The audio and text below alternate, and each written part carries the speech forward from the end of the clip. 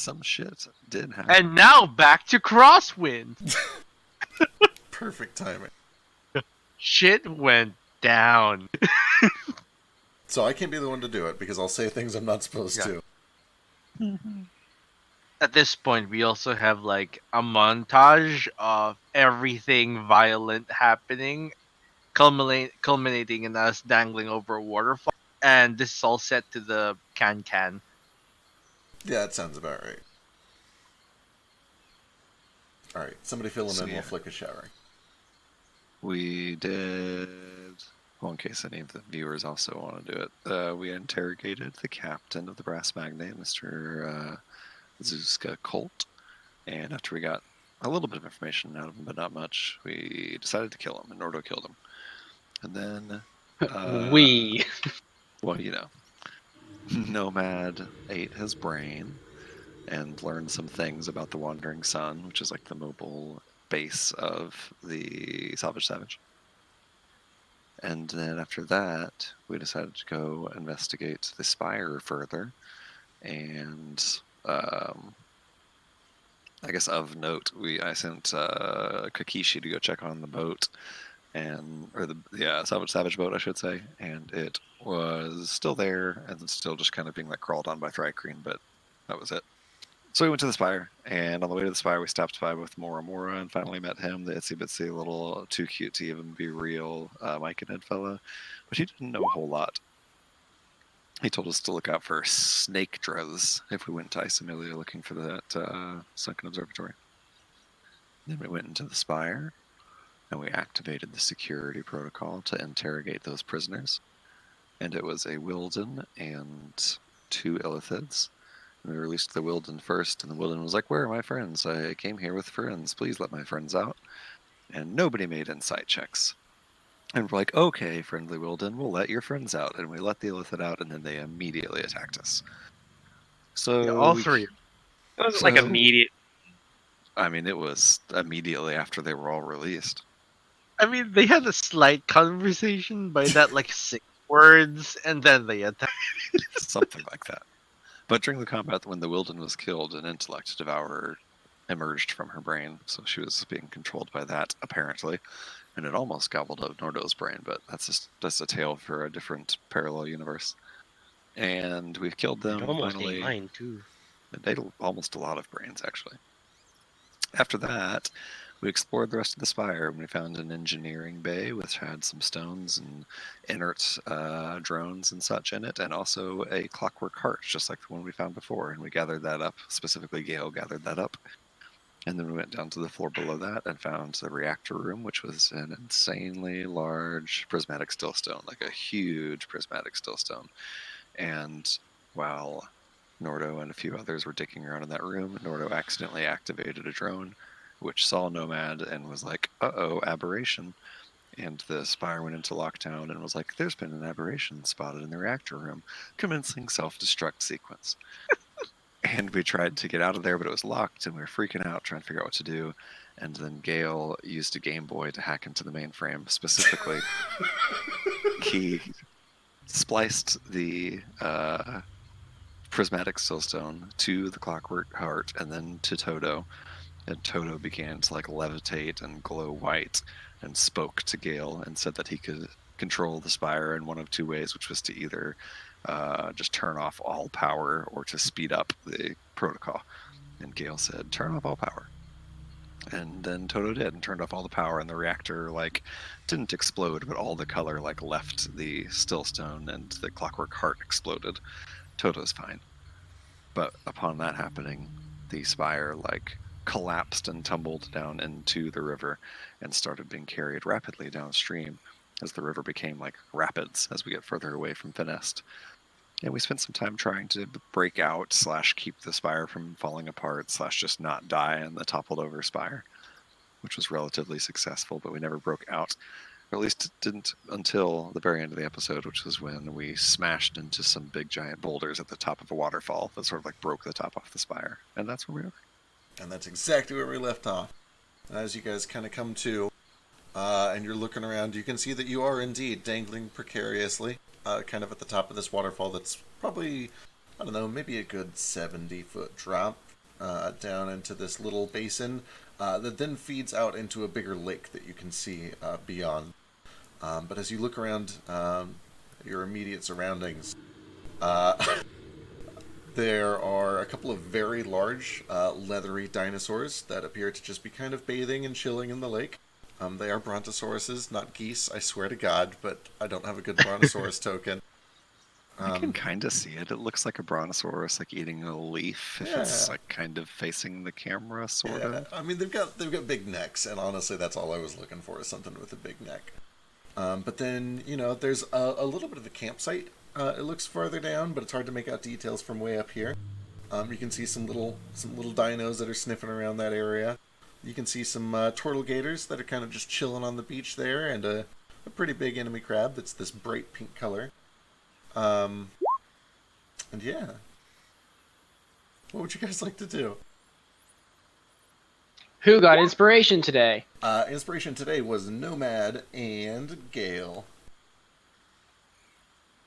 Not Toto? Gale and Toto, they're a kindred soul. I give it to Toto. Okay, Toto has inspiration. So we're dangling.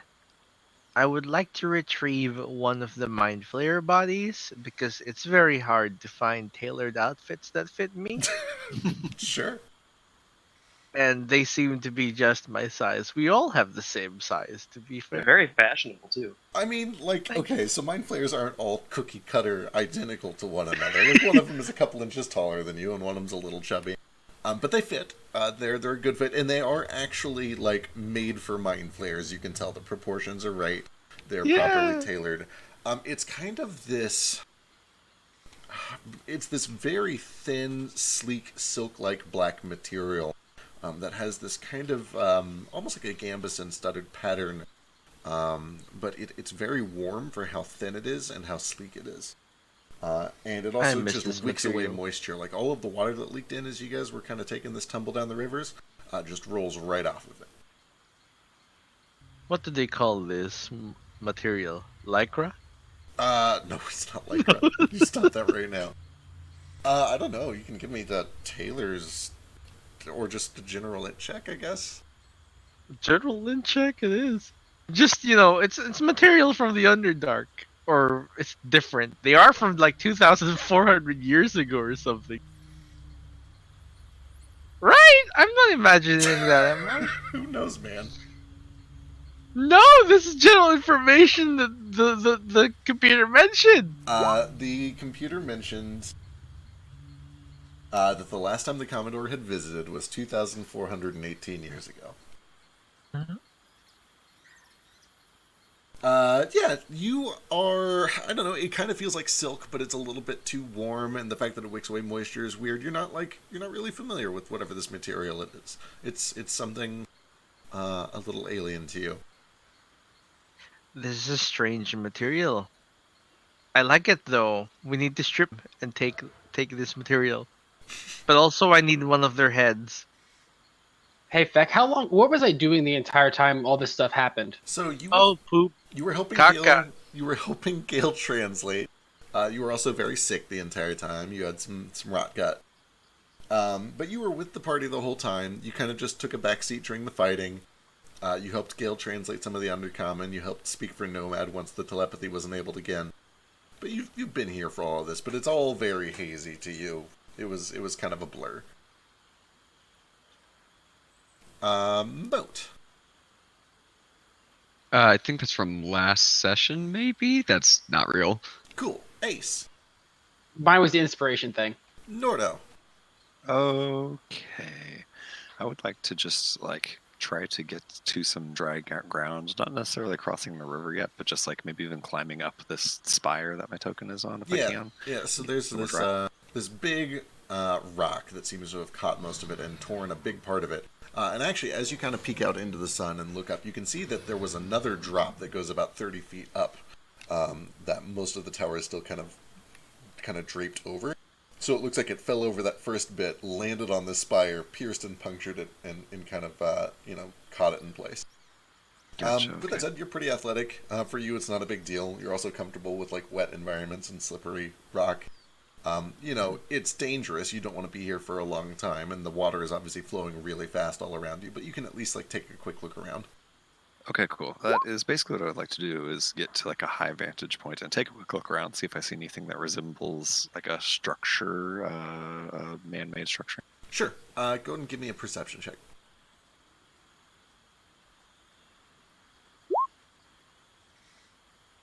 Looking around, because there is another waterfall that goes up about 30 feet behind you, you can't really see over that lip. You're not sure how long you traveled, but you're pretty good at survival and wisdom. It can't be super, super far, probably a few miles at the most. Okay. But you do see down below, through all of the mist of this waterfall, there is a tent. It looks like there's an old a campsite of some sort. You do see that there is some fish strung up on it. The fire's not actively going. You don't see anybody down there other than a couple of dinos. Okay. But you do see that there's some sort of a little, a campsite down there. I would like to try to just make my way over to here. Whatever checks required to either swim, climb, etc. to get over Yeah. there. Okay, so as you're taking a look, you think that if you were to kind of slide as far north as you can along this slick metal surface, and then do a mad swim, you might be able to beat the current and get to the shore before the waterfall catches you. With that said, that's because you're very athletic, and you don't think that a lot of people are going to be able to do that, but you could give it a shot. You feel like it's something you could manage. I think I will attempt that because I'm a little bit worried about being on the spire a lot longer. Yeah, go ahead and give me an athletics check. You don't have a swim speed, do you? I do not. All right, go ahead and give me an athletics check.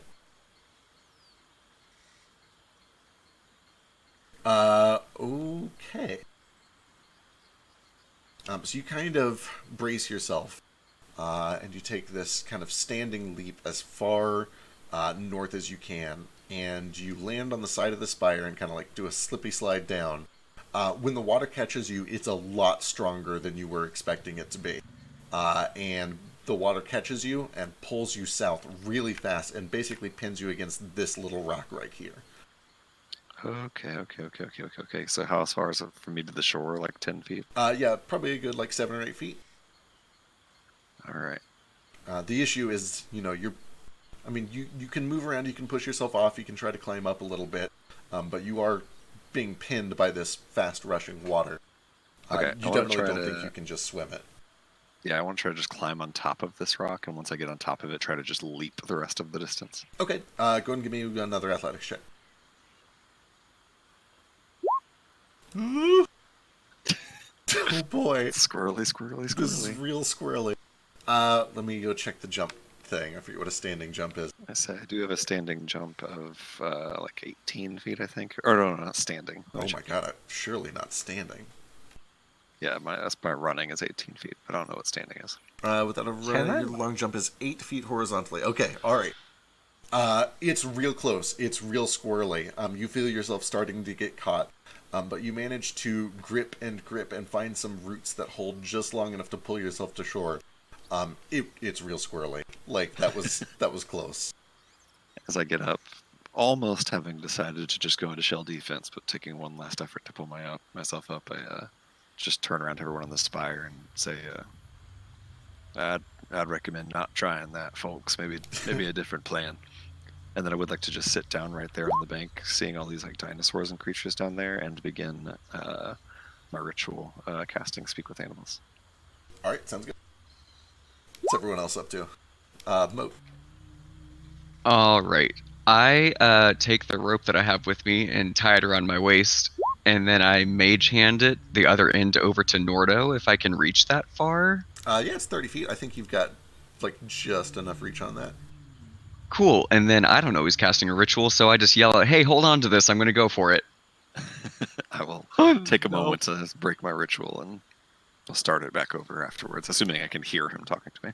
Yeah, it's loud, but you guys can yell and kind of motion to each other. 30 feet is just enough to bridge this gap, so you can do it, but you're right at the edge. Well, how long Okay, is the rope? is it possible to wrap it around this rock and then hand the rest of it over to Nordo? Oh, that's right. The rope So it's itself got, is 50. Yes, if you hand me the end of the rope, I can walk it to one of these trees and tie it. You know what I mean? Right. Yeah. Okay, with 50 feet, I also, if it matters, I have 50 feet of my own rope. I don't know if I can like splice them, but Yeah. Oh, for sure. Okay. Yeah. Give me and a magical fishing rope. Actually, thinking about this, we should probably have you and me hold both ends of this and let everybody else just pull themselves across on the rope. I mean, I'm pretty strong, but I think this tree's stronger than me if we can just tie it on there. That's true. Yeah. So with 2 rope, if you were to somehow like fashion them or lash them together, it would be enough. 50 like just barely reaches, but 100 would give you enough slack to like comfortably wrap it around the tree, maybe secure it around this rock a few times, maybe even secure it around this rock. And set up a little bit of a bridge that you can, not really a bridge, but a rope that you can use to pull yourselves across. I will attempt to do that using my 50 feet of rope, my fishing tackle, and my magical fishing pole, if any of that helps. Excellent. I also have rope too, so we have plenty of rope. Yeah. Does anyone else want to help with this rope tying endeavor? I could tie ropes. This water and rope Boss, tying related. Is this like you trying to secretly psychic connect with me? This is gonna Yeah, depend, Flick, the person who's a fly sailor, over. should tie the notes. Tie the knot. What was Vasa saying? Yeah, what was that, Mouse? Leslie's breaking it. Voss is just gonna kind of like fly over the water where they're all tying this rope off and stuff. Kind of look at it and like, oh yeah, real good job with this, guys. It looks great. I'm sure it'll hold up. Anybody just want to lift across? Who can I actually pick up and fly with? Definitely Gale and Ace. And Yeah, I'll fly over the little people at least. Little people. So I suspect like Moat, Flick, and Nomad and Toto are probably gonna have to hoof it, but the little guys. Yeah, Elise is also in full plate.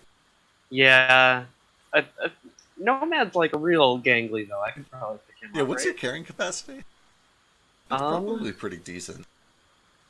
Carrying max is 180. Okay, while he's doing that, let me get sleight of hand with int from Flick, and you have advantage because lots of people in the party are helping. So it's sleight of hand with int? Yeah, which for some reason is what 5e uses for rope tying. I don't know if I agree with that. I could do I that agree with that. if you want. Got +5. I would also let you just give me a sailing kit check, because, Oh, that works. With int still? Yeah. Okay. Yeah, with int. Plenty. 15. All of you have applicable skills here. Nordo's got some fishing stuff. You've got your sailing stuff. You're able to fly it back and forth with Vasu. It's a team effort. Oh no, it definitely wouldn't be Dex for sure. I just don't know if I know. Like maybe Wiz. I'm not sure. Anyway, it's not important. You guys are able to successfully set up kind of a guide bridge that you can use to pull yourselves across. It's very sturdy. Elise looks very nervous the entire time. You can see her claws dig in really, really deep when it's her turn to kind of like shoulder this rope and pull herself across, but she does eventually do it. Vasu is able to kind of fly some of the smaller people over, and eventually you all make it to one side or the other. And it looks like you guys are going east. Do I get my Mind Flayer clothes? Yes, you're able to get their clothes easy enough, and you're also able to get one of their heads easy enough. It looks like it got a little bit, banged up by being ragdolled around inside of the laundry machine for a while. But, it's suitable. The brains are still in there. Okay, Can I have the other one? Sure, I guess. Thank you. You want the other one?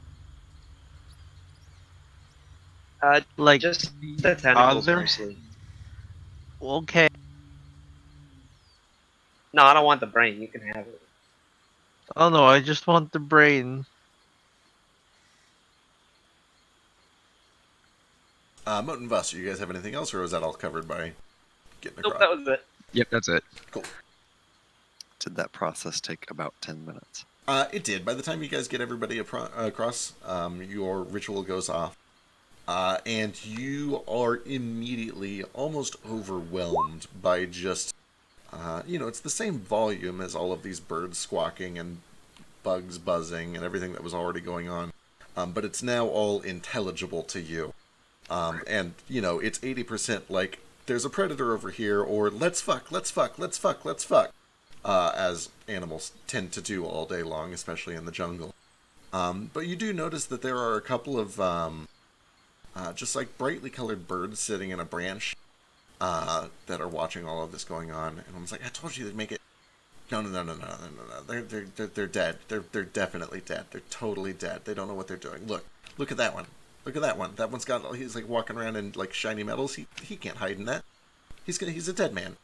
No, no, no. Trust me. Trust me. I've seen guys like this before. They're gonna do it. They're good.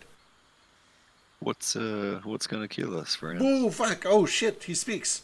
Oh, everything. Sorry to startle you. No, no, no. It's okay. It's okay. I don't know. Guy like you. You look kind of like them. Probably gonna be all the Quippers. The Quippers. Yeah, Have I heard of a Quipper? definitely. Probably not the best idea to go down there in the water. Then I take it. I mean, it just depends if the Quippers are there. Sometimes they're there, sometimes they're not. I don't think they're there right now because the Bracks are there. You know, when the Bracks are there, they kind of scatter because, you know, they don't want to get stopped, I guess. I don't know. I don't know. Can't say as I want to get stomped either. You all mind if I ask you a question about this place? Sure, I guess we're not doing anything. A couple questions, if you don't mind. Actually, that campsite down there, has that been there a while? Is that recent? It kind of comes and goes sometimes. They spend most of the time in the waterfall. But sometimes they come out during the day to just like kind of fish, eat Quippers. And who is it that uses that space? I don't know. They look like big Quippers, but they walk like you guys. I see. A lot of them around here. At least around like the waterfall. Much obliged for the information. My friends and I are looking for a place made by either them or some other sort of man-made sort of place. Sunken observatory, maybe an underwater structure. Oh. You know anything like that? No, that's a lot of big words I didn't understand. But there's a place that they don't. There's yeah, I kind of get it. Like, fake. Kind of like that thing that you just showed up in. What is that, by the way? Oh, it's just a big fake thing. But yeah, it would look something like that. But maybe under the water, possibly. Maybe. There's shiny things like that, except it's more like it's like the sun colored instead of the sky colored like that. I don't know, but the sun colored shiny things. There's two of them, and they're shaped like you people. I don't know. It's over in the lake. You can kind of, if you squint really hard, you can see it over there. And you see these two birds. They both kind of like bob their heads in a weird direction and look out to this big lake that all of this eventually flows into, maybe about 400, 500 feet downriver. And you can see just barely that there is kind of a glint of two little metal statues that seem to be just kind of standing on the surface of the water over there. Okay. Maybe, I don't know, 100 feet off the shore. I look up at these two birds after seeing that were just bickering with each other, and I say, which one of you two is faster? Oh my god, me. No, me. And they both Well, start hold arguing. on. Let me give you a chance to prove it. If you guys wait here about 10 more minutes, and I'll let you all race to that structure you just pointed me towards. Race back here afterwards, and whichever one of you wins, I'll give you some seed. Okay. Sure. Yeah, okay. I mean, if you don't want the prize, maybe just the prize of a job well done and Right. proving who's faster. This isn't a trap, is it? No, not a trap, friends. I've been told everything around's here a trap, so I know better than to be trying to do that myself. Alright, okay. Alright, we'll do it. All right, I do need to take 10 minutes to cast Beast Sense and put it on one of the two of them if they let me. They have to be willing. Yeah, they're down for it. They don't really understand what's going on, but they're compliant. Okay, and then once that's done, I say, ready, go. Alright, and they both take off in that direction. While they're flying over, what's up, Ace? I use my primeval awareness to sense if there's any humanoids nearby. Okay, that is 5 mile radius. The first thing that you get is a big old cluster about 3.5 miles north of you, which is reminiscent of what you saw when you were approaching Finest. You do get little pockets, just little dots of maybe a dozen here, 5 or 6 there, 4 over there. Anywhere, there's probably like 8 or 9 of those little groups that are just spread out in all directions around you. However, as you ping a couple times, just to see if there's anything close enough that you can like detect, like by moving 10 feet that they've moved a bunch on your little radar, there is a pack of about 9 humanoids.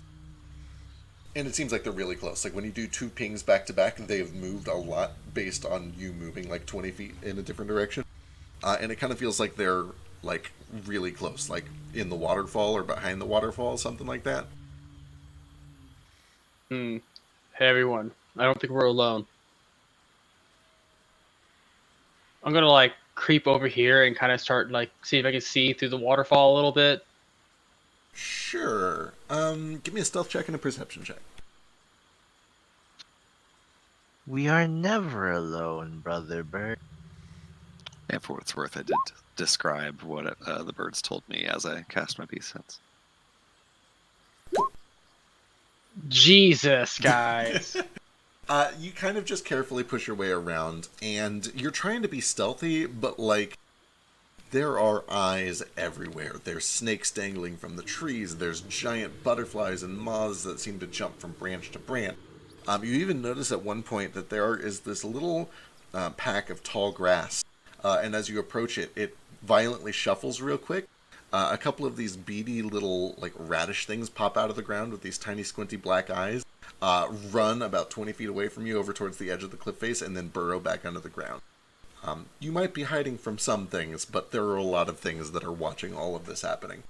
But you eventually get kind of like a good horizontal view of this waterfall, and you try to peek in as best as you can, but there's just so much mist and water. You can tell that like the rock there's like a gap. There's like a few feet gap behind the waterfall, where something could potentially form either a cave or something could be behind it. But you don't really get a good look at whatever it is behind it. Does it look like any of the ledges go behind the waterfall? Nothing easily accessible from where you're at right now. It looks like it's kind of just a sheer rock drop that goes down to the lake. Cool. Nordo, as you are kind of watching, this is about the time that the birds show up over there. And you do see that they start to do circles around these golden statues. And as they get closer, you can see it's actually, the map doesn't show it as accurately as I would like, but it is about an inch submerged under this kind of swampy lake water. You can make out a stone circle. I guess I should reveal some things on the map.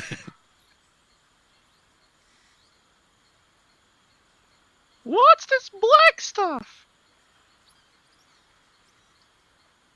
Oh. So there's a film that just barely submerges most of this. It looks like there was a stone walkway that kind of goes out to some sort of a circular stone platform that is now just barely covered by water. And you can see that standing, poking out from that water, are these 2 humanoid statues, about 9 feet tall each. They both look tiefling. They've got kind of pointed ears. And in front of them, there is some sort of a structure that seems to have a lot of just orbs suspended in different places on these concentric rings. It looks like there are broken pillars. You kind of get the impression that this used to be an enclosed building of some sort, but everything is gone but the foundation, basically, and these statues. And Is them gold? as it flies by, it kind of looks like gold, but it's a little bit like too dull, like maybe copper, but it hasn't really patinaed. So like, I don't know, either some sort of very durable copper or brass or something along those lines. Hard to say for sure. Dark gold. Do I see, looking as much as I can, looking through their senses, do I see a snake trap? Give me a perception check with a with advantage with a +3.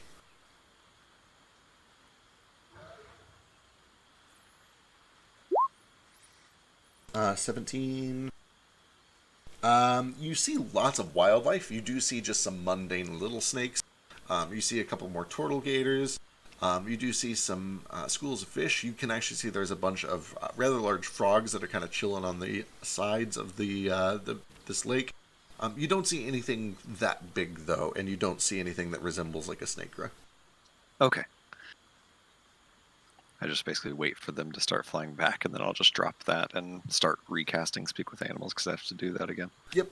They do immediately like come right back to you. They wait at the branch, but they're kind of squawking loudly and aggressively towards you. You don't understand them at first, but they seem impatient. Yeah, as soon as they get back, I start giving them some bird seed that I have for Kakishi. Yeah, they're real timid about it at first, and like one keeps watch while the other comes down and grabs some.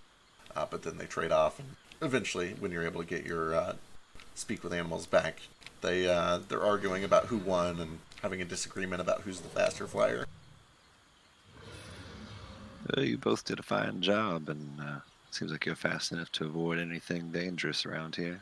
Anything in particular we should know about if we head over that direction, me and my friend? Oh, I don't know. We go over there sometimes, and it seems all right, but the walking quippers, they don't like it. They seem scared of it. Well, good to know then. I'll be cautious. Thank you again for all your assistance today. Sorry for barging in on your nice afternoon. Oh, it's fine. That looks like it might be a good like nest. Actually, we'll probably take a look at that and turn it into our new home. Help yourselves.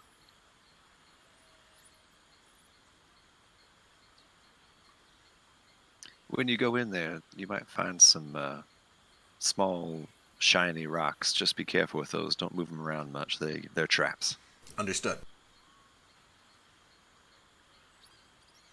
Tell them the traps.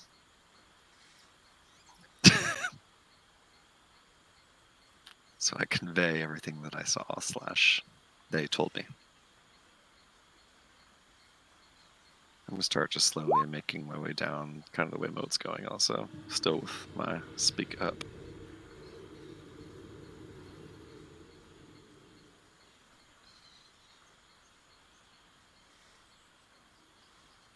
You guys are able to make your way down just fine. You do notice as you approach, these dinos kind of get spooked when they start to hear noises approaching, and they both just start to kind of scatter off. Okay. One of them stops for a moment and thinks about, menacing that goose, but he thinks better of it. Start hissing. I'll shout over at the goose and just say, that was impressive, little friend. You scared off some dinosaurs just now, I think. Hey, fuck you, buddy. You fuck you. Fuck you. Hey, fuck you too, Fuck pal. you.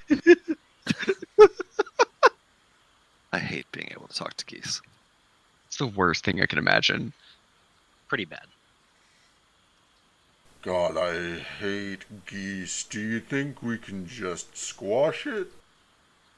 Now, be nice. They're necessary for the ecosystem. These guys are great.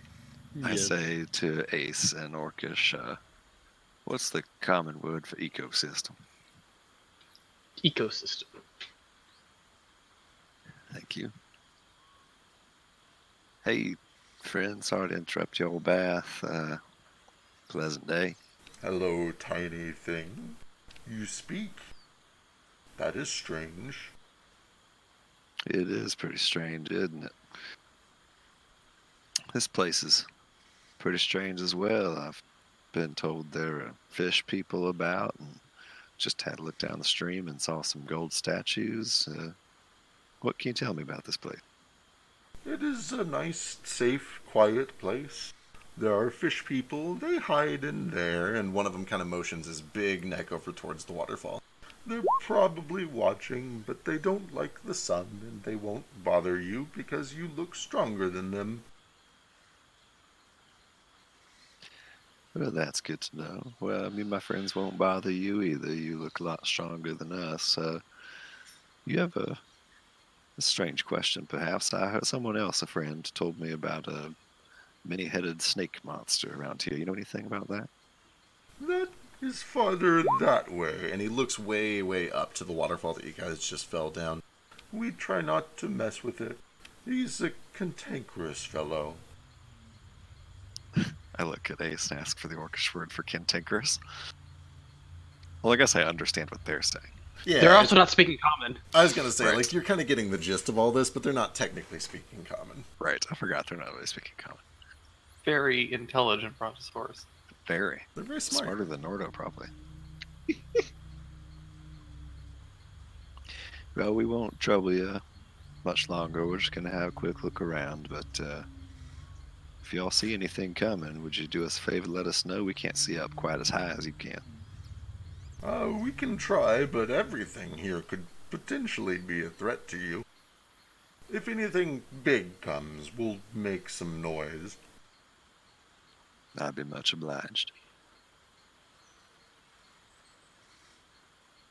Does it seem like Nordo is making the Brontosaurus Oh, yeah. sounds? Oh, 100%. There are just these, like, deep, guttural, like, whale noises, and it's really odd how he's able to produce them.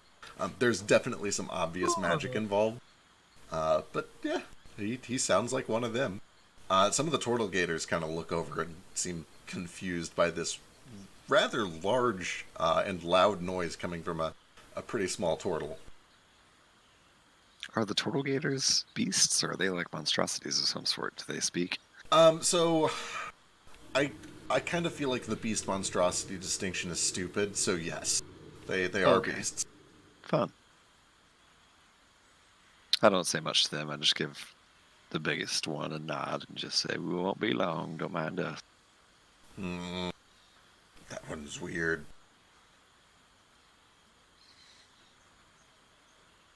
Turtle gators. Turtle gators. I love them. For what it's worth, Gale is absolutely disrupting the ecosystem currently. What's Gale up to? Gale has just survived a crash in a jungle, so he's in survival mode. He's currently chopping down some trees and stuff, trying to build like a basic survival shack, getting a fire going. Hey, Gail, there's a tent and a camp already down here. I'd be careful with that. I think it's a trap. Give me a survival check just for shits and gigs. I'm curious to see how Gale does on the surface. Oh, not great. Perfect. Spoiler alert. That's okay, actually. Okay, yeah. Yeah, For a 0, that's pretty good. yeah. Like you avoid the tree that has the brightly colored snakes in it. You know what you're doing. You're not stupid. You're starting to just kind of very carefully check for some like dry kindling that you can use to start a fire. You know what you're doing.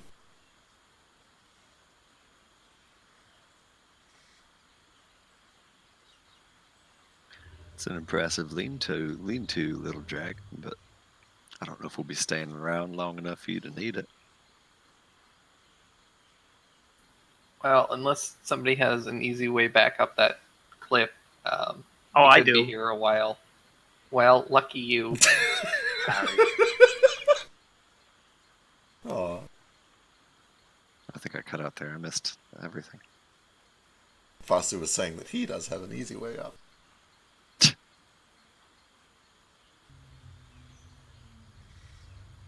I guess you kind of meant like for everybody, now that I'm thinking about it. What did you learn, Nordo? Well, there's the place I told you about further downstream. Looks like might be our quarry, the sunken observatory. Circle building with some golden or maybe brass statues on top. Looks like it goes underwater. There are fish people apparently that hide behind the waterfall. I sensed Said- them earlier. Said they don't like the sunlight and they won't bother us because we'll outnumber them and we're stronger than them. But apparently they don't like the building further downstream, the sunken observatory, if that's what it is. They stay away from it. Seem scared of it, I suppose. The snake drug that Mora warned us about apparently is further upstream, so we must have missed that with our little cruise.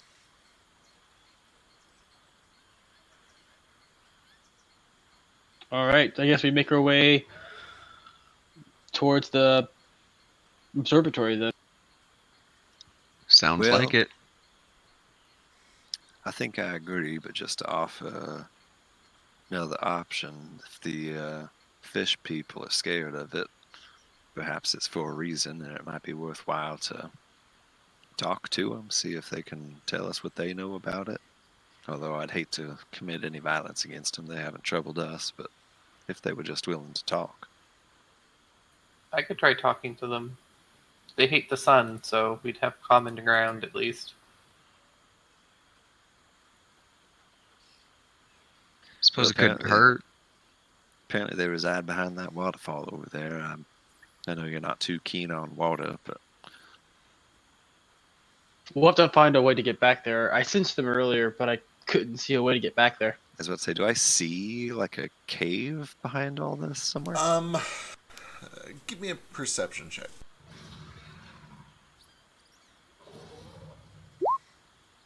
It's real hard to tell, and Ace wasn't really able to see it very well either. But you have very good eyesight, and you've grown up in sort of a coastal environment. You can see that there is a place where the water is kind of spewing out at a weird angle about 20 feet from the bottom of this waterfall. That kind of suggests that there's a rocky overhang, which probably has some sort of a cave under it. You can't really see into it, but you get the idea that there might be one back there. Okay. And then, do I see? I know they told me there probably weren't quippers here because of the brontosauruses, but do I see quippers in the water? 18, you don't, but also, like, the water is very turbulent. You give me a survival, or give me a nature check, rather. Ask the Brontosauruses. Guess I could. You would know that water this turbulent is not great for quippers in the first place, so they probably spend most of the time closer to the lake, if anything. Okay. Well, the birds up there told me that there are quippers in these waters, sort of piranha-type fish, but they wouldn't be around here, so we can probably go into the water without too much trouble. Looks like maybe there's a little entrance under there, and I point to the spot that I see.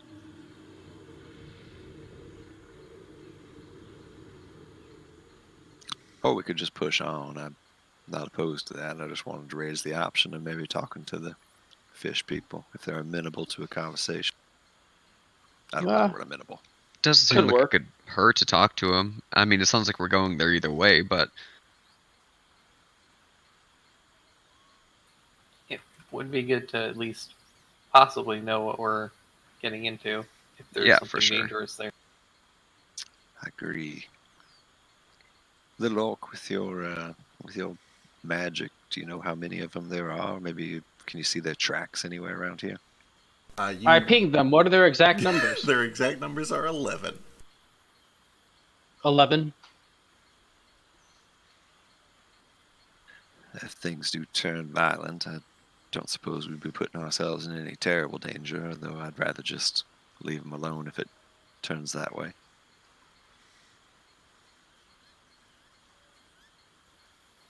If y'all like, I can go down there, see if I can see what I can see. I can hold my breath for a while.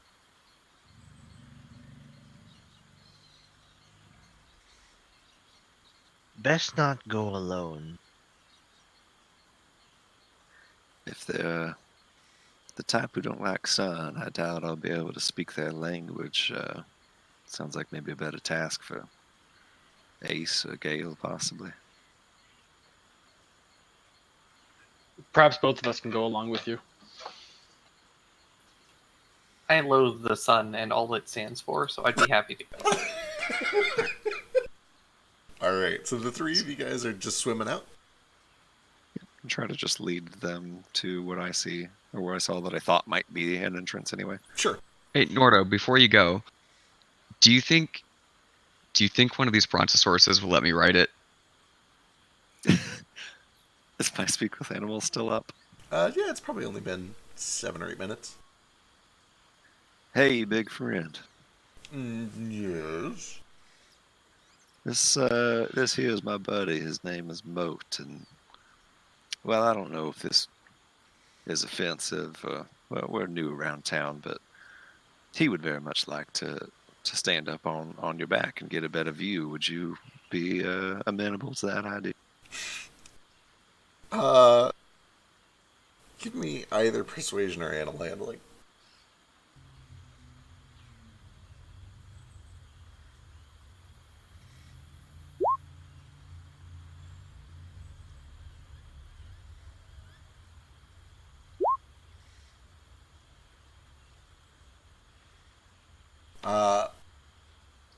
I suppose.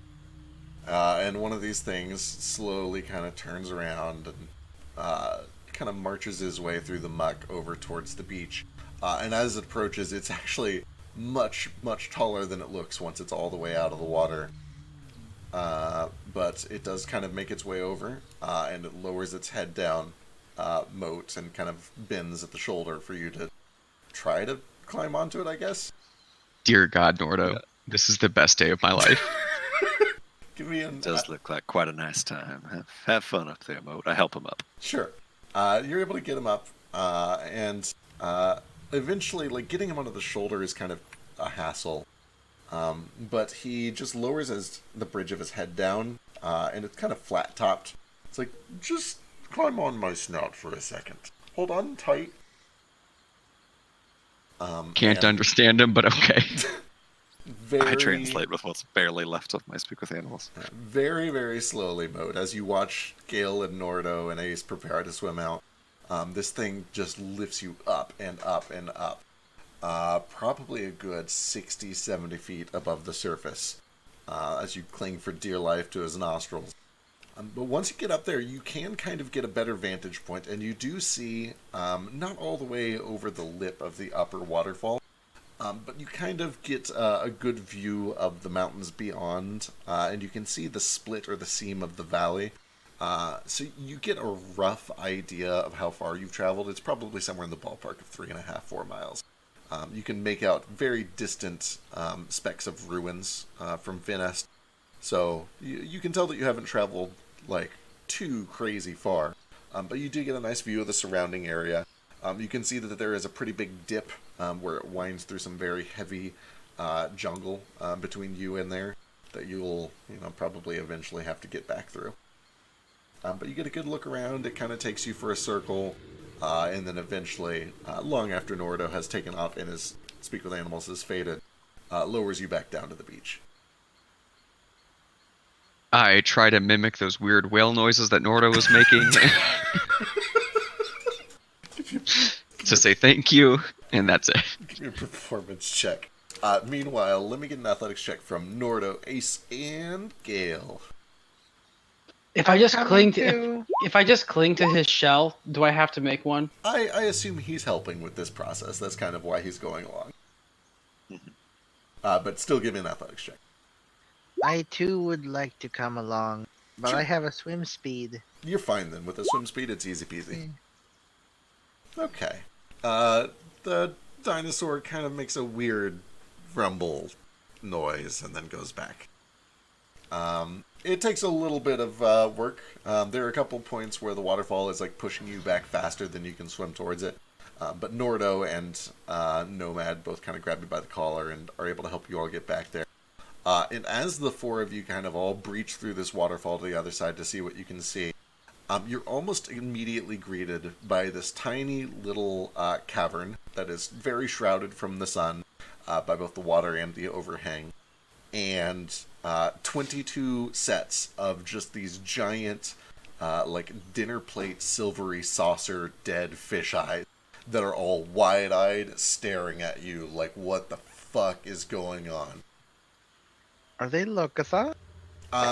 As you kind of adjust, and as those of you with dark vision get a better look, you can see that they're too small, and they don't have necks. It just goes straight from their tiny little stubby bodies to these fish heads. These are Kuatoa. Oh, Gotoa. I say in primordial, greetings. They all kind of stare unblinkingly at all of you and look back and forth to each other. One of them eventually nudges another one and pushes them forward. And you see this tiny little shrimpy Kuatoa kind of clears his throat. You see his gills kind of flare up. And then in the worst Draconic that you've ever heard in your entire life, Gale and anyone else who speaks Draconic, you hear, you are weird colored fire newt. Why are you here?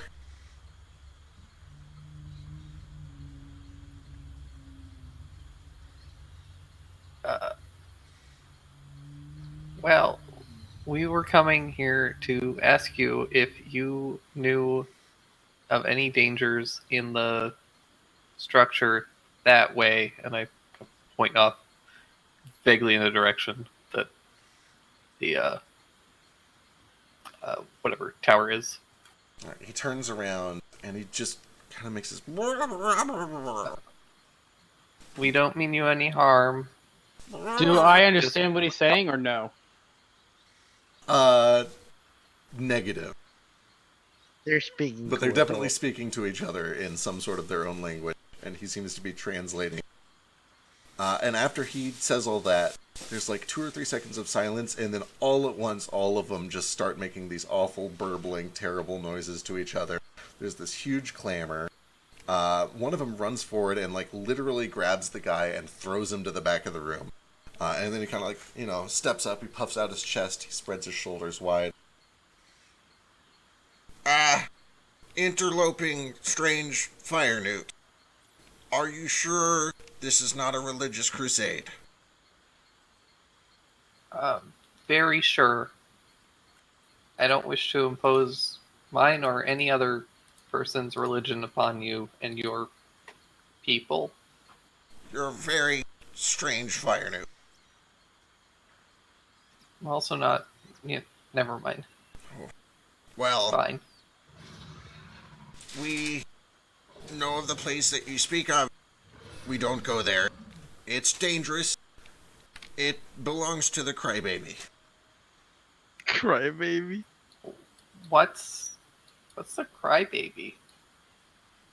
At this point, he translates it back, and then everybody starts like clamoring and making the ridiculous voice.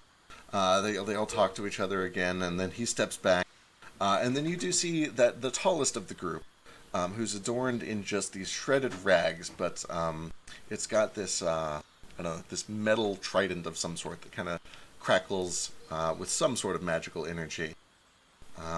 Everybody gets real quiet when that one steps up. The crybaby? The crybaby is the creature of the lake. It rules the statues and everything under it. We're not to approach it. It is dangerous. Okay, but like, why is it dangerous? It has teeth and tongues everywhere, and 4 million eyes, and 7 heads, and it will eat you. Okay. Thank you for letting us know. You don't intend to worship the crybaby, do you? Oh, of course not. Good. Is it okay if I kill it? Yes. Okay. Then I'm gonna go do that. And hopefully get away from this horrible jungle for the rest of my life. Die with honor, strange fire newt. You too. Bye. And then I just like turn to the rest of the group and I'm like, okay, so there's like a big monster there, but I don't think we're gonna get a whole hell of a lot out of these guys. So we should probably go before they change their minds. Agreed. They said it's okay to kill the thing though, so they aren't like worshipping it like a god or anything. You think it's another Hydra snake? I hope not. It sounds like it's got too many eyes for that. Hydra snake spider? The friendly dinosaurs told me that the snake, they knew what I was talking about, and they said it was further upstream, so I suppose there could be more than one. I kind of feel like this thing is probably like an ooze of some kind. Oh, oozes.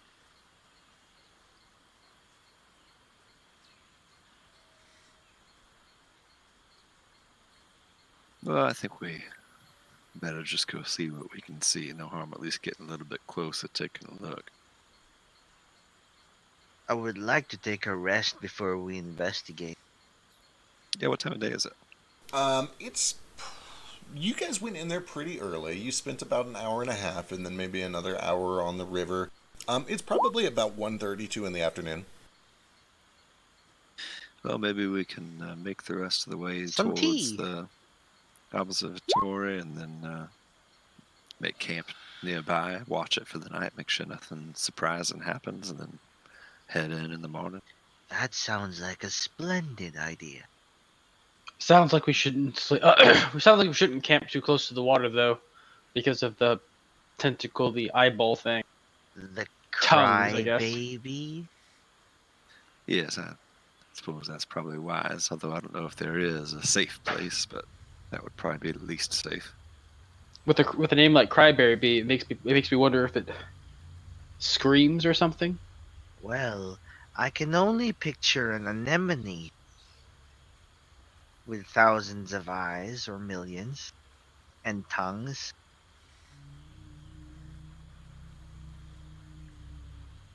I'll take my chances on anything out here over the stuff we've seen in the cities we've been to, so Perhaps we could. We could what now? Perhaps we could ask the Kuatoa if there's a safe place for us to camp for the night. So they know this area pretty well. I just made a safe camp. No, you did not. You did not. It looks serviceable, but well, little dragon, I don't know if that's quite safe. I rolled a 17. It's safe. I'm not worried about the construction. I'm worried about the location. Nothing's gonna attack us near those brontosaurus. I doubt they're going to live their entire lives in that pond.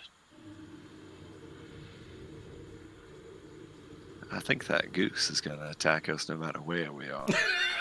We should climb a tree. It might be safer in the tree. There are snakes in the trees. Oh, we can just kill the snakes.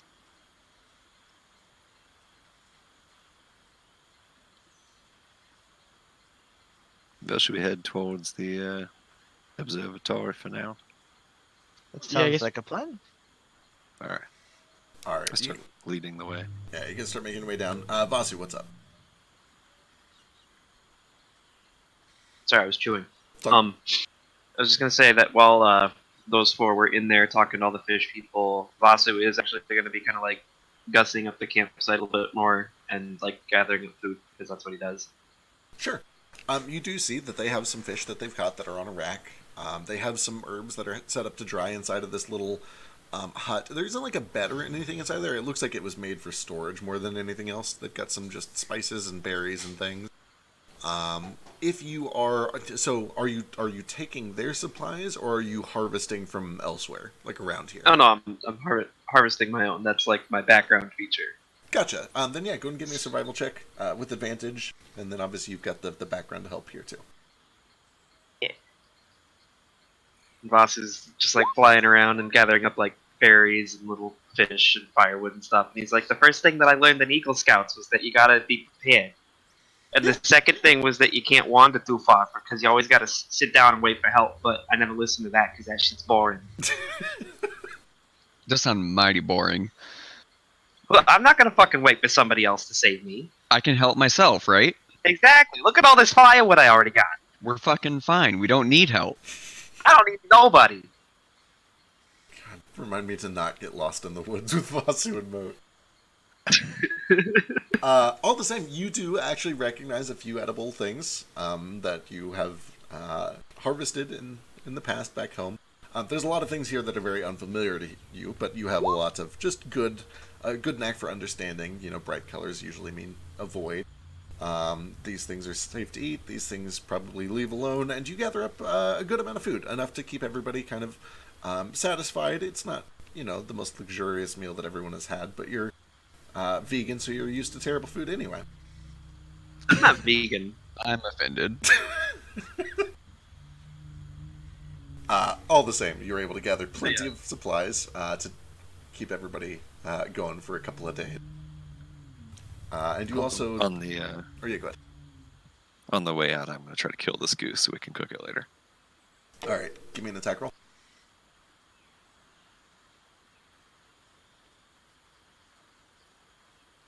Reckless.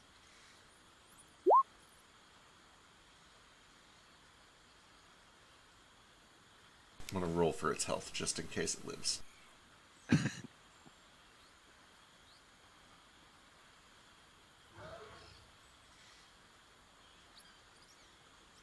it's dead as fuck. Yeah, this thing That's good. runs. Actually, give me an initiative roll real quick, because has advantage on saves against fear. He knows no fear, and as soon as he sees you approaching, he does charge directly towards you.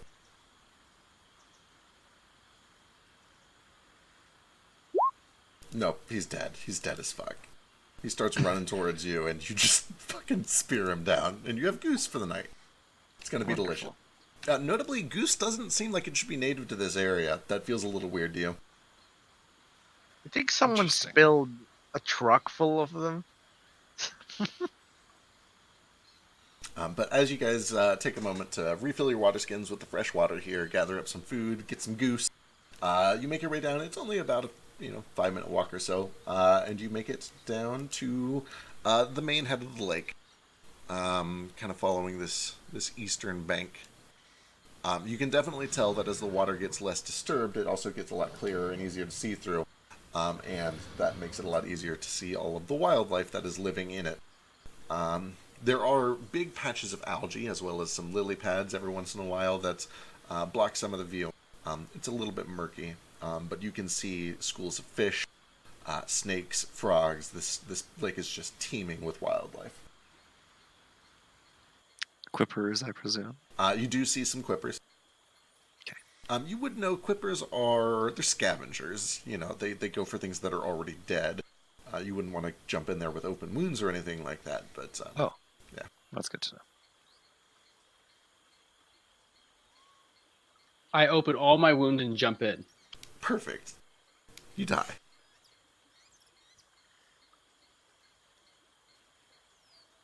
But as you approach, you can see these large statues of some sort of shiny metal. As you get closer, those of you who have spent a little more time in civilization, you do recognize that they're probably just copper or even copper-plated, but they are surprisingly clean. They've not patinaed at all. They're still this kind of resilient, kind of tan gold. There's none of the blue or the green that normally starts to form after long periods of time. But you can see that there is also this platform that kind of leads out to it that is roughly the same size and shape. And as you kind of get to it, you see little bits of broken pillars. You can see places where the corners are still kind of surviving. But it looks like this place used to be fully enclosed. It looks like it was probably two kind of hemispherical domes. And it looks like the domes just got blown off or decayed with time or destroyed and taken away. It's really hard to say for sure. But it's almost like everything except for the foundation and the floor here is gone. Can I see, like, through the water where this building, like, goes? Is it just like a cylinder that goes down? It definitely looks like a cylinder, and it looks like it goes down for quite some distance. At least like 10 or 15 feet, and then after that point it's just too dark and murky to really see anymore. Okay. If you were to go in and swim around, you could probably get a closer look, but Hey, Beck. Yeah. I can't raise my hand because it says I'm already in initiative. Shit, let me make sure. Oh, there we go. Oh, right, it's because the goose. There we go, what's up? I was going to ping for humanoids. Yeah, you do another ping for humanoids, and you still get the ones to the north. The other little packs nearby that, well, not nearby, but are all around you that you've been getting. Nothing immediately nearby. Cool. What's up, Moot? Might be too far away, but is there any notable like iconography or text or anything around? From this far away and on the platform that you're currently on over here, Right. nothing. It looks like this is just old. At least as Okay. old as all of that stuff back in Finest was. If there probably may have been some sort of like chiseled writing or something in the stone, placards or something like that, but like it's all just been decayed and destroyed by time. The fact that these other things across the bridge are still standing feels very out of place to you. Nothing else has survived as well as they have. Okay, cool. You do actually see at the feet of those two statues there are little boxes that look like they probably have placards on the front of them, but that's like 80 feet away. It's kind of hard to see from here. Yeah, for those of you who are athletic, that's still like a 15, 20-foot drop or jump. Um, are you just gonna kind of take a running leap and try to jump over and see what happens, or swimming across? How do you guys want to get over there? I'll try to jump it. All right, go ahead and give me athletics. I'll do the same. Sure. Yeah. Moat, you get a running start. You make this first one just fine. The second one is tricky, but you are able to kind of do a double jump and make it across without touching the water. Just barely. It took every ounce of athleticism that you had. I get the feeling the moment we touch the water that crazy creature's gonna come out. I can't jump that. Nordo, likewise, you get a running start, and you're able to kind of do it in 2 long leaps. There's a kind of a thud and a little bit of rock clattering as you land on the opposite side. I'm gonna pick up Ace and fly him over. Easy peasy. And then, Thanks, Vasu. then you will probably. I'll jump it. Okay, just like don't fall into nothing. Elise is gonna try to jump. There's no lifeguard on duty here. This is dangerous. Elise tries to jump it. Part of the rock gives way right under her foot. She lands with a splash, pulls herself up, looks incredibly embarrassed, and then she kind of just gives up and just trudges through about waist deep through all of this ruined part of the bridge and then pulls herself up on the other side. If she had fur, it would all be wet. Wait, is she naked? Or is she a bald cat? Yeah, she's a Sphinx cat. I don't know what I was thinking when you said Sphinx cat, but I wasn't thinking she was bald. Yeah. Oh no, she's like a bald Maybe Sphinx cat. maybe we should get rid of her. Jeez. Not much Like just saying. Cross. When you do get over here, the first statue that you see appears to be some sort of astrological thing. Flick would recognize that pretty quickly, and honestly, any of you who have just like basic education from a civilized world would understand, like, oh, those are planets, and there's the sun, and there's Earth. It looks like it is fixed in one place. It doesn't seem to move or spin or anything like that, and it doesn't have any sort of writing on it. But beyond it, there are statues. And these 2 statues, upon closer inspection, appear to be either elf or half-elf tieflings. They have the long pointed ears. They're both very well dressed in these kind of very old-fashioned robes that flow all the way down to their ankles. They have similar facial structures, but they're not twins, they're not identical. They're probably related, maybe brothers or father-son, a little bit hard to say. But they do have little placards in Undercommon, and I believe that is Ace and Gale, right? Yep, and I think Nomad. Gotcha. The one on the left reads Ripley Rock, and the one on the right reads Barrel Rock. Huh. Rock is not a very elven name. These are tieflings, though, right? You mentioned before. Yeah, they look like elf tieflings or half-elf tieflings. Yeah.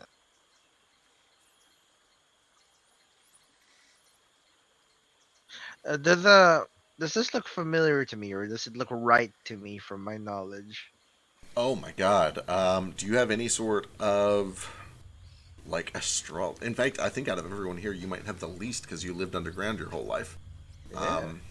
I guess you can give me a nature check and just see if you have any like memories that are relevant to this. Yeah, I'm just sure. The fuck is this? The fuck is you? Yeah, I mean, to be Balls? fair, you have a lot of really weird, just sporadic memories and information. That's kind of your What shtick. is this? Is balls on sticks?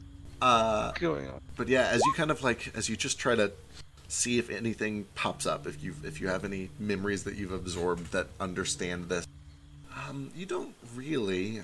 You can tell, like, you're aware of the concept of astrology. You have some memories from sailors and people who are familiar with it. And it looks kind of like that, but you wouldn't really even know which one was Earth. It just kind of looks like one of those weird science doodads that every now and then comes up. Is our Yeah. planet called Earth? It is, yeah. It is Still. called Earth or Like Terra. last time. Yeah. I mean, every language has a different name for it, but like Yeah. in common it's called Earth or sometimes Terra. We just call it Falach. Flick, as you're taking a look through all of this, it looks right, but it looks like, in other words, all of the right planets are there. You recognize all of them. The order of them is correct. The positioning makes sense. It's clearly not current. Things are not in the same position that they're at today. But there isn't anything that's like missing or out of place or really dramatically wrong with it. It looks right. Just historical or not from the current time.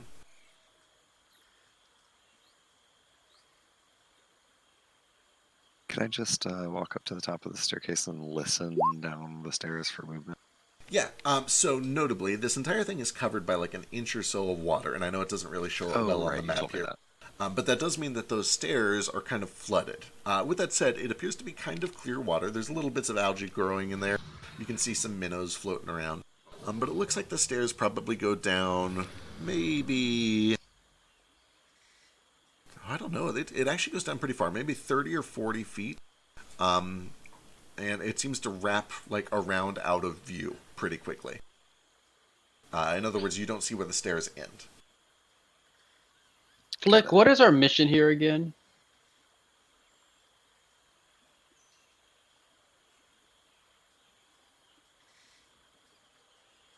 Who? Flick? Flick? Flick. Neo! He's dead. He's dead. Oh no, it's gone. Feed him to the Quippers. I throw Flick He's overboard. I cut him up so that they eat him. I believe the objective was to get a star chart and bring it back to 3Ms. Well, here you go. Oh, wait, no, this is a planet. We need a star chart. Yeah, it's only got one star on it. While we're waiting for Neo, do I recognize either of those names? Hmm. I assume not, but like somebody has to try, right? Sure. Why? That would explain why no one was like responding to me this whole time. Oh, were you muted? Yeah. God damn it. Oh. You were saying things the entire time? Yeah, it wasn't like a lot, so I was For like, how oh, long? Why? Let me get a history check from Moot and Nomad. Perfect. A history check. Yeah, Why am I not level 6 yet, Feck? I don't know, but I'm kind of glad you're not.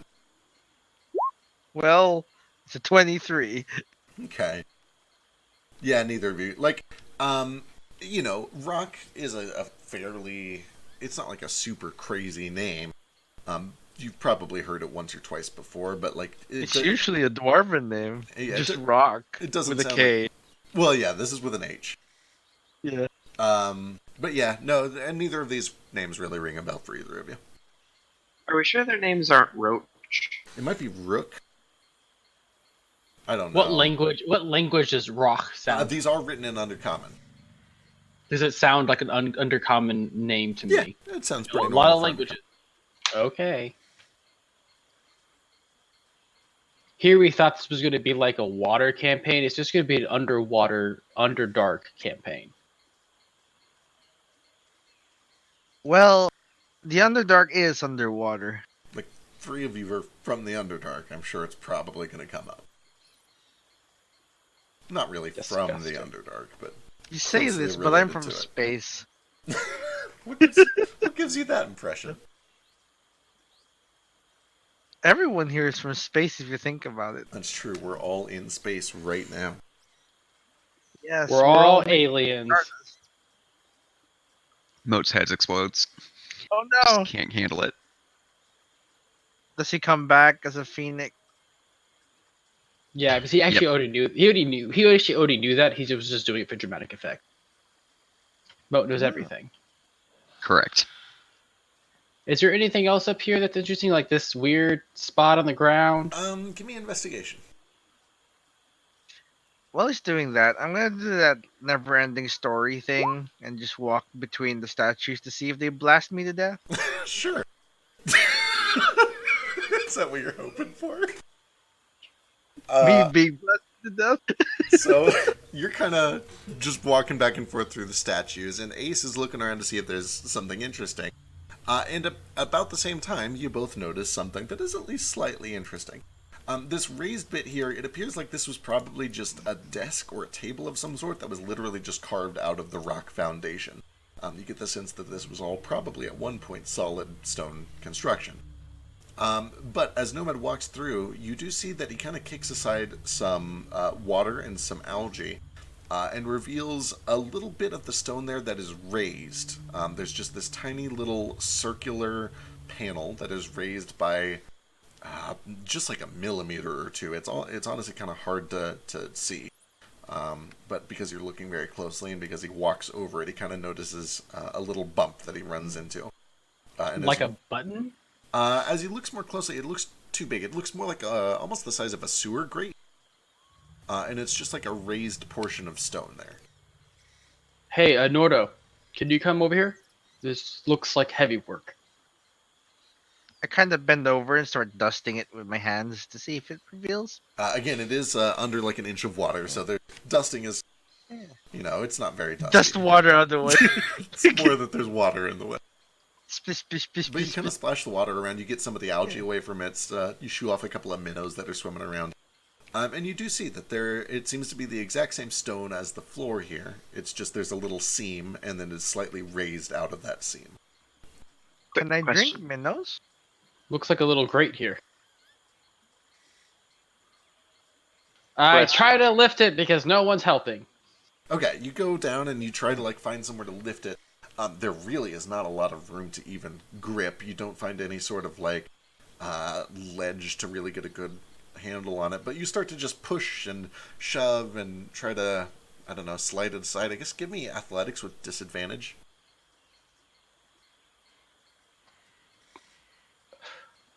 What if I said I have a burglar's pack and I have a crowbar inside of it?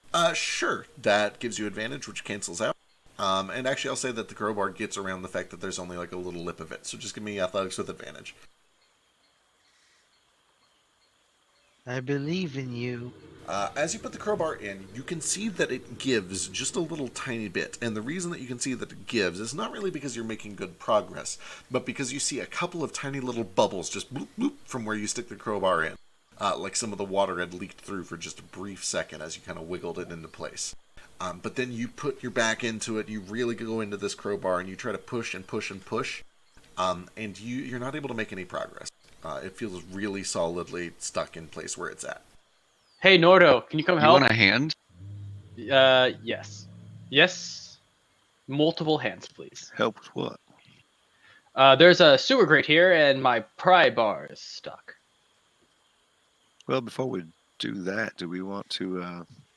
The plan was to camp and then go in there tomorrow and watch this place for the night. Or do we really want to stop breaking in right now? Oh.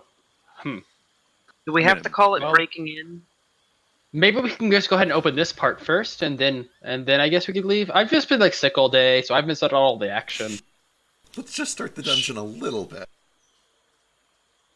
Whatever y'all want to do, I can certainly pry it open, but I'd hate to set off a trap or alert somebody's attention to the fact that we're here if they don't know we're here already. Hold on. We had a short a rest last time, didn't we? Last session? Was it at the beginning of last session? It was at the beginning, yeah.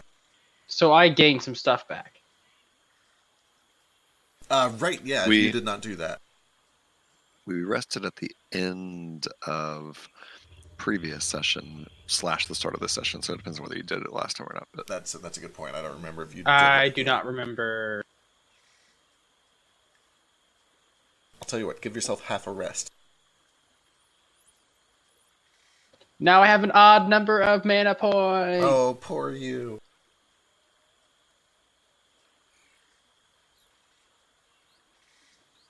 Let's continue. Alright, what are you guys doing? There are some bubbles coming up, so I don't know what that means. Are there holes in the grate, or is it just just a cover? Oh, it's just it honestly looks like somebody just kind of cut a little circular seam in the stone floor, and then that part of the stone got lifted up just like a millimeter. Well, hold on. Perhaps we shouldn't just open it, because it sounds like there might be air down here. Perhaps we could like block off the water so we can go down. It might be dry.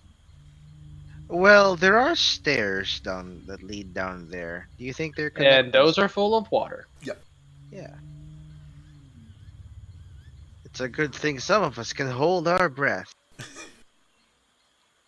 If there's air down there, then perhaps the water only fills a certain point. If we come back in like one more level, I can just kind of push all this water wherever we don't want it. What's a level? I don't know. You know, so you have to teach me Alternatively, that, Something my Nasty dad told me tradition. about. alternatively, we can just put mud around this hole in a circle, higher than the water, and then only some of the water will go down. Like a little dam Yeah, that's a pretty good idea. That is a pretty good idea. Where are we gonna find mud though? everywhere, over across the bridge, in the ground. Friend Gale, perhaps we can also build a pump. The water level is higher, so the pump won't do anything. No, it's alright. The water is we're literally standing in water. The pump would just put the water back in the water. It wouldn't go anywhere. It will be fine. Yeah, I with think your that science is attitude- broken, brother. Science. Don't underestimate me, and I go and start constructing a pump system. I help. As you take a look at Gale, being a very talented and intelligent engineer, you would know that Ace is correct. The first thing you would have to do is build some sort of a dam, and then you could pump the water out of it. With that said, that is a thing that can be done. You have lots of supplies. You get the feeling, honestly, dirt is a good start, and then you could just set up like some barriers of either scrap metal that you've got set up, or just more dirt. It kind of depends on how much of this you're trying to dam off. Are you just trying to dam off around that little circle? Are you trying to dam off the stairs? Are you trying to dam off the entire platform here? What are you going for? Whatever helps. How about we dam off this area right here, right around this sewer grate, or this grate, maybe about a foot around it, so there's a foot space. Open it up. This inch of water will go inside, and that's not going to make a big difference, rather than the whole inch surface layer of this entire lake flowing inside there. It also could be a waste of time. But I saw bubbles come up when I put it, so that means there must be some air down there.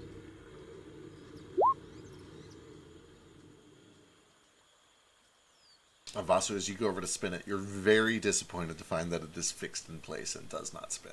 Aww. I try to cast a gust on it. Yeah, it's gusty, but it's still fixed in place. Yeah. Are there any pieces that look like? Are there any planets that look like it'd be easy to like break off? Give me an investigation.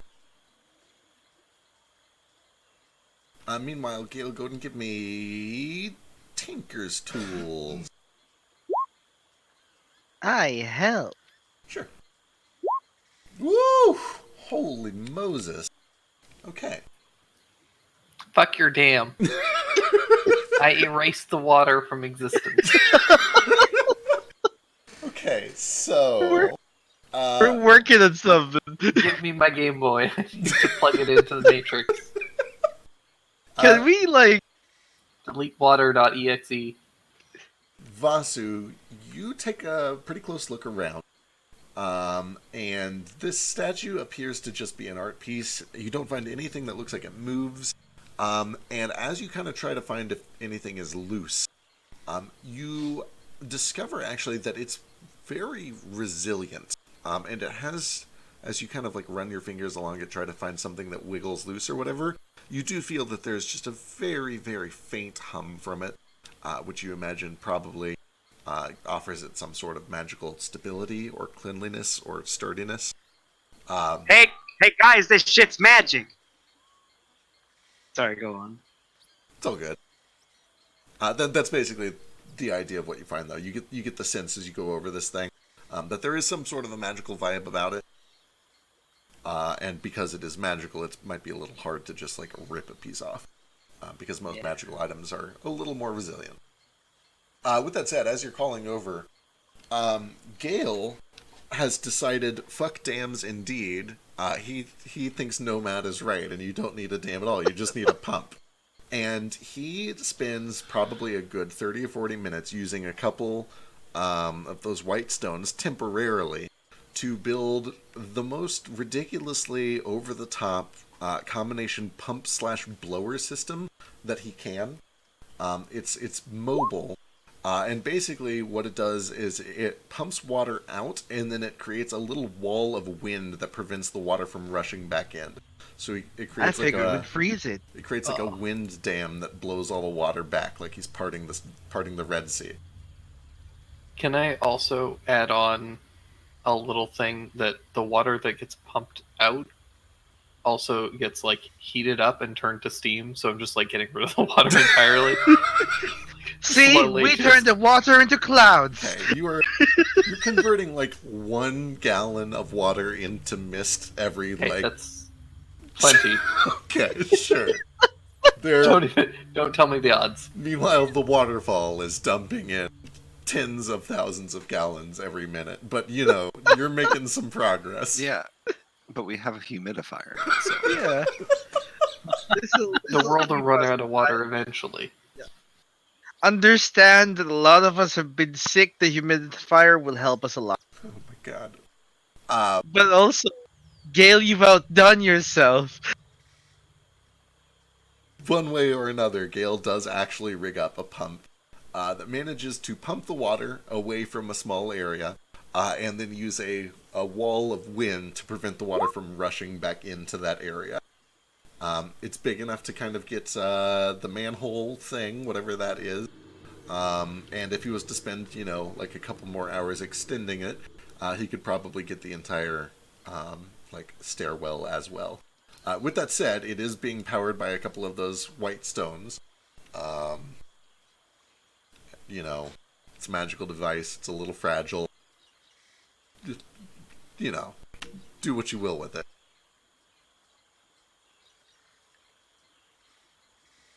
So is the plan to drain the world of all of its water and then go down into this place?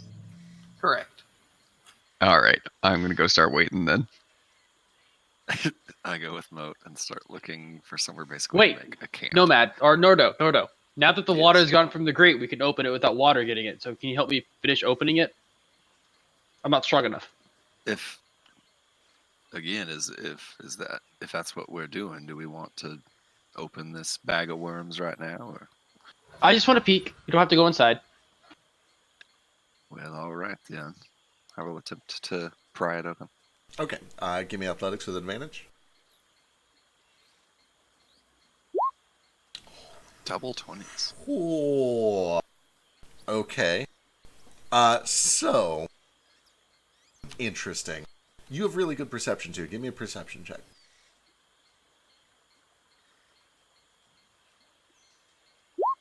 Okay, excellent. You grab this crowbar and you immediately realize that there is a fuckload of resistance when you try to lift this thing up. But as you're kind of fiddling with it, you eventually realize it's not meant to come up. You can see that it's supposed to go down and then slide to the side as you're kind of fiddling with it. So you kind of have everybody step aside and you put a bunch of your weight on one foot directly on top of this thing until it goes a little bit down into the stone, and then you start to push it to the side. And when you do that, it gives a little bit, and you do see a couple more bubbles as the little bit of water that is left in here kind of splashes down, but then the wind wall keeps the rest from pouring in. And you can see you've made this tiny little crescent sliver that goes down into darkness. You can see a hole, a tunnel of some sort, that goes down and down and down, at least probably 4 or 5 feet that you can see illuminated by the tiny little sliver of daylight that pours in. With that said, as you start putting more and more muscle into this, there is suddenly the sound of metal scraping on metal, and the whole thing clicks about an inch and then stops again. And as you kind of process what just happened, and as you listen very, very closely, you know you've heard that noise before, and you kind of look over at whatever the fuck Gale is doing with this weird machine, and you realize it's the sound of a gear being stripped. Like you've just pushed something over the tooth of a gear. You've stripped part of a gear. Okay. I stop at that point and Whoopsie. say, well, whatever it is, I think I broke it, but that might be for the best. I don't know if this is just a simple sewer grate. This seems like it's a piece of machinery. I look down the hole. What do I see with my dark vision? With 60 feet of dark vision, you can see that this tunnel goes down probably about 9 or 10 feet, and then it opens up into some sort of a larger chamber. You can see a very plain stone floor beyond it, and some sort of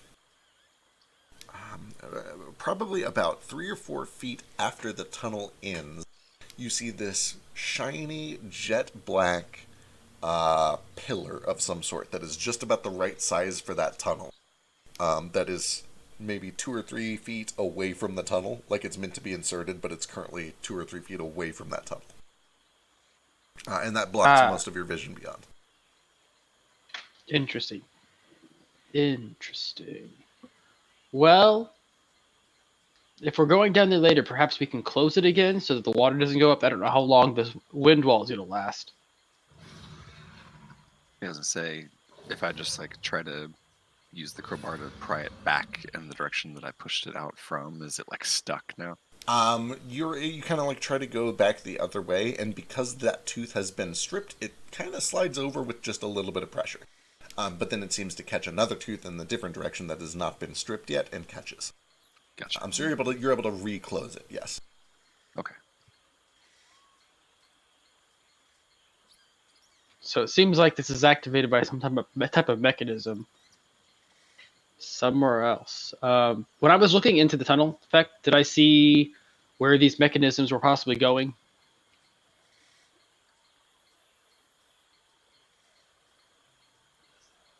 You're not on. Oh shit, I'm holding the wrong key. Not really. You can tell that there is just like a little recess that this thing is supposed to slide into here, but you don't really see much beyond that recess. You imagine that whatever all this machination is, it's probably like somewhere in here, somewhere. Where is in here? Like which direction from me? In that weird like that would be the same direction that it slid. So kind of over in let me double check. Is that right? Yeah, kind of in that area. Cool. Alrighty. Well, I mean, I guess if we want to rest, we can, and then we can come back our rested. All right, if that's the plan. Sounds advisable. Let me go ahead and get. Let's do a group check. Let me just figure out how each of you guys are contributing to making a suitable camp to survive in a hostile jungle overnight. Tell me how you're helping, and we'll do some sort of check for it. I'm a ranger. It's what I do. Absolutely. I'm going to do that thing that I should have been doing pretty much this entire campaign and kept forgetting about. And I'm going to ritually cast Alarm. Ooh, that's a very good call. Okay. Let me go ahead and get a spellcasting check for your alarm. Just an int check, I guess. Let me get a survival check from Ace for doing ranger things. Do I get an advantage? I forget how my skills work. Technically, it's just like you're automatically really good at this. The survival check is go ahead and we'll do it with advantage, and then the DC is really low. Excellent. We've got 2 good things so far. Who else is helping, and how are you helping? Helping. Just kind of setting up a survivable camp in a dangerous jungle overnight. This is what I do. I'll help. I say I can chop some wood and get the fire going if we want one. Cool. Yeah. Can I like climb up high and find a suitable spot? Yeah, do like lookout. So let me get survival from Nordo and Moat, and perception from Flick. Can I sell you on acrobatics for climbing real high? You have a climb speed, right? Or are you tiefling? I always forget. Don't. Tiefling. In that case, climbing, like going up is athletics. Coming down or doing things gracefully is acrobatics. So it'd be athletics if you're just climbing. Can I sell you on intimidation? You could. I need you to sell me on it, but I could see a case for that. Nah, survival it is. Okay. I I'd can't like think to of how I'm going to investigate the intimidate. area. Like, there are definitely times where strange wildlife comes up to you and looks kind of hungry. But I'm making a fire. Mode intimidates the trees into dropping their branches. He makes a very scary fire. I'd like to investigate the area for a proper, camping ground, That's what and I'm if there's doing. anything dangerous. Sure. Yeah. But I'm doing it rather than going somewhere up high. I'm like sticking my head close and like just kind of weeding through, Okay. like taking a good close look. Yeah, go and give me an investigation check. We'll see what that gets you. What are we doing? Everyone is trying to contribute to setting up a campsite to survive the night. I kind of already did a little bit of that earlier, but you want me to make like another nature survival Yeah. roll or just gather more shit? Yeah, another nature or another survival. Either one of those would be appropriate. Cool. Moat, you're able to get the fire going. It's a good thing. Somebody's got to do it. Nomad, you kind of try to make some deductions based on where this architecture was placed, and there are like a lot of foot traffic over there, and that's where the watering hole is. So if we go over here, we can be out of there. Vasu has already done a lot, and he does some more using his survivor or his Outlander background, or whatever background you have. I think it's Outland. Yeah, it's Outland.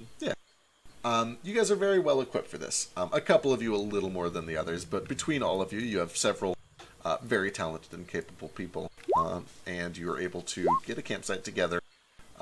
You have a couple of minor encounters throughout the night with just the local wildlife, but there is a point. Actually, it would happen multiple times. I assume you guys set up some sort of a watch order, and at Yep. multiple times throughout the night, at least once on everybody's watch, there is just this. It never really gets totally quiet. There's always birds and bugs and buzzing and the sound of dinosaurs in the distance. But every now and then there is this low rumble that kind of causes all of the water in this lake to just kind of splash up, almost like it's being hit by raindrops, but there's no rain. And as this low rumble gets a little bit louder, you can hear almost like the water itself is calling out in this low, awful, droning moan or cry or whine.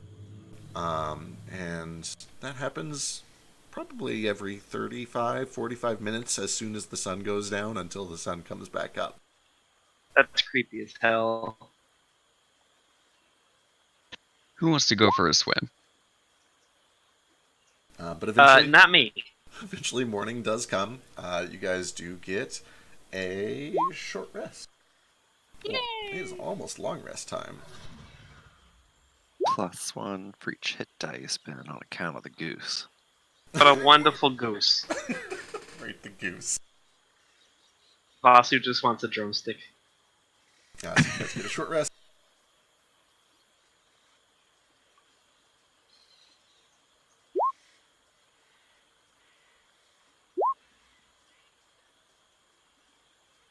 Of course, now I roll a 10.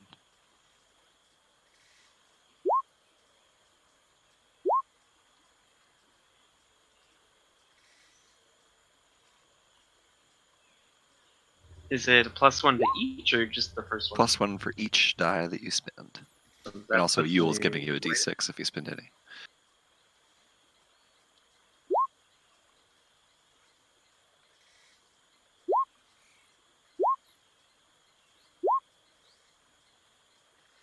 When you wake up in the morning, you do notice that it's very, very warm and humid. It's thick. A lot of you who have been camping in the past are probably familiar with waking up and it's very dewy and cold. That just kind of early morning feeling when you go on a camping trip. And you don't get that here. It's wet and it's heavy and it's hot, even very first thing in the morning. You do see that the sky is still a little bit clouded over, but the heavy rain has stopped. And when you go back out and kind of check out the stone platform, you do see that the water level has dropped just enough to not cover the stone platform anymore. The stairwell is still filled with this now still standing kind of stagnant water. And even in just the first few hours of daylight, it has gotten a little darker and greener as all of the algae on its surface starts to bloom. A couple of frogs and minnows seem to be kind of stranded in it. But the sun has kind of baked the rest dry for the most part. Does it seem like unnaturally hot and muggy here for the environment, or just because we're in the jungle, it's hot and muggy? Give me nature or survival.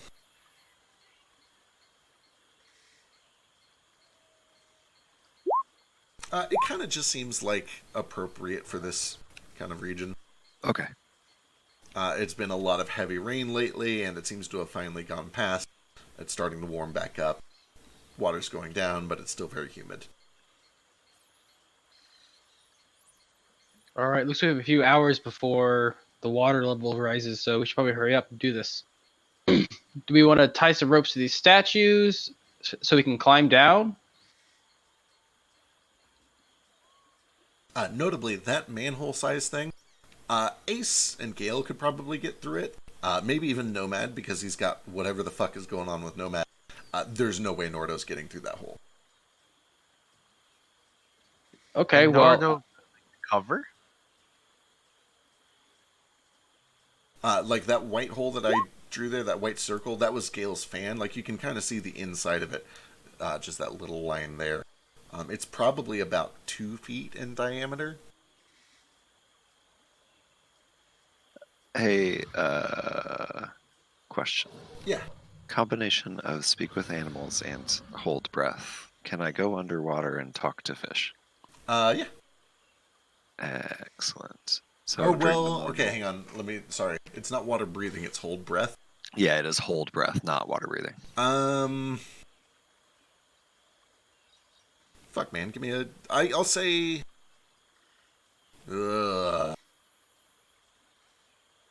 Can frogs communicate underwater? Sure, why not?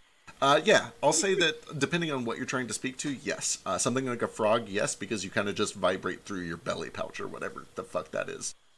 Excellent. So The after Nordo just breakfast- vibrates. also fish don't even make sounds, so Yeah, I probably.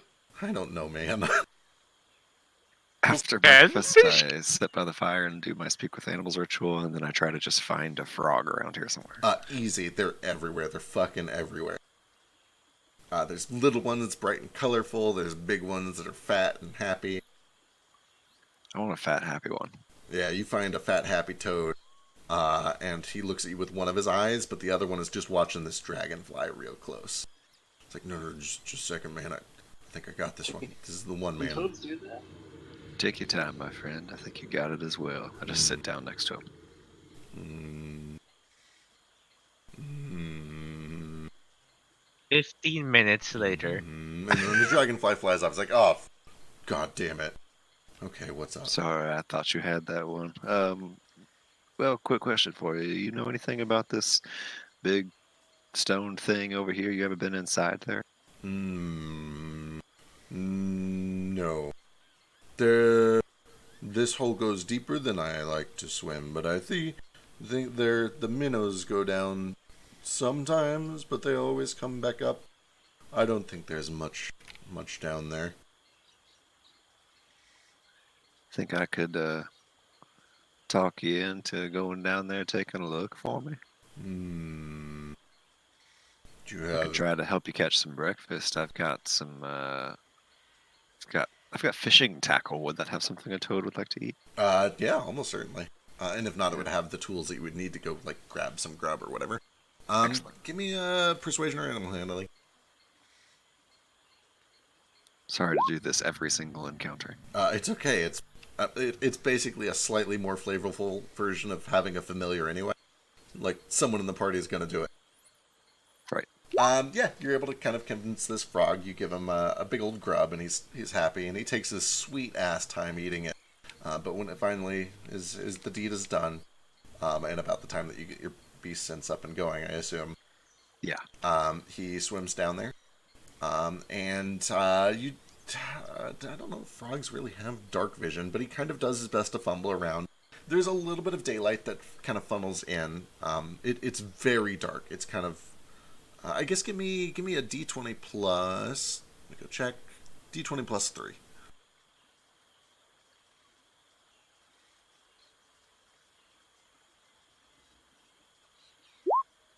Yeah, no, it's great. He knows what he's doing.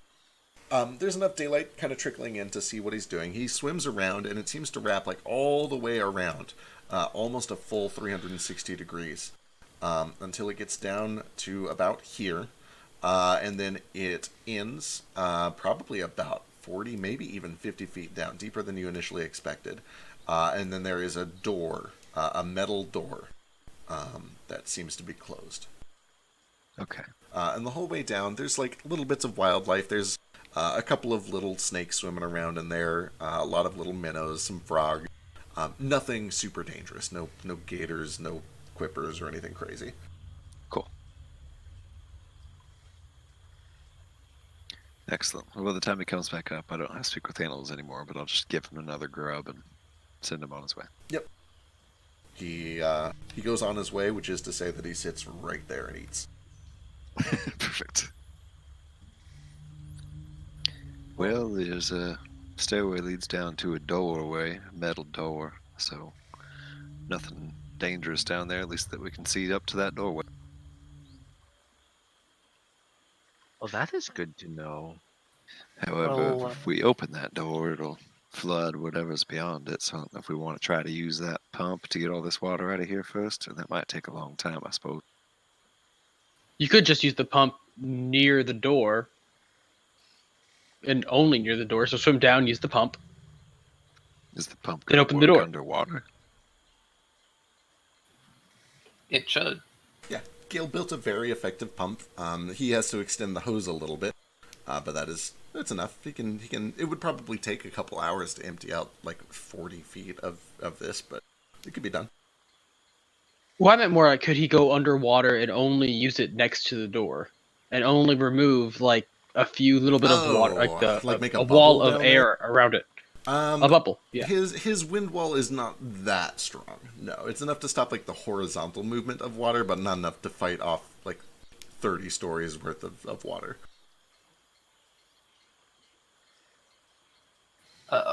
Well, Nardo has been talking with his frog friend.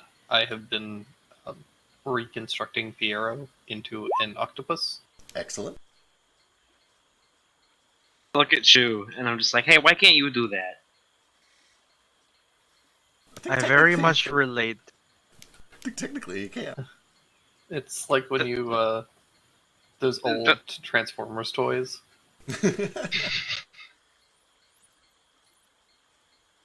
It's weird. I can now very much relate to Fiero. God, I feel like I used to have a mechanical octopus like token or something, but oh right, it was Incredibly specific. It was for the defense system for Jack's thing. Yeah. Yeah, I never got to really use those. Oh well. You can use it now. Nah, they were too big. Those were big old boys. I mean, you can shrink the icon. But anyway, what is the plan? Do you guys want to try to pump it out, or are you just swimming down? What are you guys doing? Well, I will. I'll send my octopus down and see if it can figure out how the door opens. Essentially, Yeah, easy Like- enough. He kind of makes I'll his go way. down with it. Yeah, you guys both go down. And you can see that it appears to be just a simple metal door with just a handle that pulls out, kind of like a vertical handle. There's no knob, nothing to twist or anything. It just pulls. It looks like it probably, it definitely has a locking mechanism of some sort. all right.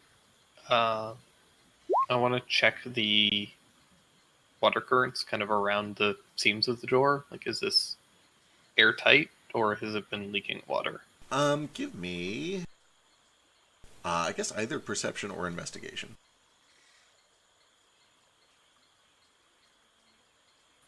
For the octopus? Yeah, for the octopus. All right. I can assist. Yeah, you can both do that.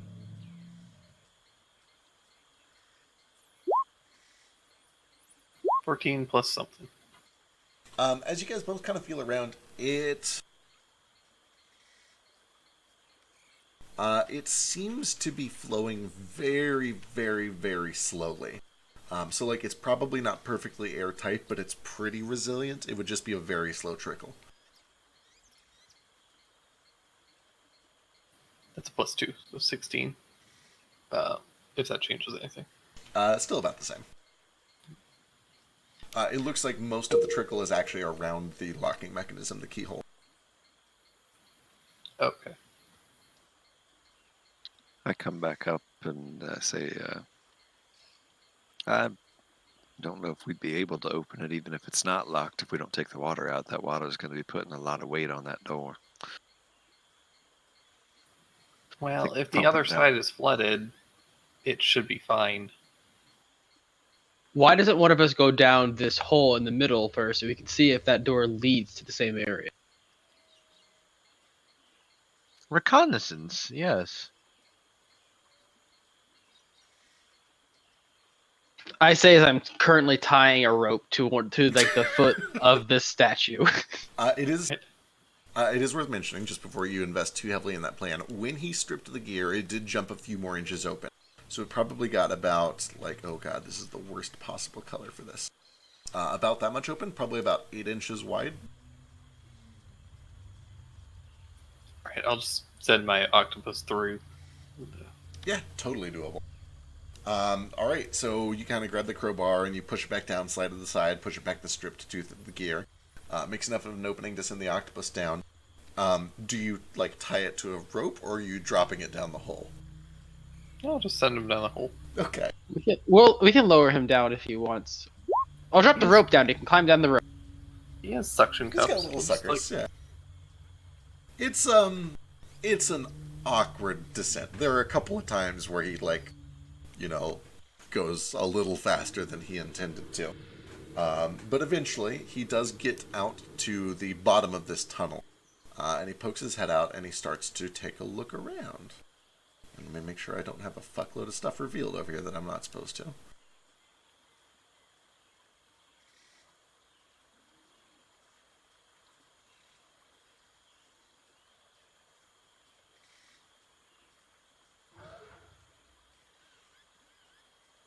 Does he have dark vision? Octopuses do. They do. 30 feet. Sick. Okay, 30 feet is not a ton, but there's a little bit of light in here that helps too. When he looks down, he sees a very large, basically a spherical room.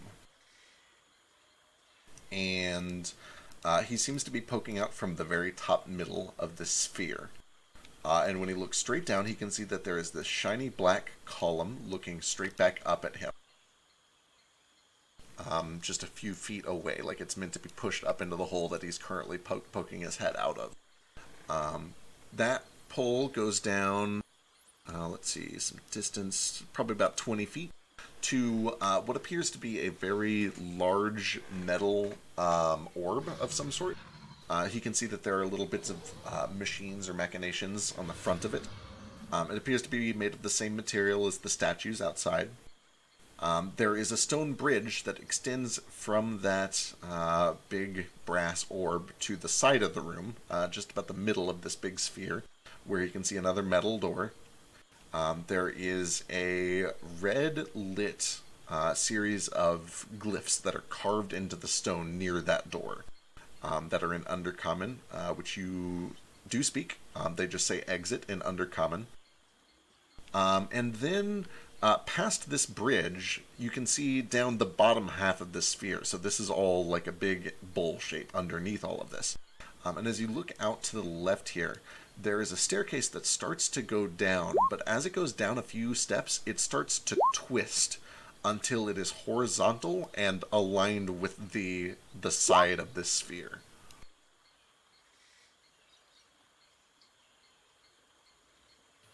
Huh. Okay. Is in this room is there water in this room? You do see that there is just a little bit that is pool. Well, actually, it would be right at the edge of his dark vision. But yeah, as he starts to kind of look around, you do see that there are signs that there has been water in here. He can smell a little bit of dampness, like it has all kind of trickled in very, very slowly over the years, poured its way down to the middle of this bowl and then evaporated.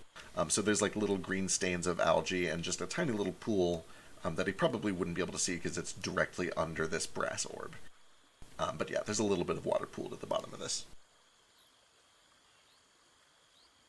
Can I make out any sort of like purpose or function for any of this? It's very clear that whatever this big brass thing is, it has some sort of mechanical controls. From here, it's hard to tell exactly what they do. You can see the door, but as you kind of just take a look around, it looks like it's just a big spherical room with a door on the side of it and a bridge leading to a weird machine in the very center of it. And then this weird black pillar that connects or goes up out of that weird brass machine towards the hole that you're in, but not all the way into it. That's what you can see from here anyway, just poking your head out of the hole. All right.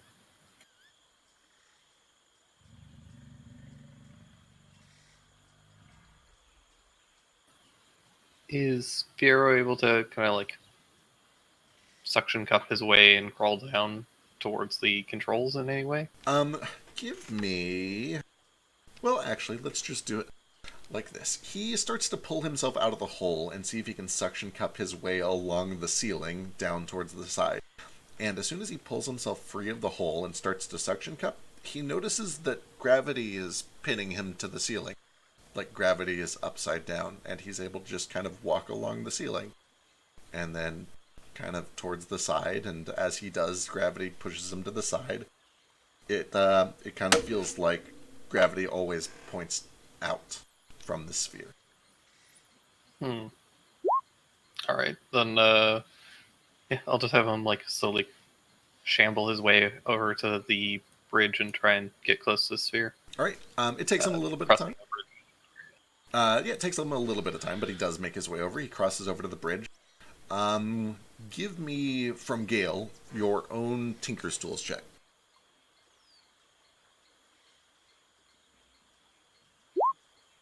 As you take a look through, you can see a lot of controls, and they are labeled in Undercommon. You kind of get the sense for how they work. You can see that there are some wheels that are meant to be spun along a track that kind of work like sliders. You can see that there are some levers that can be pushed up and down. You're not like immediately instinctively sure of exactly what all of this does, but you do find the main control panel, which looks kind of like this. Again, all of these are actually labeled in Undercommon, but you understand it.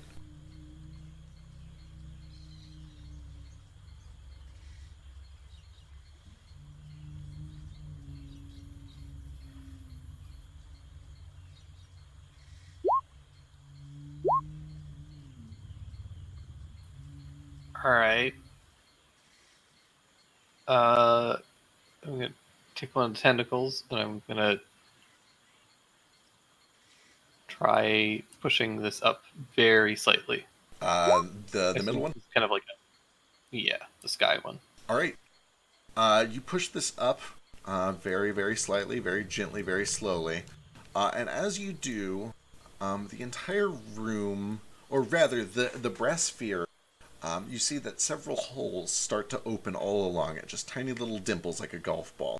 And from each of those holes, there is just this little bit of light at first that gets brighter and brighter and brighter in all directions until the entire upper half of this sphere is kind of lit up with just a uniform white light.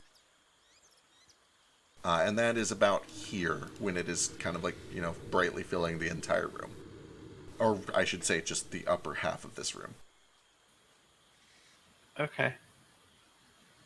Good with that. Then I'm gonna try and push the grid up very slightly. Okay, you push the grid up very, very slightly. And as you do, you hear more machinations whirring inside of this big brass orb. And as you look around, you notice that there is a faint pattern starting to form, being projected in light from the orb onto the upper half of the room, onto the ceiling. And it looks kind of...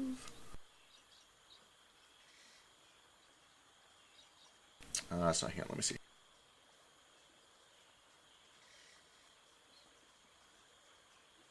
Don't reveal too much. Don't give it up. Here we go. Here's the ceiling. Okay, so as Fierro is looking straight up at the ceiling, you can see that little hole that he climbed out of right in the center there. As you push that lever up, this pattern starts to light up on the ceiling.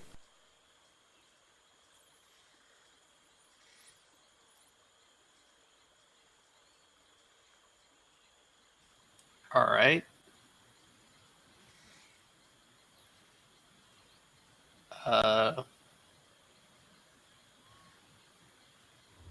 Push the echo up, or rotate the echo. Okay, so what is Fierro's strength as an octopus? Pretty good, actually. Did you say stronger than you? Hey, in fact, do we No. have background music? Yeah. I was He thinking has the a- same thing. He has a 4. Oh.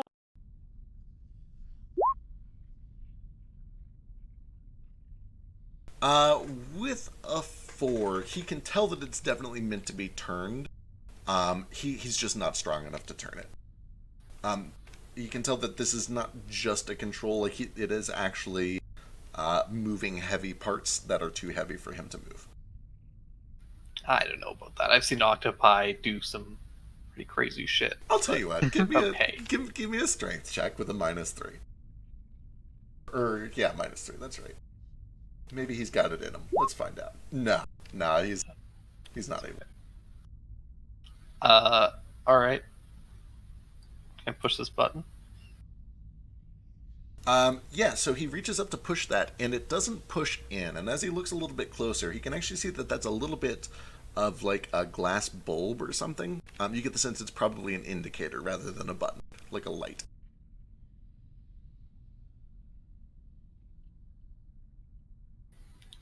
All right. Well,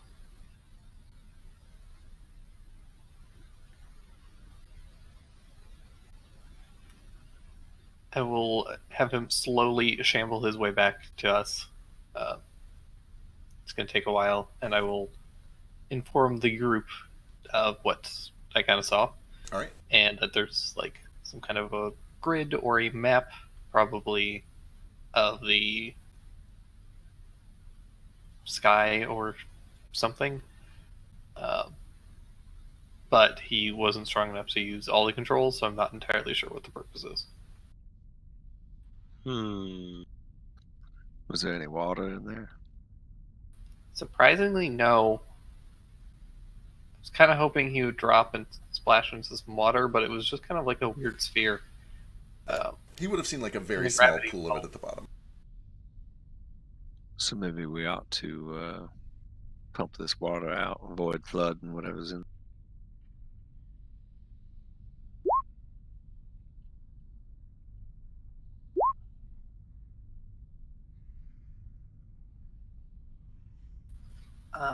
Possibly. Or I could just climb down there and try and copy down whatever we need. I can try to open this thing up a little bit more, but it got stuck last time I tried, and I put some good heft behind it. I don't know if I'm gonna be able to get it any further open. Well, it I can sounds fit like through there. opening this door might be part of the contraption. So perhaps if we might want to be careful not to break it, perhaps we need it for this map thing. Maybe it's the star chart appears in the ceiling, and maybe this Yeah. helps part of it. Whenever your octopus was down there, what did this give light to it? Did this like aid it at all? Also, does this look like a crescent moon? That looks like the cover has been slid into a slot partially. So yeah, it kind of looks like a crescent moon, but it doesn't look like that's intentional. Gotcha.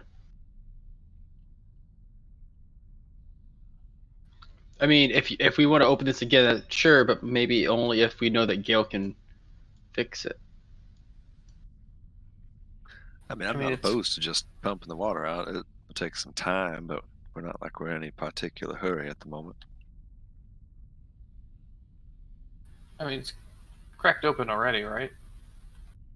Yeah, Like it's 8 cracked open inches, about I think. 8 inches so far. Yeah. Okay, I can fit through there. I'm 2'7". I can probably fit through there. You might be It's able true. If he can fit through there, can I fit through there? to. Possibly. Can Uh, I squeeze in just in case they need muscle? It's really sad that I'm the muscle. He's made of cartilage. He should be able to just slip right in. If he can't fit in there, can I fit in there? Because I'm smaller. Like, okay, all three of you Yeah. tiny little runts. Like, even for you, it's gonna be really uncomfortable. Gale, you would probably have to take your leg off. None of you are taking a backpack through there. Like, 8 inches it's not that much space. With that said, it might be doable.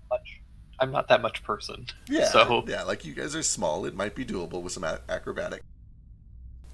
You can certainly try. When What if I grease you up, Ace? Would that help? I was just thinking that. Right? Do we have the grease? We have lamp oil. That could As, work. as long as Moat and Vasu don't start throwing fire around, I should be fine. Did someone say fire? I What? would. No, don't. Do not help. We're about to spread lamp oil all over Brother Bird here. It's going to make him very slippery. Please do not kill me. You said acrobatics? All right. Yeah, if you really want to go for it, give me acrobatics. Okay, all right. I just did. All right. Is anyone else? Well, we'll just do the two of them. Gale. Time to Mission Impossible this. Gale has to Did. you have to set aside your tools. You're not getting a backpack down there. You probably have to take off your leg, but you squeeze through, and you're pretty tiny, and you basically push yourself through, and you can feel like you've got yourself through this thing. You're holding on to the lip of this. It's a smoothbore tunnel all the way down. I already dropped a rope down through the hole too. Oh, okay. You're gonna climb the rope? Okay. Yeah. All right, sure. Would you like me to drop your backpack with you next, or just After we get down there, you can pull the rope up and you can lower down some some tools if we need them. But we'll leave the rope down for now. All right. The two of you, against all odds, managed to find some way to squeeze through this 8-inch gap, making some unusual contortions and removing your robotic legs and kind of having to scratch your beak through the little opening. But once your beak is through, the rest goes kind of easily. And you start to ride this rope down, and after a certain point, once you kind of breach through, just like Fiero, you find that gravity flips. There's a very distinct threshold as soon as you pop out of that hole, and you find yourself kind of walking or crawling or laying on the ceiling of this big spherical room. Yule, if you want to try to go down too, you can give me acrobatics. You're pretty small too. I'm the smallest, thank you. I think Gale is probably the smallest. I am think 2'6". Gale's larger than both Ace and Yule. I'm 2'6". Yes, but you also have 2 legs, so mass-wise, you are bigger. Mass-wise, I'm 30 pounds. I'm 35 pounds, and I'm pretty sure Gale's Give Yeah, I know. 10. Oh, you're getting a little punch on you there, little boy. I'm You're only gonna be big and 400 strong pounds. someday. Let me at it. All right, let's see, Grandma. You go to kind of squeeze this way in, and you don't know if it's the rain or the weather, but as soon as you kind of bend your back at the angle that you need to do it, there is this loud pop. And you know that when you were younger, you could have done this. You know for sure that in your prime, this would be no problem at all. But every time you kind of hype yourself up and say, okay, I'm going to do it. God, your back cracks in this horrible, painful way. Oh no. Grandmother, maybe let the young and spry folks after that sort of endeavor. Oh, okay. I guess this Well, one. take care of yourself. It's you're getting fragile in your old age. Does anyone have a heating pad? Did someone say fire? No. I have one in my backpack. All right. The two of you do drop down though, and you have the room to explore. One of the first things that you notice as you both go in there with your dark vision and kind of a better scope of things is that next to this door there are also several kind of awards or plaques on the wall here. They are written in Undercommon, which both of you speak, which is incredibly convenient. And Best manager. Number one dad.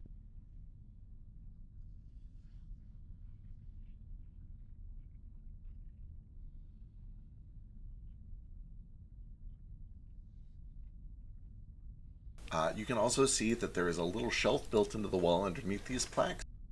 And on that shelf, there is just some rotting old papers and linens and heaps of like garbage, big heaps of stuff.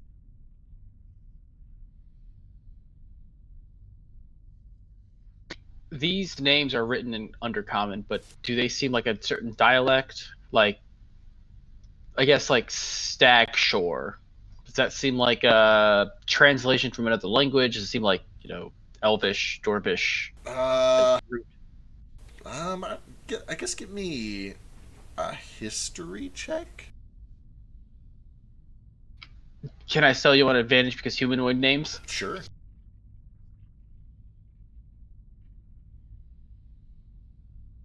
Can I sell you on a history check? Because my mom's real into astrology. I mean, for a different check, maybe. This one is kind of unrelated to astrology, though. This one is more etymology. And with your understanding of etymology, and especially Undercommon, you get the feeling that this is old Undercommon, and it shares some of the same roots as modern languages. You would know that like a lot of these do translate into other languages, like Stagshore is a name that you might hear nowadays. But they're just very old-fashioned Undercommon names.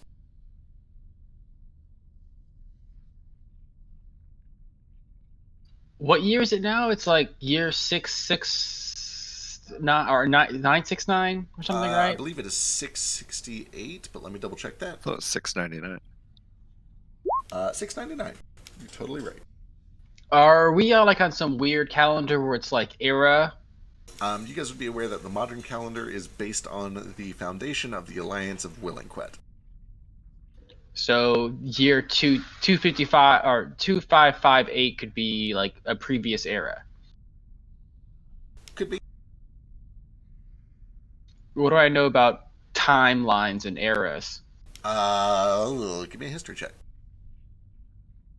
Does it involve humanoids? Sure. You would know that in the place where you grew up, they had kind of their own calendar to begin with. You didn't really encounter this whole 699 calendar until you started traveling west towards Willingquet, where you did notice that some of the orcs used it, but only as like an alternative to their own internal calendars. You would know that a lot of these like private, or not really private, but these independent island nations have their own calendars and systems for all of this. The whole 69 date thing is a very Willingquet invention. They've spread it to the places where they've traveled. Eisenmar uses it as well, Valdalance. And they've kind of spread it a little bit into like the Salt Bowl region because they have a lot of people that do business there.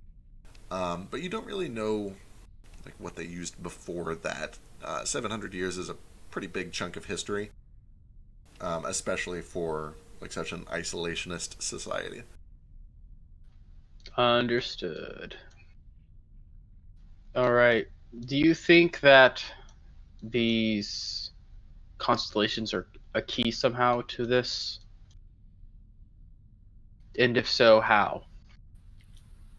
I don't know. I'm gonna push a button and I'm gonna try and crank the echo thing. All right, you're Sounds cranking the bottom one. Yeah. All right. The echo. Yeah, you start to crank this one to the right, and as you do, You have to turn it a lot more than you would at first expect. Like, you probably turn it a good 30 times just to get it to about here. But when you do notice that this black column poking up out of the top of this machine is rising up towards the hole slowly. Perhaps if we can get this outside, maybe. What's? Oh wait, I start cranking the shield one. Okay. As you start turning it and cranking it to the left, up top, you guys do see that stone thing, it starts to skip over that one broken tooth of the gear, but then it starts to retract the rest of the way. And by the time he's pulled it all the way over to, or turned it all the way to the left, that shield is fully open, and you have a 2-foot wide tunnel that goes down into this room, letting in some daylight. Something is happening, friends. At this point, pretty much everyone except for Nordo could theoretically go down it. It's about the size of like a manhole. Perhaps we should get the echo up higher. Suddenly can't see and try and crank the shield back closed. Hold on, No, Gale, no, hold it's on. closing. Hold on, Gale. I think we need the light to refract off of this pillar here and go onto the ceiling. So I think we need it to be open. Escaped the devil's son. The higher you raise the pillar, the more sunlight it will block. And I start cranking the echo. Gil and Ace, what are your passive perceptions, by the way? 20. Is it really? Don't fuck with me. No, it's 10. Okay. Passive of 16. I didn't know if You almost moted. I didn't know if you'd taken observant or something. 16 Ace? Okay. Ace, you, as you guys are just kind of experimenting, you do kind of notice just this very faint taste or smell of iron, just kind of in the air all around you. I look around for, like, blood or something? Is there something underneath the pillar? Give me a perception check. Perception or investigation? Perception if you're just looking around. If you want to start, like, moving things around, you can give me investigation. I guess I'll start moving stuff around dangerously. Yeah. I mean, granted, there's not, like, a lot of stuff to move around, but... Out of shit. curiosity, Yeah. with a passive perception of 17, do I smell anything from up top as they like crank the door open? You don't, but notably, they're a good way down. They're like a good 25, 30 feet down or so. Oh, okay, there's how far it was. Cool. Yeah. Ace, you start to kind of take a look around. First, you check the machine, trying to see if it's coming from the machine, and you don't really get any of that. Is it the lamp oil? There is still the smell of lamp oil all over yourselves. Honestly, this room is pretty sterile apart from the like little bits of algae that have spread out from around that hole.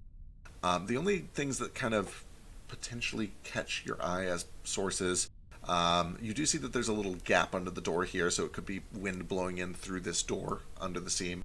And then there is the pile of just like gunk and junk on the shelf, which smells mostly like rot, really. Rotted paper and rotted linens, not so much like iron. And as you start like actively trying to seek out the source of this iron smell, it does kind of, you lose it after 10 or 15 seconds. It kind of goes away. That was kind of weird. Did you smell that too, Gale? A little bit. Alright. You do notice as you're kind of moving things around, though, there's a little speck of blue underneath that big gunk of rotted linens. That seems a little brighter than all of the shit around it. You would have to, like, dig in to get whatever it is. But it does catch your eye. Hey, can someone drop me down my daggers? Clink, clink. So Do we want to be dropping? I'm sharp assuming whichever objects? direction yeah, gravity falls to, I go get them. So this dagger comes flying out of the hole, drops about 5 feet, and then goes back up and lands and clatters like a foot away from the top middle of the ceiling. And then I walk up the ceiling, you walk up the side of the ceiling and go grab the dagger and bring it back down. and I walk back down. All right, Gale, I see something over there. I'm going to investigate it. I have my daggers drawn, and I'm going to go stealthily over to this blue thing, and I'm going to... All right, give me a stealth check. What type of light is in here? There is some dim light from that red thing. That's probably about a 20-foot radius. And then there's also just a shaft of daylight that lights up pretty much just the machine and maybe like a couple of feet around it. Should I'm we currently trying perhaps to go close so down? they can see anything. I'm dying out here. I'd really like to go in. I don't like them being Nothing. down No there one's by stopping you themselves. from coming down here, guys. Okay, well stop talking so I can do it. Okay, let's jump back up real quick while Ace is preparing to poke into this thing. Those of you up top, what are you guys doing?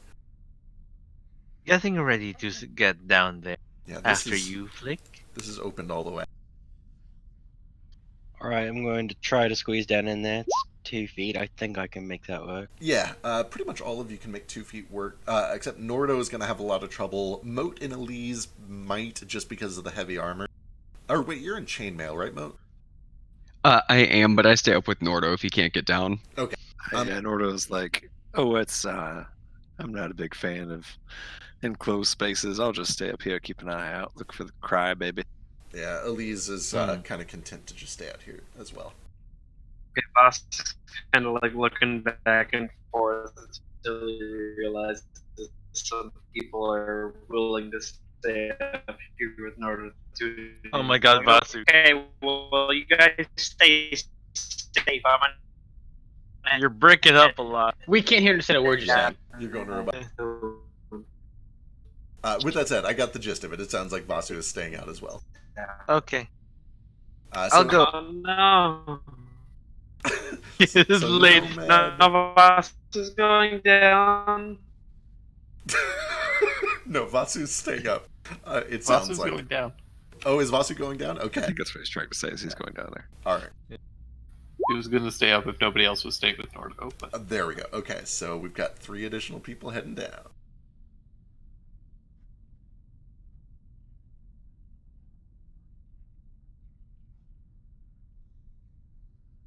All right, I think that was everybody that's going down because 1, 2, 3, 4, 5. I am rolling so bad. There we go. It's fine. 10 is plenty. You grab your dagger and you have to almost like carve away just this rotted old clothing of some sort. Stacks of paper that have long since decayed. But it does reveal something that has held up pretty well over the ages, which probably indicates that it's magical. It appears to be just kind of this big, like pill or vitamin shaped blue stone. Almost like a pumice stone, but without the holes. It kind of has like this vaguely spongy texture. Pick it up. Yeah, when you pick it up, you do notice that despite clearly and obviously being a rock of some sort, it gives a little bit. It's a little squishy. Does I sniff it? It smells gross. It smells like it's been surrounded by rotting linens. Does it smell coppery? It doesn't smell metallic. It doesn't smell coppery or irony. Hey Gale, look what I found. Something squishy and blue. Possibly magic. or it could just be a sponge. How magical does it feel? It vibrates a little when you move it around. It definitely reacts, like, just when your fingers kind of push in a little bit from picking it up. It seems to react to being squeezed, but, you know, that's just from you moving it around. Alright, I guess I'll just hold on to this. And I put it in my pocket. Alright? Nothing could go wrong from doing that.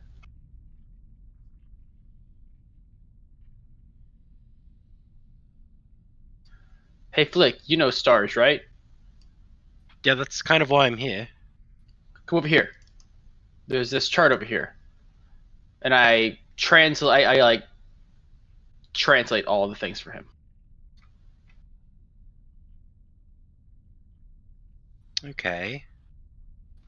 I'm not sure what they mean, but I feel like if we raise the pillar up, the light will refract off those holes, and it'll make those appear on the ceiling. That makes sense. We have grid, sky, lev. I don't know what that means. Lay. Lay. What is it? L-E-V? L-E-Y. L-E-Y. Why? Gotcha. Lay. So, layer? No, I don't know. What is that word? Is that word Navigator's tool. thing to me, or is it just like? It would immediately mean something to both Nomad and Ace. Ley lines are kind of a physical implementation of the weave that flows through the earth. It has something to do with why magic comes back on Sunday mornings so strongly. Okay, so if we push that up, more magic. Perhaps that was what will help them appear. I mean, possibly. Have you tried moving it yet? No, because you guys just came down. We've been here for like 5 seconds. It felt like a lot longer than that. I'm sorry. I'm impatient. I've been trying to get here for a while. I'm aware. I was there the whole time. I know.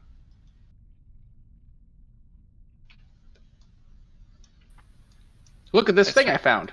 Once everyone's down here, I'm gonna try and shut the shield just enough that the pillar can still escape, but some of the light isn't burning my retinas. All right, so the pillar is almost a perfect fit into this tunnel. You feel like if you close the shield at all, the pillar is not going to go out. But with that said, if you push the pillar up into the hole, it's going to block the sunlight. Well, I'm gonna close the shield until the pillar is close to the ceiling, and then I will open it, All right, fair. push it out the rest of the way. So up top, you guys watch your friends go in and then shut the door behind them. But then a couple of minutes later, it opens back up, and you're greeted by this big, tall, shiny glass black pillar. Looks almost a little bit like obsidian, sort of. But up in the sunlight, especially with your good perception, Nordo, you do see that it has these strange markings and etchings in these bizarre geometric patterns, kind of fractal-like. Nordo, you've seen similar patterns on Nomad Spell Focus before. Okay. Again, very faint. They're not like deep etchings. It's just kind of this very faint pattern on the surface of this shiny black pillar that rises up and up in the air, just kind of poking up in the sky. Similar also to what we saw inside of the spire, right? Correct.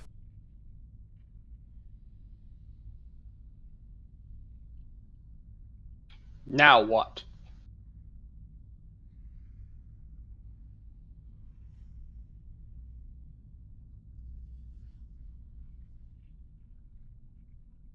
I believe the Sunken Observatory is excited. Oh no. Well, good for it. A theory. Perhaps we require actual starlight to hit this rock to refract in here. Or we just moved it up the ley. That too. I want to mess with all the knobs and see what they do.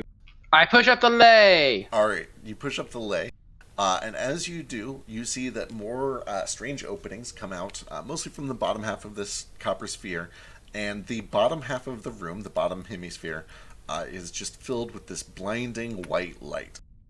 Just a flat white light that fills the entire bottom half of the room. Well, Gale hates that. Then what? I want to die, so I curl up and cover my eyes. I push up the sky. Alright, now the exact same thing happens to the top half of the room. Honestly, you get it about a third of the way up, and it's like as bright as the bottom half of the room. If you push it more than that, like it is literally causing heat, like sunburn levels of light that is just flooding the upper half of this room.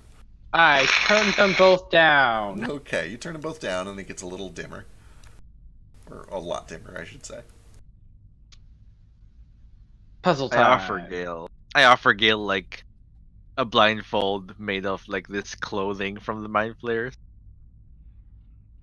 Check out this fabric. It's not lycra. So, Flick, what do you know about these constellations? Do they appear during certain times of the day? It looks like we have 6/11, 9/24, different times of the year, I'm assuming? Give me Navigator's Tools. So, you definitely recognize every single one of these. They're pretty basic. They're commonly used for navigation. None of those names are right. You've never heard any of those names used for any of those constellations. Well, I recognize all the shapes, but the names are all wrong. It is also translated, so perhaps it's just different language. Or they just got them wrong. Okay, Perhaps, or maybe the names have different meanings. maybe. Okay, what does the grid lever do? Did you move that one? No, that was already like that when I came in. I think it affects the grid on the ceiling. Yeah, as you kind of fiddle with it, it kind of toggles that grid on and off. Okay, well, we probably want that on. Perhaps we should move the echo down into here and have the light refract off of it onto the grid. Yeah, we'll try that. All right, you wheel this thing back down. A little bit of sunlight starts to pour back in. You kind of just like fiddle with it. You move it left and right, and you try different heights. And no matter what you do, I have an idea. it lets more sunlight in, but it doesn't really do anything like special or fancy. I want to move it to about here. All right. Turn off the shield. Okay. And then turn up the lev to about half. All right. You turn it up. And, Oh, sorry, not lev. Sorry, not lev. Sky to half. Sorry, lev to down. At about half, it fills the upper half of the room with light. It's bright. It's not like blinding, but it's bright. Just Okay, daylight. turn it a little bit down. Is any of the light refracting off of the pillar? I mean, you kind of notice as the daylight filters down through it. It does have kind of like a glass-like quality to it. You see little bits of like sparkling sun rays that kind of go down through it. I want to close the shield so that there's no light in here coming from. Gotcha. Then in that case, yeah, you don't notice any like strange behavior from the pillar. Can I read any of the patterns on the pillar? Is it Qualis? It is not. Nothing is ever Qualis. Yeah, it is strange to you. It's not Qualith. It appears to be very geometric. It seems very fractal in design, but it doesn't. You try to read it as if it was Qualith, just feeling to see if there are any words or messages hidden in it. And it isn't. It's just kind of a design, a pattern. Oh, in fact, last level up, I learned the language of math, so I think I can read this. Oh, well, congratulations. Geometry, if you will. I learned geometry. It says, this is just a pretty design, probably. Who knows? I like how someone took the time to write that down. I give myself proficiency in this entire thing. Okay. Just this entire machine. I don't know what it is, but I'm proficient in it now. Are you popping Channel Divinity for real? I guess. I'm like, what? Does it help?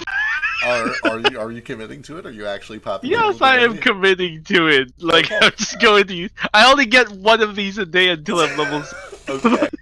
All right.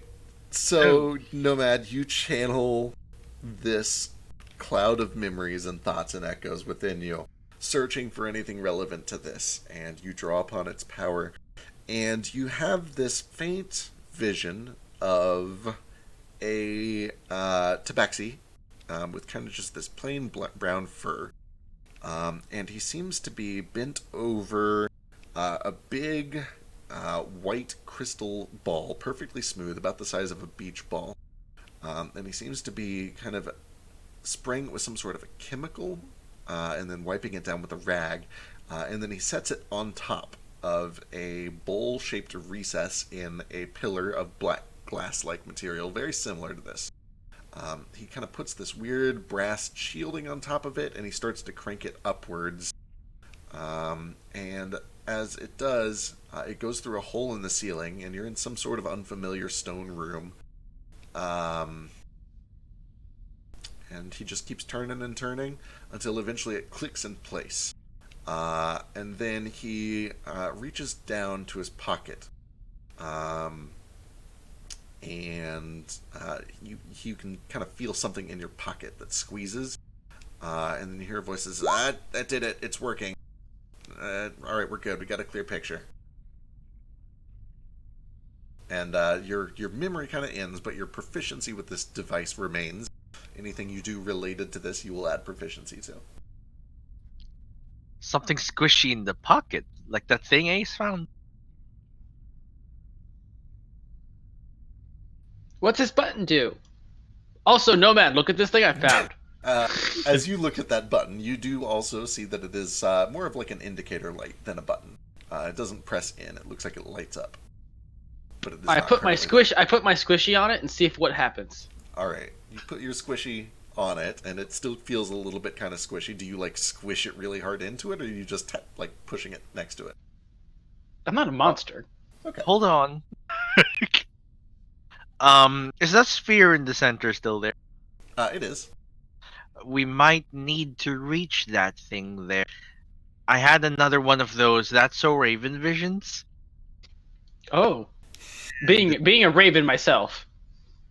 Yes. You're a much better Raven than I am. However, we require some sort of ball. Orb. I like the word orb. Sphere is good too. Ball, maybe. Yes, that is the only one I can see in this room, right? The one in the center. Yeah, you just see a big like copper machine, and that looks way too big compared to the thing that you saw in your vision. Also, That But is what too about big. my new squishy?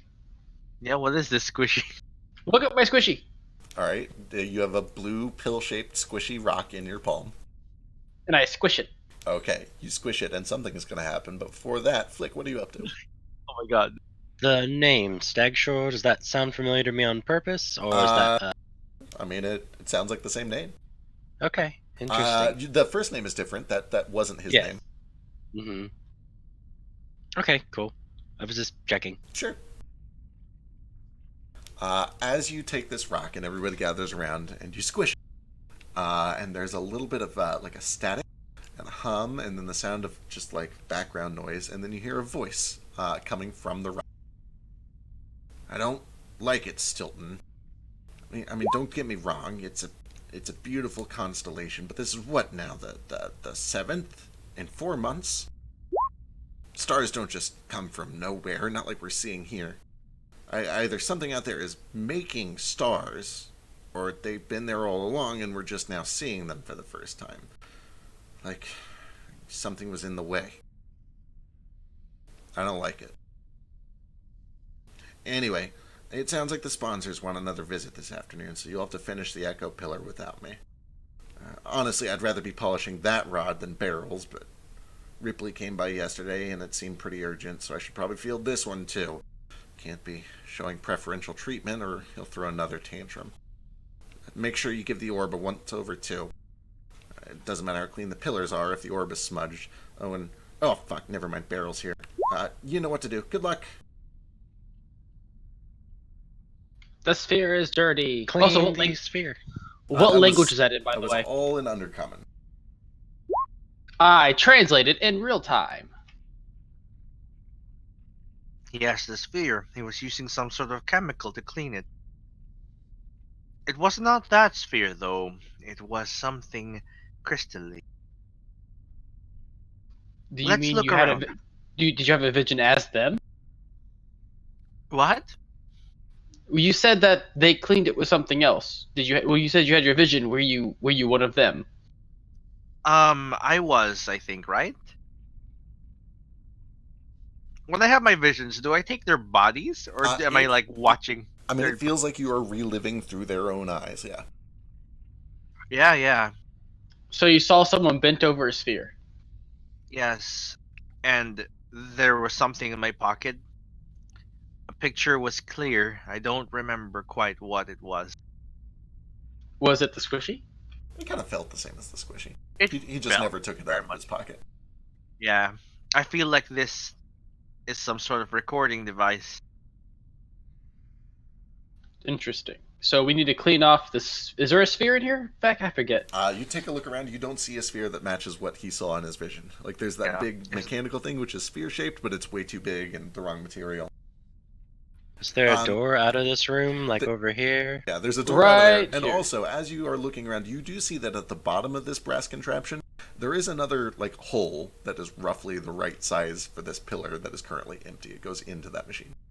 But yeah, there's a That's door the right one we're here, looking- and it says exit and undercommon right next to it. Does that seem like where the water door's at, or no? Nordo was pretty confident that that was on the like south side of the building, and this is on the north side. So, Gotcha. no, you've kind of maintained a good sense of direction. You have several of you who are good at survival down here. I'm a ranger Earl. Flick, as you kind of push this door open, it opens pretty easily. You are immediately greeted by a stone stairwell that wraps down and to the left. And you can see that as you look down and to the left, there's a little bit of a faint blue light coming from down there. That must be what we are searching for. Could I try putting my orb into the recess first? See if anything happens. So, like, sure, but how do you get to it? Like the orby thingy? Yeah. So, like, there's Don't I this... just walk down there? Because gravity's pushing me? You can. The issue is that this room is spherical. So, like, if you were standing at the bottom of the room over here, if this was like a side view, like, that's a good 15, 20 feet above you. He has mage hand, doesn't he? No. Can I just walk there? Or is it like in the center of the Yeah, room? it's like suspended in the center. No, I mean like the place, the pedestal where they were shining the crystal. Oh, you don't see anything like that. Like, you see this pillar, which is the same material, but you don't see... like, he had this thing that was set on a pillar of kind of the same size, but it had like a bowl-shaped recess that the ball was set in. And you don't see anything like that on that pillar. Yeah. And just that brass ball thing with the water underneath it. Yep. But that's too big. Yeah, definitely something else. Right, let's check the next room. We might find something there. Alright, as you guys start to kind of push down the stairs... Before that, Sure. Did they bring down my stuff? That's a good question. Let's cut up top real quick, see if you guys are doing anything, or if you're still just waiting. Nordo, Moat, and Elise, you saw this thing come up. It's no longer possible to really send anything else down there. It's probably been 5 or 10 minutes. Are you guys doing anything unusual? Or are you just chilling out until you hear from them? I'm just being or just sitting on the side, chit-chatting, I think. Alright. And that... Also, I lowered the pillar so that it was like not outside. Oh, that's right. That's a good point. You did bring this back down a bit. Put that aside.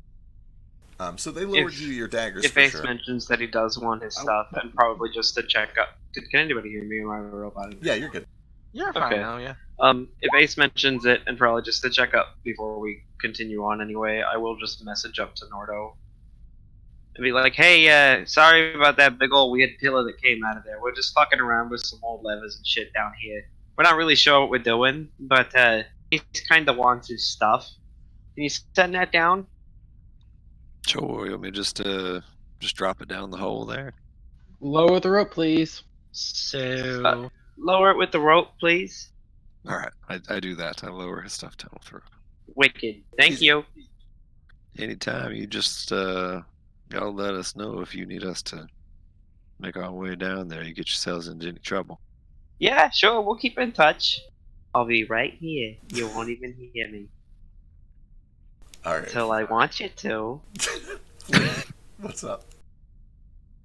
how much water is in that stairwell? Looking down the stairwell, you can smell faintly water, but you don't see any. It appears dry. You feel like there might be some like Okay. farther down, but you don't see or hear any immediately.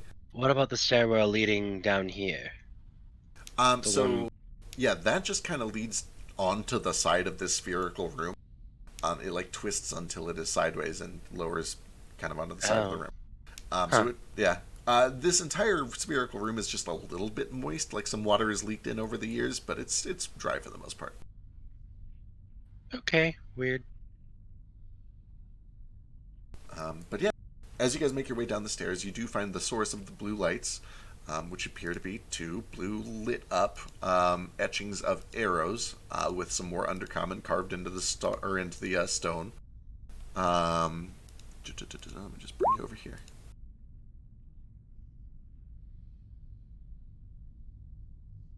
You are coming from the upper direction. You see, Astrology to biology. yeah, it seems like you are coming from astrology. There's an arrow pointing downwards to another stairwell. It says biology. And then there is a metal door similar to the one that you just came through, with the red carved runes in Undercommon that say exit.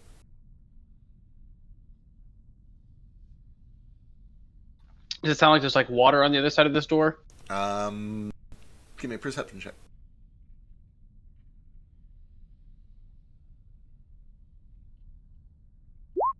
Why am I rolling so bad today? You don't really hear much. It's pretty quiet. You definitely hear a little bit of water kind of lapping against metal from down here, which seems to be kind of like drowning out anything that you would be able to hear through this door. I'll knock on this door to see if it like has like a weird resonating sound, if it sounds hollow or if it sounds like there's like actual water on the other side of this door. Sure, you knock a couple times and you get kind of just a hollow metallic ring that kind of echoes through the stairwell, and you can kind of hear it bouncing around on the other side of the door as well. It doesn't sound like it's full of water to you. And you can actually see there's a little seam, like it's not airtight, there's a little bit on the bottom of the door as well. And there's no water like pouring through it. Gotcha.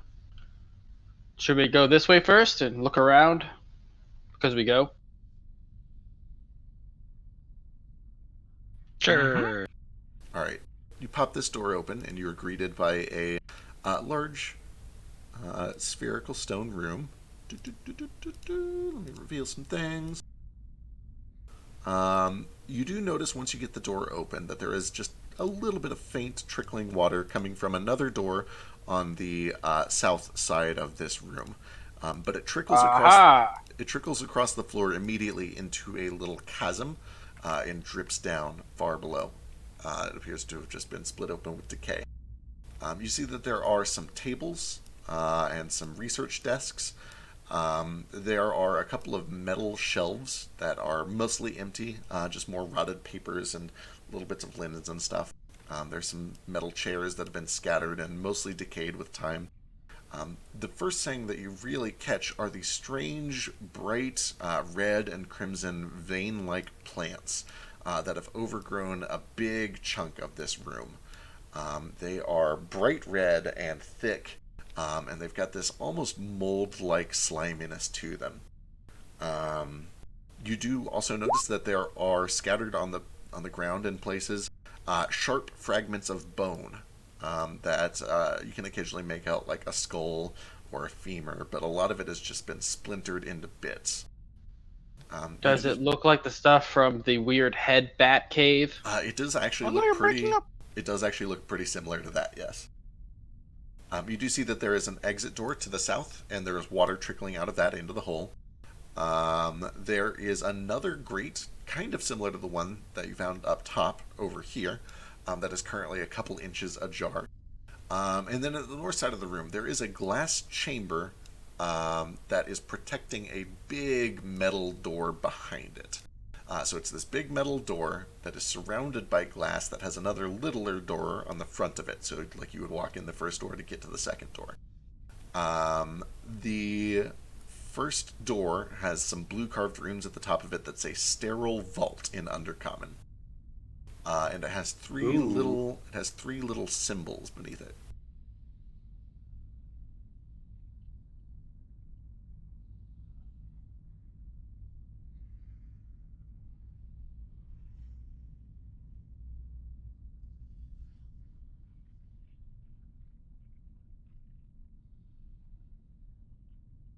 Interesting.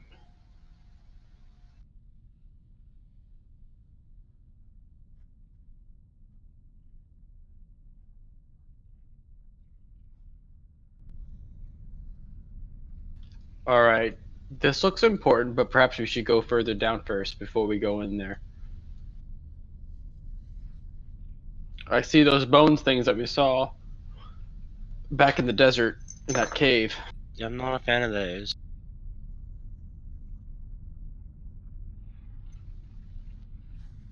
Onward, I keep assume? Going down, yeah. Keep going down for a little bit. Alright. I'm going to start sneaking, by the way, since I see those bone shards. Sure. Let me get stealth checks. What the fuck? Sorry, I missed a few things. Are we rolling? They want to go a little bit farther downstairs stealthily. Oh, I'll Just to- wait up here. All right. As you guys proceed downward, as you get about halfway down the stairs, the smell of stagnant algae and water gets a lot stronger, and you can hear kind of the lapping of water against metal. Eventually, you can see the bottom of this stairwell, still dry, but there's a metal door that just the entire floor is kind of just damp and kind of grown over with mold. And you can hear water lapping against metal on the other side of it. But as you're kind of cautiously and quietly approaching, there is a low rumbling that begins, kind of familiar to those of you who took a watch overnight. You can feel everything just kind of subtly vibrate and shift and shake, and then there's this awful low wailing moan, like a blue whale in pain. That just rises up through the other side of the door and echoes across the stone walls and the stairwell all around you guys. And it lasts for probably 6 or 7 seconds or so, and then everything kind of goes quiet. Like a crybaby?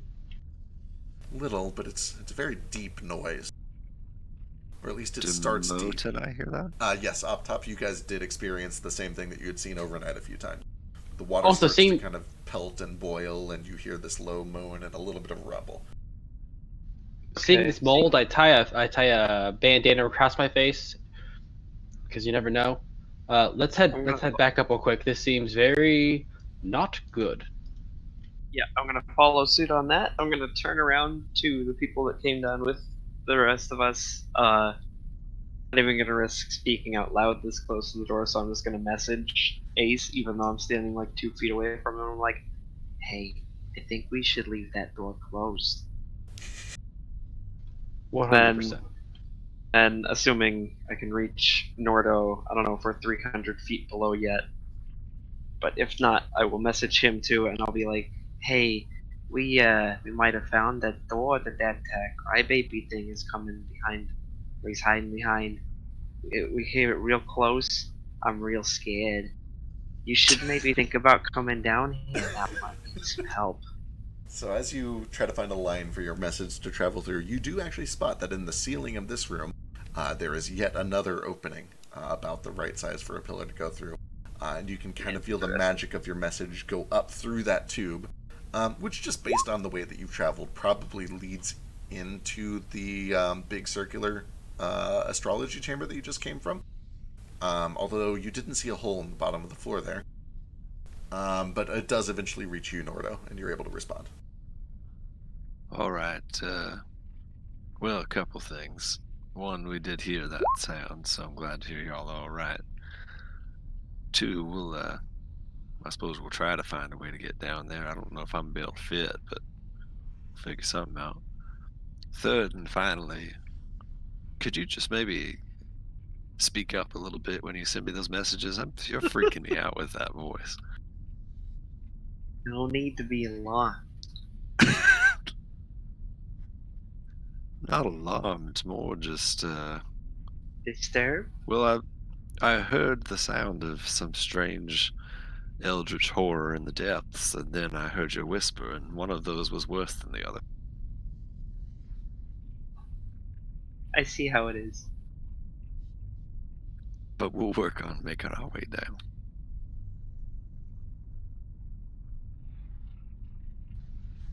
This sterile room is very interesting to me. A hand with Wi-Fi, a key, the star chart. Are you sure that's not? It looks like one of those like automatic hand signals, like it's an like, for like a paper towel dispenser. So maybe that means wash your hands. This is a sterile room. Yeah, makes sense. What do I know about this plant that with the red? Is that all this mold stuff is making me uncomfortable? All right, you give me a nature check, and meanwhile, jumping to the top, what are Nordo and Moat doing to start getting down? I would like to go down the stairs that we went down originally with the water and just attempt to open that door. I assume it's a stretch. Yeah, so as soon as you pull, you do find that it's not locked. It starts to pull a little bit, and those of you inside can hear somebody trying to pull. Go ahead and give me an athletics check. You are, as you predicted, met with a ton of resistance. How far down is this door? Can I hold my breath long enough to swim down and help him?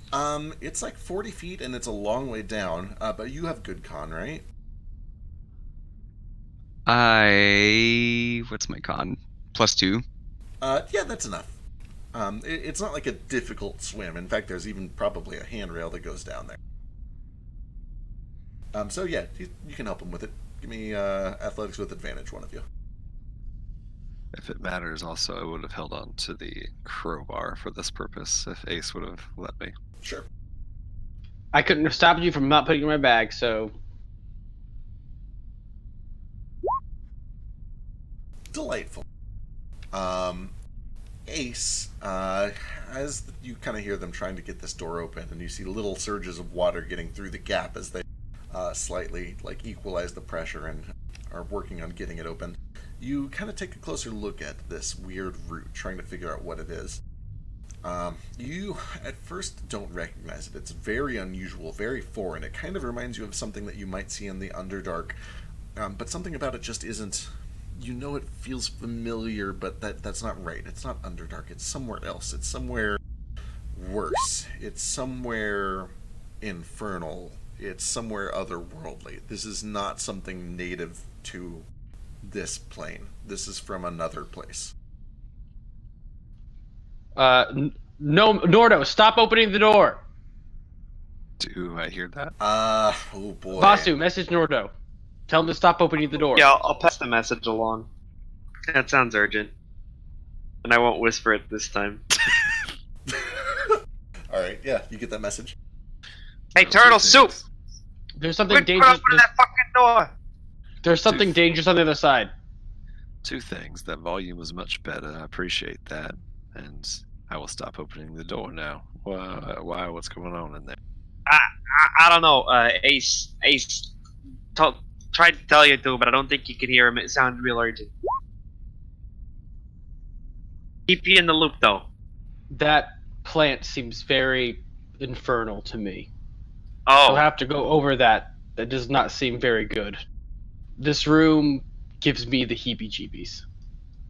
You do notice that as the water kind of rushed through the door as they made gap, these little bits between where the water rushes down into the chasm started to retreat away from it, almost like they were shying away from it. They're hydrophobic.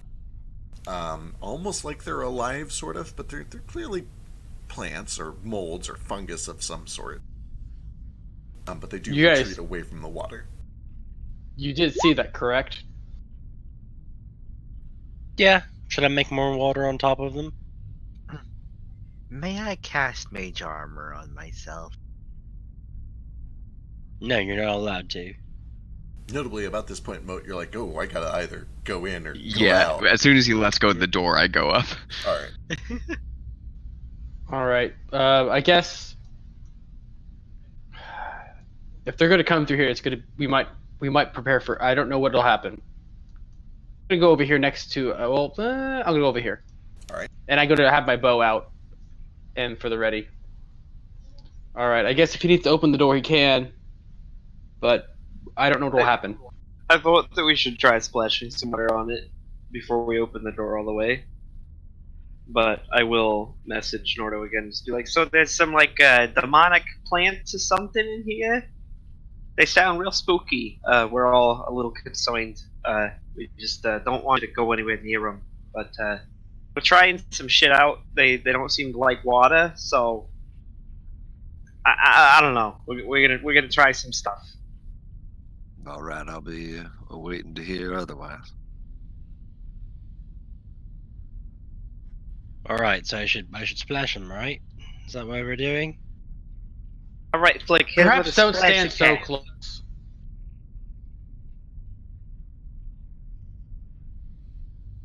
Alright, so what are you guys doing? But we splash it, and then Depending on the result of that, I might try burning them too. Okay. Or otherwise, So you kind of grab a little water and you fling it over, and you can definitely tell they react. The vines kind of pull away a little bit, and they retreat kind of over towards the safety of this southeastern wall. As they do, you can see that inside of the vines they light up. They turn this bright orange, fiery color, and you can see these little bubbles form on the surface of the vine, almost like bubble wrap that just threaten to pop, but they eventually kind of like simmer back down before they boil over and they retreat away. okay, I'm Perhaps not no gonna fire. light those on fire. Infernal usually means fire is good, so do not use fire. Has it moved away from the door? Um, you've kind of like got the here. Let me just mark some of these. Like you kind of scared these off that went over a bit, and kind of a little bit of these, and then also these have just retreated naturally because of the water flowing into the chasm. So you've got some of this cleared off, yeah. Can you do more of that, or is there a limit to how much you can do that flick? I mean, I didn't do anything. We just flicked water on it. If I make water, it's going to make a lot of water. Did we just like throw water skin on there? Yeah, I assumed you guys just like splash it with a water skin or something like that. I'm gonna go walk over to that stuff with my axe. Okay. I'm gonna try and chop it, All right. Based on those pustules, they might. but I'm gonna try. Because they said it was infernal, I'm gonna try and channel a little bit of moat into this. Okay. I give you my blessing. I appreciate it. With Moat's blessing, I am going to do the following. Ooh. That's my first mate. There he is. Oh shit. Okay. Well, I like cut it with my axe. some things happen. You chop into your axe, and as soon as you do, almost like poking into the thick surface of like a magma lake and revealing this bright orange magma underneath it, there is just this sudden spray of bright orange burning liquid that sprays up out of where you've made this incision. And then two different sources of ignition begin. First, your searing smite causes an arc of flames to just kind of travel over the exterior of the root, spreading for a few feet in each direction. But then, like a second after your smite goes through, you start to hear popping noises from where you cut, and then pop, pop, pop, pop, pop, pop, and it starts to travel all the way down these roots throughout the entire room until, bit by bit, like a trail of flash powder, all of these vines erupt into this big ball of flames. The heat kind of bounces off all the different walls. I think the only one close enough to actually need a dex save is Gale. Everybody else was kind of prepared for shit to hit the fan. But Gale, give me a DC 12 dex save. You just take 9 fire damage as basically the entire eastern side of this room erupts in a fireball. But then, as you're kind of like, as the heat settles and you kind of wipe away your eyes to see what's going on, this affects all of you. You notice that the air around you has filled with this awful sulfuric, almost spicy yellow gas that has just filled the room, the entire chamber. It's burning your eyes. It's making you kind of tear up. I need a Constitution saving throw from everyone in that room. Is the handkerchief put over my face helping at all? Yeah, I'll give you advantage on the save. On con? Yep, con save. Okay. Is that everyone? There we go. Okay. First was Searing Smite. 12 was my con for this. Gotcha, perfect. You guys do all make it. You can feel that your eyes are watering. You're starting to go blind. You're coughing. It's uncomfortable. It's like you've been pepper sprayed. But after a few seconds, you do manage to kind of fight off the effects. You keep things over your mouth and your nose and your eyes. And when you do finally kind of regain your vision and the tears fade away, You do see that all of these roots have basically burst into flames, released a gas, and are now gone. Well, that's one way to do it. I told you we should have used fire. I'm gonna pat Gale on the shoulder, and be like, "Oh, that was great, fantastic work." Blackened scales char peel off as you touch me. Oh, Is there anything else moving around the room, or is it kind of quiet other than us? Give me a perception check. And what's up, Nordo? If I heard, I don't know how. Did I hear like just Um, now an explosion of a erupting flame in there, or was there any sound that made it? A little bit. It's more of a fireball than a true pressure explosion, but you probably would have Okay. heard a little bit of a flash, yeah. Okay, and not Ace, like a as- massive explosion. Yeah, as everything kind of goes quiet, yeah, you don't hear any other movements or anything coming from in the room or from the stairs or anything like that. Cool. I just want to make sure that didn't summon some demon for somehow. So can I open the door now? Quick, important but not important question, depending on how you think about it. Does Shu speak Infernal? I believe Shu only communicates telepathically with you. I think that's it. I think that Can is. he understand? I think that is the only form of language that it is even possible for a familiar. I'll double check that just to be sure, but I think that's it. I think they said that they speak the languages that you know or understand.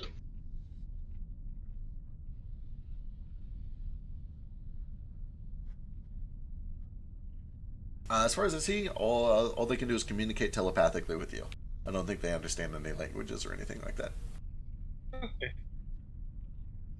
But yeah, one way or another, with Nordo and Flick, you guys are able to kind of equalize the rest of the water, which pours into this big crack. You can hear it splashing somewhere far down below. But the door does open, and eventually all of the water that was stockpiled in the stairwell drains out. And that's my cue. I walk down the stairs. Perfect. Easy peasy. So the plaque is above the door, the first door, right? Yeah, so at the first door, it's a sterile vault. It's got those 3 icons. And as you kind of look through on the other door, the glass is a little frosted, but there's enough of you to kind of make it out. You can see that there is, first of all, a message across the top of it, again written in Undercommon. And that message reads, "Warning. Entry to the sterile vault without proper sterilization procedures is inconducive to the longevity of our research and is therefore forbidden. Unaccompanied access to the sterile vault is forbidden." But then, over that message, almost like it's been scratched out, there are these awful, twisted, infernal runes. Who here speaks infernal or abyssal? Me. Me as well. Shocker. I pretend to. Gale totally speaks it. Absolutely, everyone believes it. So above that I message, speak quality. I mean, I read quality. it's close. So above that message in Infernal is a message which a few of you understand.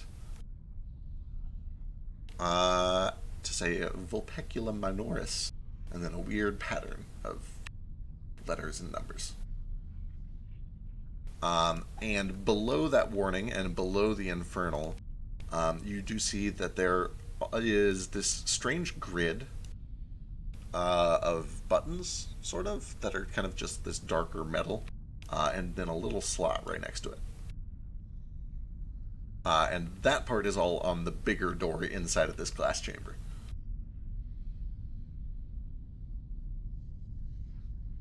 Well, that Inferno that says Vulpeculum minoris, which was one of the constellations from the other room. So that's nifty, I guess. These might be classifications of organism and not the name of stars. But it is the name of the star. I'm just pointing that out. Mm-hmm. Perhaps there's something in this room that might correlate to that. Perhaps if we make that constellation appear upstairs, it will help to unlock this door. It looks like we need a constellation, a key, and something with the hand.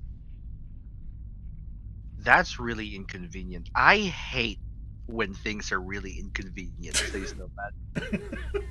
It's almost like this entire thing was constructed to be as difficult for them as possible. No wonder they were wiped out. What was the whole thing that the door said again? It's just been posted over there in chat. Even the infernal part? No, the infernal part is up here. Gotcha. So that must be the west southwest, west 45, northwest 15.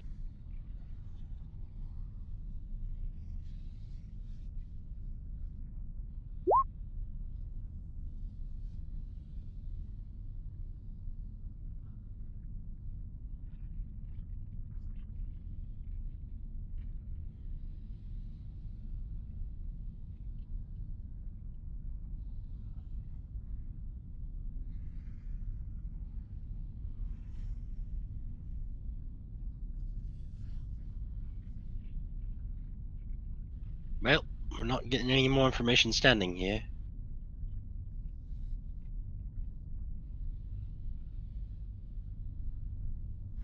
So, yeah.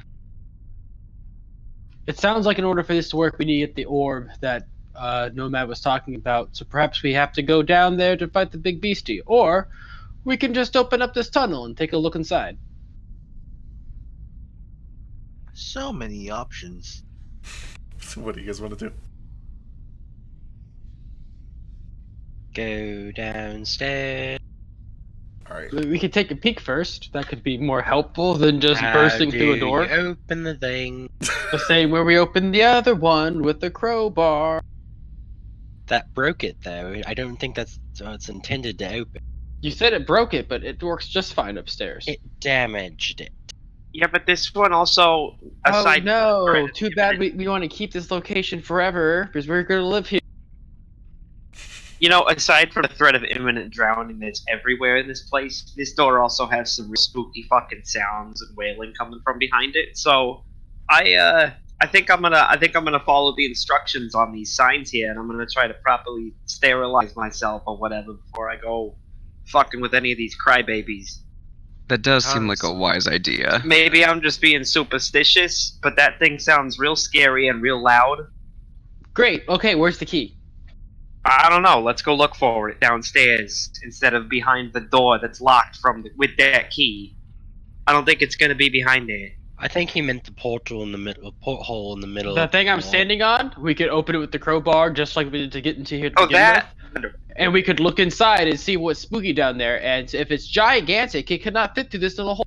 Yeah, I thought you were talking about trying to pry open the door to the sterile vault where we heard the spooky sounds coming from behind, and I'm No, not okay the with spooky that. sounds came from down here. Oh, where they we are did. headed- Where we are Oh, headed okay. currently. So we can either head through the door where it's at currently, or we can try to get a sneak peek at it. I want to go downstairs. Down is good. Down is home. All right. Are you? Maybe to you. Flick wants to just go downstairs. Ace wants to pop the manhole open and look first. Which one do you guys want to do? I kind of miss the sun, if I gotta be honest. I know I'm probably alone here. If you want to look in the hole, I guess that's fine. I'll just wait. Impatiently. I'll join you, Basadina. I miss the sun too. I'm not gonna go back upstairs. Unfortunately, I do need Nordo to I help. say it. What's Gale doing? I agree with Flick, and we should. Fine, let's just go then. Okay. You guys start to make your way down the stairs. And All right, I'll be brave. Flick bravely leading the charge for all of you brave people who are so brave as you cowardly make your way down the stairs. I would hold your hand if you wish. You do find, eventually at the bottom of the stairs, there is an iron door that is currently closed. You can definitely hear beyond it water against metal just kind of lapping around. It doesn't... I guess somebody give me a perception check.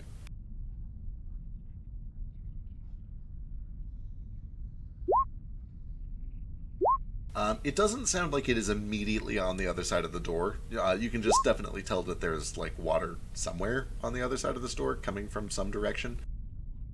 But it doesn't seem like it's beating against this particular door. There is a strong smell, though, of just stagnant water and algae and plant life and, muck. Please follow the buddy system. Hold your buddy's hand and Yeah, do not where's go. where's Elise? She walked down with us too. Yeah, she's with you. She's at the back.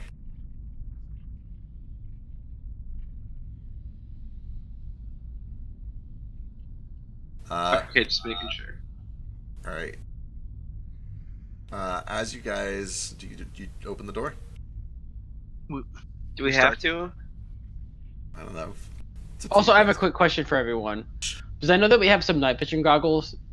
We're not using a light source, are we? We're just using dark vision and night vision goggles, correct? Yeah, which means Vasu is extra spooked. Would you like an emerald green torch? No, no, because it's harder to sneak. I need to stop playing characters without dark vision. Hated it. Do I see? It's a long shot, but like tracks of spooky monsters anywhere as we come down these stairs and approach the store? Give me. Do you have dark vision? Yeah, I got my goggles on. Give me perception then, with disadvantage. While he's doing that, do I see any other infernal around? Infernal writing anywhere? Sure, you can give me perception with disadvantage. Why the disadvantage? Because dark vision is disadvantage. Wait, if you have dark vision, it's disadvantage? Yeah, so dark vision lets you see in darkness as if it was dim light. And dim oh, light right. disadvantage. You're keeping an eye open, though. There's, you feel like it'd be pretty obvious if there was writing on the wall. There's a whole expression about it. And you don't see any. Likewise, Nordo, you keep an eye out for, tracks. You do see, there are definitely signs of traffic because it has kind of scraped away little bits of mold that have grown around the corners and whatnot that have not grown around the stairs. You can also see every now and then just faint scratches along the sides of the stone of the wall. And actually, as you look at this door, you can see that near the handle there's a lot of awkward scratching, like when a cat or a dog knows that the door handle opens the door somehow, but they don't really know how it works, so they just scratch at it. There's some of that going on here. And does that look like hundreds of years old, or like days or weeks or months old? Oh boy. Give me a survival check. Would there be mold in? Could I help him? Sure. And use my crate, yeah. It is a combination. There are some that are old and rotted and have refilled with mold, and then there are some that look like they're maybe even as recent as a few days ago. Okay. Not entirely sure we're alone in here, in case that wasn't already obvious. I would just have your weapons ready if we're going to open this door.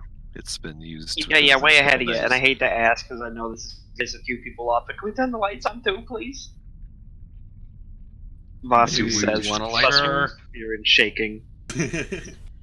Tell you what, Vasu, how about we let the stealthy people go first, and when we hear combat, I will pull away the cover on one of these torches. I'm supposed to be one of the stealthy people, though, and I can't see a fucking thing! Do you want to... Well, you're not really stealthy. I am, though. I'm proficient in stealth. I'm sorry, but you are too loud. Do you want to hold on to my magic blue torch? You can turn it on and off. Can I? Takes yeah. Oh, this is wicked. Yeah, just keep it safe. Of course. Where we never see that torch again. This is it. Goodbye, torch. Oh boy. Alright. Who's opening the door? Not me. Can I check for traps? Also, we left that guy's bones just far away. right. Which guy? Give me an The investigation. guy check. the dead guy we're being a taxi for. Well, we didn't mean to leave it. Our spire turned into a raft and took us away.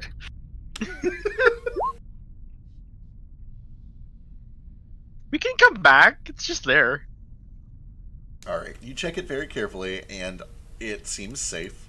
It's very much like all the other metal doors that you found in here. It opens very easily. It has a locking mechanism. It is not currently locked. There's a little bit of a gap under the door. Honestly, it's kind of a very low security place. You have not found a lot of like rigid stuff around here. And sure enough, it looks clean. And you kind of pop it open, and as the stairwell kind of opens up into this small stone chamber, and you're immediately overwhelmed by the smell of this like dank, murky overgrowth. Right in front of you, there's these metal shelves that have been overgrown with mold and algae. But behind this like veil of vegetation, you see crude trophies that have been constructed from bone and sinew. They've been arranged into these little statuettes and totems and fetishes. But beyond that, you see this faint green light, and you can see that this light is coming through thick glass that is heavily caked in scum and algae on the outside. And beyond the scum and algae, you can see the murky green of all the jungle water. It's occasionally dotted by like the glint of these scales of fish as they swim by. You can see there are these little shadows that occasionally move on the opposite sides of the glass, little frogs. And in the very middle of the room, in between all of these shelves, you do see another rather large metal contraption of some sort. And coming up out of the top of this contraption, you do see another black kind of glass pillar. And then finally, you do see that there are two doors leading out of this chamber, one to the left, one to the right. One of them, marked in Undercommon, says Aberration, and the other in Undercommon says Evolution.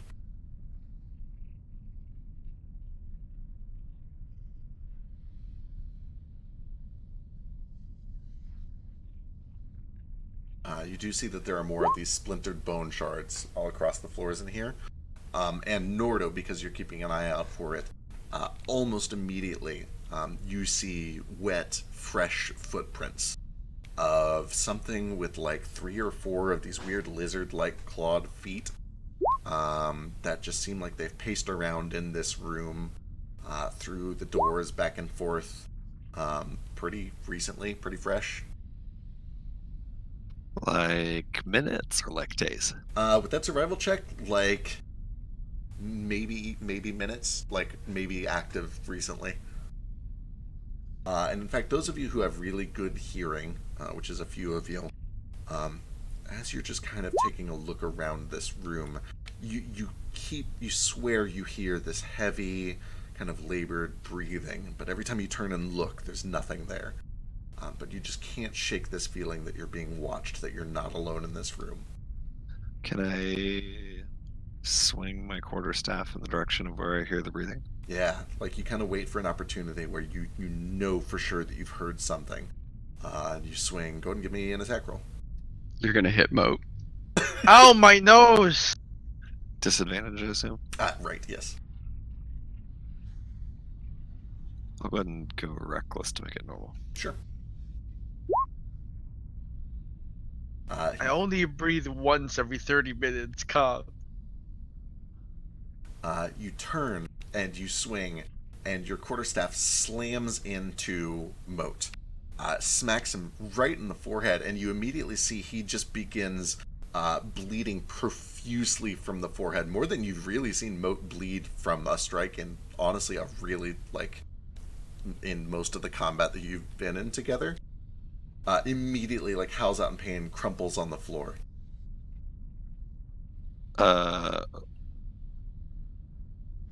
Okay, I throw the quarterstaff down and start trying to stabilize him. Alright. As you do, Moat comes around the corner and sees this happening. What's going on, buddy?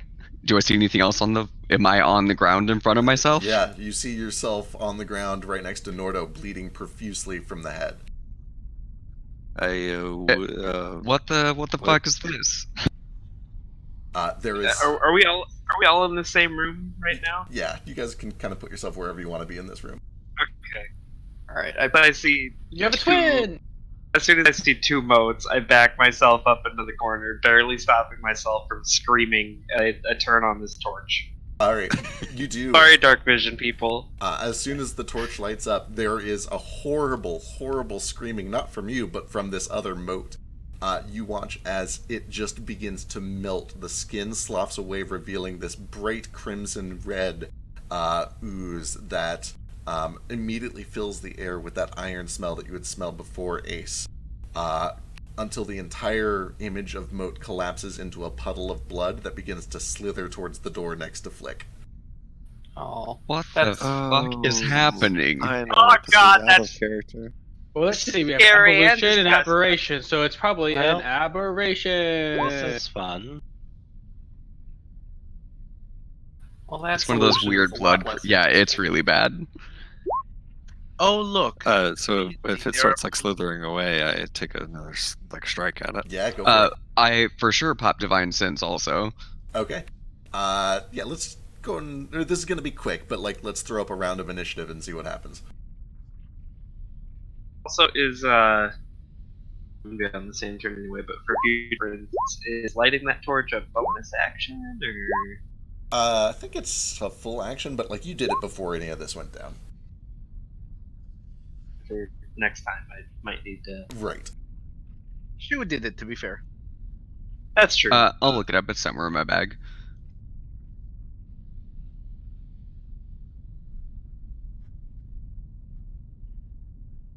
Action.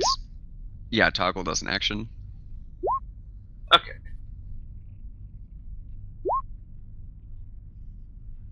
This is Some why I really offered good mine. initiative. All I have to do to activate my torch is pull off the cover. Just like a bonus action at most.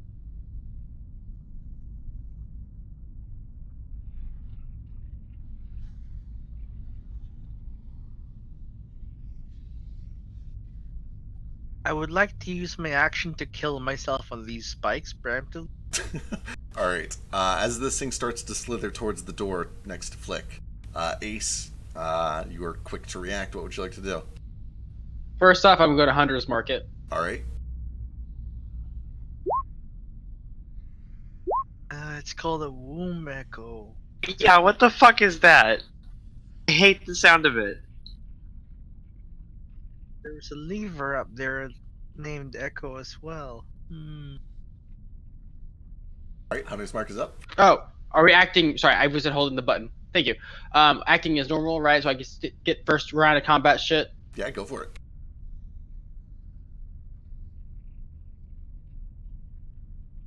It's next to Flick, correct? Oh, wait, I have advantage. Never mind. Next Doesn't to matter Nordo anyways. currently, but yeah, you're good.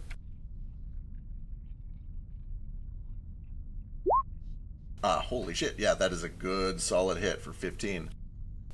More of this just thick coagulated blood is sprayed back by your shot. 15 also hits for another 17. 17. That's all I got. Alright, Flick, you see this thing screaming and this just ooze of blood kind of coming towards you, straight towards you. The fuck is this? I don't like that. Woo! Oh, fuck. The 11, you panic, and the shot just goes up. It kind of smacks into this heavy glass that is separating you from the lake. You see just a tiny little spider, kind of, not an actual spider, but like a spider crack of glass.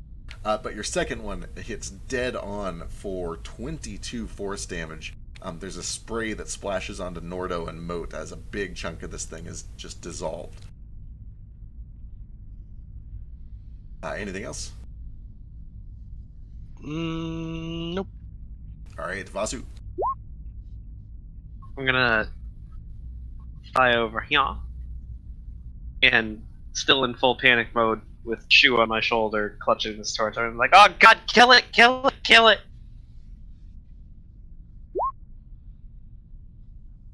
16 hits for 10, and 23 hits for another 9. As each of these hits are sinking in, you watch as just false body parts, an arm here, a leg there, go flying off and just dissolve into blood. And then finally, as this thing is kind of running towards you, almost to the door, you pull out your fiery talons and just slash straight through this thing. There is a cooking sizzle. I'm just gonna heel drop it as it's scribbling toward me. Yep. And you hear the screaming from this thing just whistle away like a teapot that is finally cooling down. But as the last bit of this kind of dissipates and spreads across the floor, you're pretty certain that you can hear the screaming continue from deeper in from the door behind Flick. But for the time being, everything goes quiet. Divine sense. Divine sense. I start Pretty good. I start screaming that wait, we don't know that was the fake moat. It's true, we don't. Moat. If I asked that weird sludge pile what 1 + 1 was, what would it say? I don't think it could talk. It was real good at screaming. It might just scream at you. Whatever it would say, I'm sure it'd be the right answer, though. If it was my clone, it must be.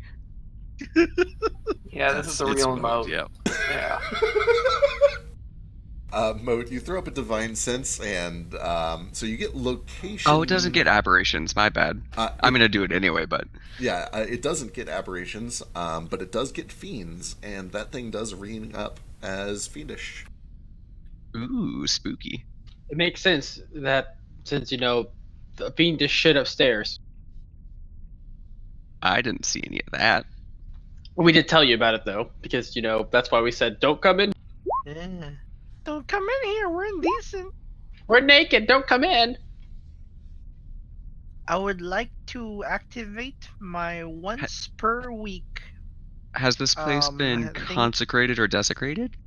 This place has. Ooh, hang on. Sorry, I'm just reading through what all I get with divine sense.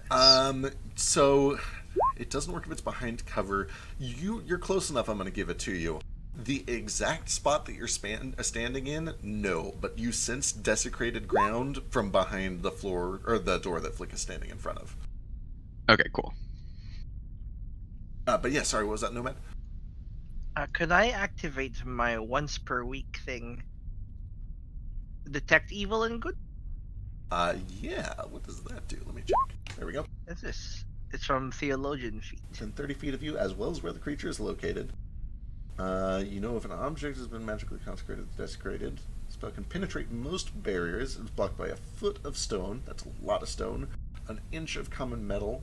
Or a thin sheet of lead or 3 feet of wood or dirt. Okay. Common metal. So, there are... so with that, because that also picks up aberrations, you get the sense that that thing is both aberration and fiend. You're getting little bits of vibes from both of it. You do definitely also get the sense that there is desecrated ground behind the door that Flick is standing in front of. You sense that there are more aberration fiend presence coming from in that room. You sense, hard to say, probably like 4 or 5, but like they keep coming in and out of range, so it's a little hard to say. Oh, there's possibly more than 4 or 5 then. You also sense that there is a fiend, right here. There's a what? There's a fiend. Oh, a he's- feed. He's right here. Yeah. In the pillar. It's just standing in this Inside of space. Oh, I'm going Whatever to it is, like. it's just right behind you. Right. Can I connect with it telepathic? Sure, you can try. And I just like, do not be alarmed. Okay. And like, I know you're there. What's your name? You don't get any response. Okay. I go to Ace, and I'm like, I narc on this thing. I just point in that space, and I'm like, there is a fiend standing right there. It Yeah. won't respond. It's rude, therefore it must die. As you walk over Can to I Ace, move my hunter's mark to it? I believe you have to see the target to You move a have to see hunter's. it. Yeah. I can see it with my heart. But as Nomad, as you walk over to Ace, you like magically feel this thing right behind you, following you. Oh, what is this? It's right behind me now. A new friend! A new friend! I'm like, yes, so there are several aberrations, last fiends. I feel like maybe they are tieflings. This is what happens when a tiefling is born from an aberration, in which case we should never breed. You don't know. You can't breathe. It's fine. Okay. It's true, I cannot. Well, I can make tadpoles once, and I've already done that, so it's fine. Wait, you've already done that? Already done that. It happens. How many children do you have? I don't know. They ate each other. Disgusting. What a horrible parent. We just put them in a birthing pool, and then the Supposed to strong. tell them no. Well, we can't do that. They need to have their freedom. I don't want to be a cloying parent. Christ. A dragon mom, Illithid. It is the worst when you have a airship parent. No. Should we go to evolutions first and, do the whole not go towards the main quest thing? Do be careful. But also, there is a fiend following me, it seems. In a bad way or a good way? Just behind me, like. Bad way or good way? I do not know. When fiends follow you, is that good or bad? Shu follows Vasu, and that is not a bad thing. Motor but we Flick, go could way you try back. speaking? Could you try speaking Infernal or Abysmal?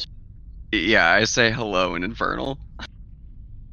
Nomad, you sense that presence immediately teleport to right next to Moat. Moat, you feel that Oh, same it's over feeling, there now. that same feeling that you're being watched, that there's something nearby. And you hear this whisper right up in your ear in Infernal. You killed our mother. What? Kill the Wait. mother?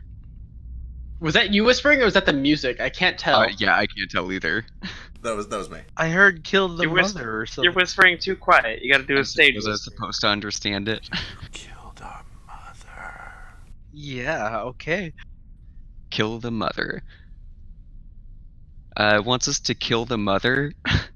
Well, all of us are boys except for Elise, so it's obvious that we have to kill Elise. Now, hold on now. No, I'm just I'm kidding. not that Say bad. that. Don't say I am- that. I am not that bad of a parent. I don't know about that. Can I insight check a disembodied infernal whisper? I mean, you can try. Give me the insight at disadvantage.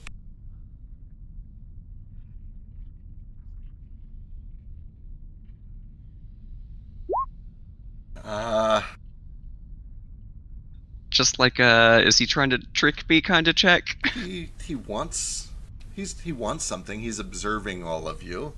He reacted to the fact that you spoke his language. It's really hard to gauge his intent off of just this so far. Where is the mother? She is dead. Well, that is wildly unhelpful. You killed her. Oh, we already killed her. Oh, the succubus. Did you kill her? I don't think so. Did you kill her? Did you guys kill something down here? Guys, yes, oh my god, the bone spurs, the succubus, the mother. Yes, we killed her. Just like... This thing begins to apparate one bit at a time. One black nail, black tooth. These two dead fish eyes that stare at you. Right in front of you, Moat. And all at once, it extends all of these claws. There are 7 arms. The entire thing slivers on just this horde, this mass of tentacles. But it has a vaguely humanoid upper body. and it looks furious, and it goes straight for you, Moat. Corvo? Oh no, it's like a really big Varg.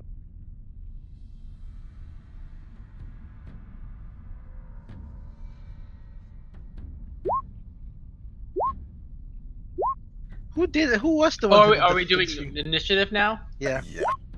Who was the one who did the finishing blow on Miss Succubus' mom?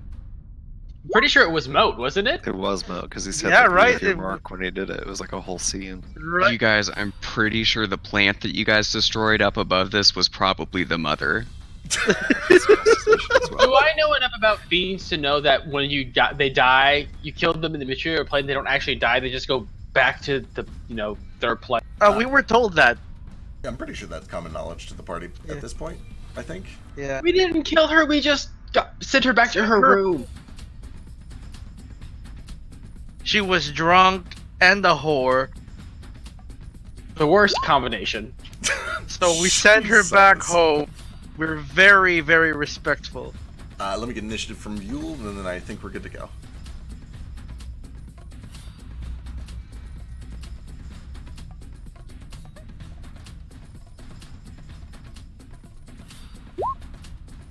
That's also the loudest I've ever heard Feck. It's great.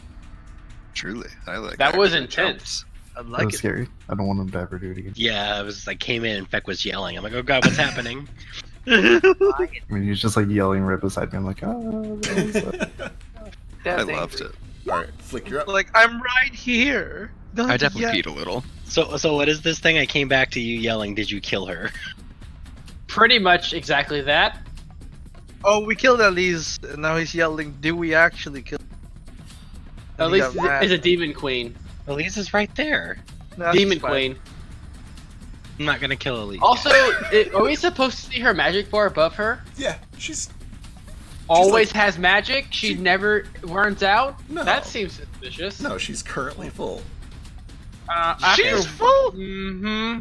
I don't like the weird floaty yelly thing, so... She's So, she is actually currently full, guys. I've been very careful with Yeah. her mana. So That's the why he gave floaty- us the second healer. That way She's we level could add 20, so Elise she's been that using stuff. none of her actual spells. She's been using like level 1 spells. And so she gains back like 50 mana every time she rests. Alright, as soon as this thing leaps towards Moat, Flick is fast on the gun, just blasts right in with one of these Eldritch Blasts. The other one smacks into the metal door, resonates through the chamber, but the first one does hit. It's sad, because that damage was good. It was real good on both of them, honestly. In fact, that was max damage on both of them. Alright, anything else? Dang. I'm gonna bonus action, hide around the corner. Alright. Vazu! Okay. Okay, hang on, just to be clear, flat. That is water. So, like, this is a glass bubble, like a dome, that you're under the lake now. at this point. Oh. Yeah. So you could go around this shelf if you wanted to, but it's kind of crowded in here. But you can do that. I'll go behind the shelf. I think I see it now. Yep. Sorry, I know this map is really dark. It was quick. But it's so spooky. It's okay. It is spooky. All Hi, right. rogues! Don't forget you can hold your, you can use your bonus action to aim. Yeah, it's really. Oh yeah, fancy. that's a thing now. It is a thing. I should have done that. I'll do that next time. Vazu. If we do that for like our one class, we have to do it for both classes then, correct? What? I mean, the If I took the new thing for Rogue, I'd have to take the new thing for Ranger. no. Also, So the They're variants. You pick them each time you get one of those. You can pick one of the other. yeah. Also, to be clear, the rogue thing is just a buff. That like the rogue thing is not a choice. It's just a new way to use your cunning action. The ranger thing you have to pick or Okay. choose one or the other. But the rogue thing is just a buff. Gotcha. But anyway, Vasu's up. Okay. Not gonna roll for it because otherwise Vasu's not gonna feel as brave as I want him to right now. So Vasu's gonna feel brave and fly a little bit closer. And I'm gonna attack it. Also, does look frozen. I paused him. Woo. 23 does hit for 10 magical piercing. There's the second one. 13, he you go to swing and he just he like disappears in the gas almost like Nightcrawler, and then reappears after your attack is finished. He's... Okay, I probably should have looked this up before I started doing the turn, but let's see. Stunning strike.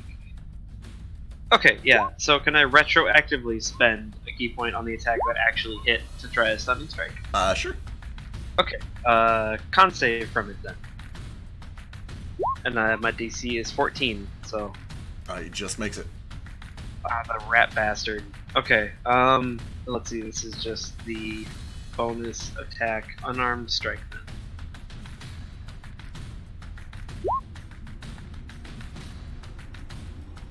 12 misses, unfortunately. So sad. Very, very sad. Okay, that's my turn. All right. At the end of your turn, he goes invisible. Ah, fuck! Motherfucker. Ace. Hey, Shu, where's he at? And Shu detects him with his blind sight. What is the range on that? I think it's 30 feet. Owls don't have blind sight. I was gonna say, I don't think owls do. They have dark vision. I think you're thinking of snakes. Thinking of Yeah, bats. Yeah, they don't. Never mind. I'm retarded. It's okay. Sorry, I can't say that on stream. It's okay. Dumb. It's okay. It's a I'm game small word. brain. When we grew up, it wasn't a Alright, I game guess word, and I'll- now we know. Oops, here. I can't. I'm assuming now I can't mark him. But I he's still not have a one of visible my- target. Fine. So instead, I will just shoot my attacks at him. They both have advantage, so Yep, that will cancel out. which means I get no sneak attack, which is fine. You do. It cancels out, and he is still next to Moat, so you do get sneak. Okay.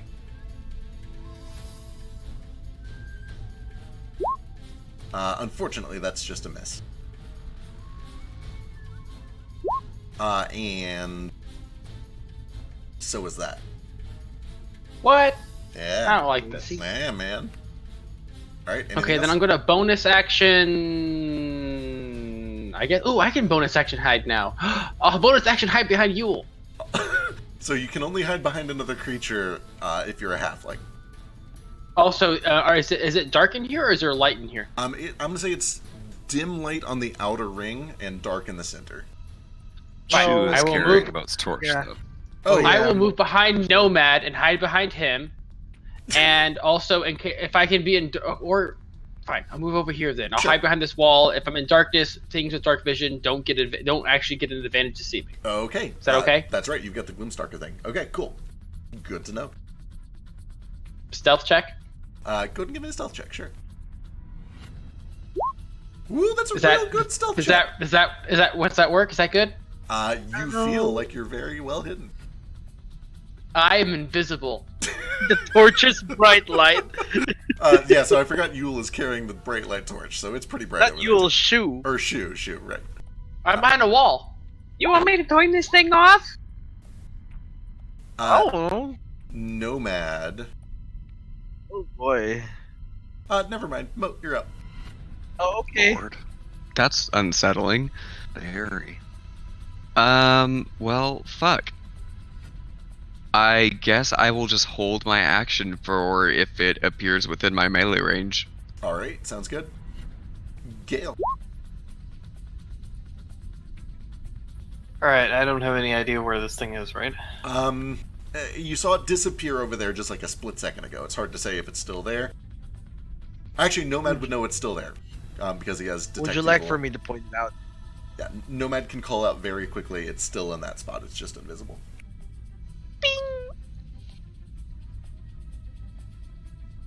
When he calls out, he just screams like, "It's still there!" Right? Like it's like he doesn't telepathically do it, so he does it really awkwardly. Oh, Right? that's a good point. Yeah, if he wants to tell everyone all at once, he has to do it out loud. Alright. I shoot it. All right, fire away.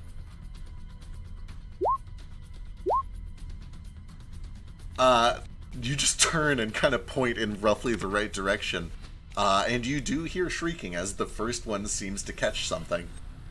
Is it And me a shrieking? second. Pack tactics. That's right. It cancels out. That means the 24 also hits. Dang, pack tactics is so good. Yeah, you guys watch as just from nowhere, little bits of this like gassy vapor spray out the back of these two shots, and bits of streaking black blood kind of hit the glass behind. And I'm just gonna hang out right here. My turn. All right, Yule. There's an invisible thing down there.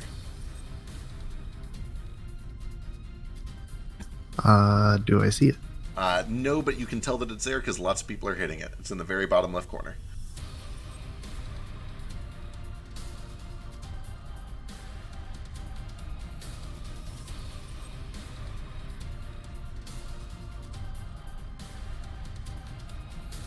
Okay. I'm gonna step up.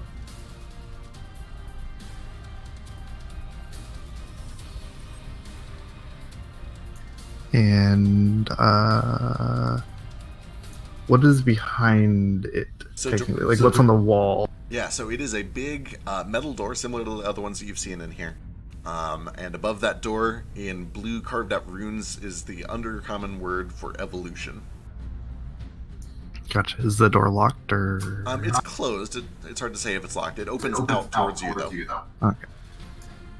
Well, we'll see what happens. Oh, right. It's got one way to go if it wants to go somewhere. Oh, are you kidding me? What? Okay, all right. Woo! Beautiful. Okay.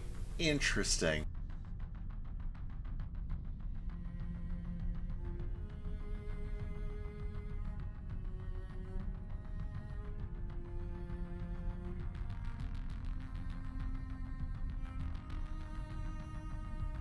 Alright.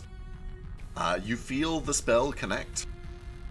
And you immediately hear this terrible wailing. It's not the one that you've heard before. It's just sort of a plain humanoid kind of shrieking noise. Anything else on your turn? No. Alright, at the end of your turn, Nomad, you sense this thing simply vanish from its space. Just vanish? Just or does it vanish. The door doesn't open, you don't sense it moving. It just seems to leave the space that it was in, and you don't detect it anymore within range of your spell. It is no longer within 30 feet.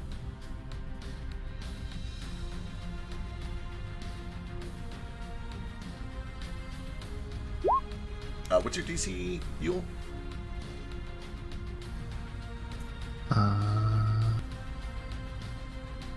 I don't know, what is it? It should be on your spell. 15. 15, okay. To not waste a whole bunch of time, you guys get a full round of this thing being afraid of you to ready your actions. So if anybody's doing anything other than readying an action for when it shows up, let me know right now. I want to step up in front of Moat so that when it reappears, it can't appear next to Moat. Alright. I can't hold like a variable action, can I? Like can I ready to attack it melee if it appears in reach range, but attack it with a firebolt if it doesn't, or do I have to choose one or the other? Because it's a cantrip, I'll let you do that. Normally you have to invest the spell slot if you're readying a spell. Okay. But because it's a cantrip and because Yule bought everybody like a full round to prepare, I'll let you do it. Cool. Yeah, I'll do that then. I'll kind of back myself into this corner here. I'll have Shu come over. Sorry, I probably should do that on my actual initiative. It's all good. We kind of just fast forwarded through stuff. So we need it to show up right here so that I can smite it and we can use Vasu's thing and level it up. Yeah. Alright, everybody kind of readies. I just assume you ready like an attack. My like readied cantrip or action something. is to point out where it is in case it's invisible. Good call, good call. Okay. Let's see if it makes it another round. I'm gonna toss like a psychic dagger at the area it appears at. It's like a laser pointer. Alright, some more time passes. Eventually, everything goes quiet. It's real tense. There are a few times where you swear you hear breathing, and you swear you see eyes looking at you through this thick, murky glass from the lake beyond. But Nomad reassures you it's not back yet, it's not back yet, it's not back yet, until, eventually, all at once, he calls out, "It's back." and he points right to the center of the room. It appears to be invisible, but Nomad, you can sense it basically right between Elise and Nordo. And everybody can basically throw an attack at it at disadvantage. Except Gale, who has regular attack. Am I hidden Um, with a 27? let me double check. You are. Sorry, I had to.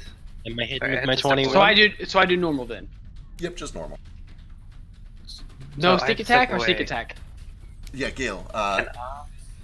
You're right. Instead of readying an attack, would I have been able to ready my grovel cower bag? Ooh. Sure. That doesn't have a sight requirement or anything, does it?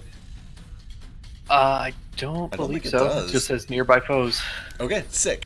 So as soon as this thing reappears, Gale does something to distract it. What do you do to distract it? This thing is fiendish in nature, so I just start reading scripture. You have do I get- scripture. Gale, Do I get sneak attack or no? you do. So everybody, you're getting advantage from Gale that cancels out the disadvantage, so you're making regular attacks, and Nordo's next to it to trigger sneak, so yeah. Oh my god, this thing is just gonna die, isn't it? Alright, throw all that damage out. Everybody hit me with your attacks and stuff. Wait, I did where's it at? Is shitty it above damage. Nordo It's in or the below very, Nordo? it's in the very center of the room, like between Elise and Nordo. And it's not that tall in Okay. this room. It's only like an 8-foot tall ceiling. My action was to point it out because none of my spells could hit it. Yep. I could throw a dagger at it. So we got hit, miss. Anyone else? Who else has attacks? I didn't see what space it actually appeared in. That's right in the Didn't middle do of the room. firebolt. Yeah, it'd be a firebolt for you. Okay. I already Oh, did it yeah. then. 18 Also- before. You have to roll another d10 because we're level. Oh yeah, your cantrips Oh. went up. Yeah. Ooh, your firebolt just got twice as good. 2d10 now. Let's see. Did we get an attack from Nordo? Elise is 18 in. for 11. Oh right, Nordo's already in there. Moat, you guys were super prepared. I'll let you do a 5-foot step if you want to do an attack to get over to it. Perfect. Okay, if we're super prepared, can I do a 5-foot Yeah, that's step? fine. I'll Maybe undo mine's you. two attacks. I'll undo the firebolt and let you do that. Okay. Yeah, Okay. you will buy you And guys it's just a regular. good, 20 seconds to prepare. It was a lot of time. Regular roll, right? Yep, regular roll because Gale is helping. Oh, Ooh, that's some crits. ooh. Do I get the bonus action too? Or no? Not on a readied action. That's still very good. That is.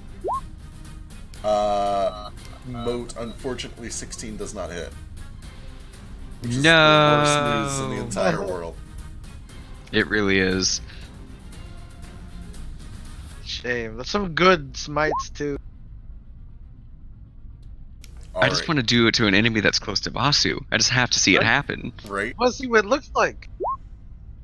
Okay, all of the readied actions go off as this thing reappears, but it does live long enough to get a turn, despite that disgusting setup. Did and- Elise do anything? Elise did swing, and she hit with the scimitar right there.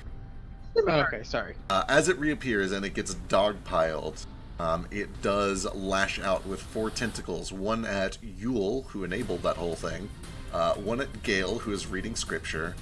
One at Flick, and one at Moat. You can't attack me because I'm reading scripture. Alright, so...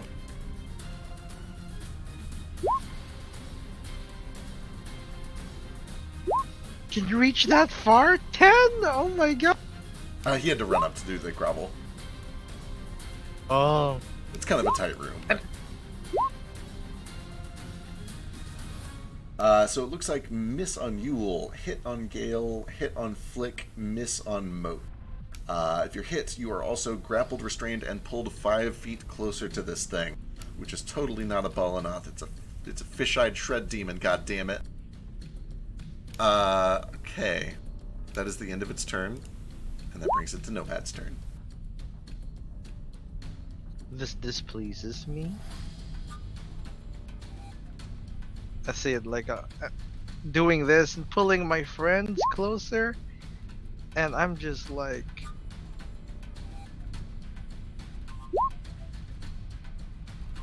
let it go. Oh, Oh, it's not. It doesn't have good instincts. oh no, it sure doesn't. Let's see what else happens. This thing takes damage, and the next time it makes a save, it has to subtract a d4. Alright, you hear this thing howling out in pain as you connect with its simple mind. Anything else? No. Alright, at the end of your turn, who did it get? It got Flick and Gale. Wait, what's both of you? Oh, we can do both of you. It just has to do it one at a time. Perfect. Okay. This is going to be on Flick. Flick, it pulls you close. It holds your jaw up and brings its brings your neck right up to its face, revealing this row of shark-like black teeth. And it tries to chomp down. Oh, there you go again. Oh, I think that's a miss. It is. 19 damage though. Yeah. You are restrained, so that was a 13, but I think 13 still misses. Still misses, yeah. Alright, that brings it to Nordo's turn. You see this thing is now looking over to Gale. Alright, I am just going to wail on it. It will be reckless and... Yeah, that's it. Just reckless. And I'll do flurry of blows too. Alright. Actually, no flurry. Just 2 reckless attacks. You wanna try stunning it? Woo! I wish I could. I'm monk 2, yo. He's Don't not have- enough of a monk. Do you not get that at 2? No, not Oh, yet. it's a You get it at monk monk 5. Oh, Yeah. shoot. 12 misses, 20 hits though for 8. It is still up. That's all I got. Alright, at the end of your turn, it's going to try to take a chomp out of Gale. Oh no. Oh, Gale! 23. Holy shit. That's a lot of damage. May I use my reaction? Actually, yeah, may I use my reaction? Possibly. What do you want to do with it? What's your reaction? My channel divinity, the one that gives him a bonus to his AC. I don't know if it'll help, but Ooh, yeah. Hit me with that. I don't remember how that works. Oh, 5. Sick. Does that make it a miss? this is a really high hit. 23 is pretty damn high. I don't know. Yeah, it was a long shot, but I had to try. I haven't heard Drayton in a while, actually. Sorry, There's- dealing with the Also, where is he on the map? He's He's under under Yule. I am also dead as fuck. Gotcha. I assume your AC is lower than 19. Yeah. I think it's 14 or 15. Why are you so easy to hit? Because I like playing easily hit characters. Stop playing glass cannons. I'm not even glass cannon. I'm just kind of a shitty character. I'm so lucky I didn't get hit. I was gonna say that would like knock the fuck out of Yule. Why are you all so squishy and easy to hit? I'm a sorry monk that and I I'm have only- 20 AC. Plays I'm sorry Vasu, that who took I'm all the good only stats. allowed to have 11. And also taking bad stats. Excuse me, I took all the good stats because I rolled all the good stats. You're welcome. Alright, Elise is gonna panic and reach out towards Gale. You do get max healing from this. Which is like almost that anyway. It's 18 health. That puts me at 4. How much of her magic bar goes down? This much. Watch closely. Well, that's normal. Alright, Flick is up.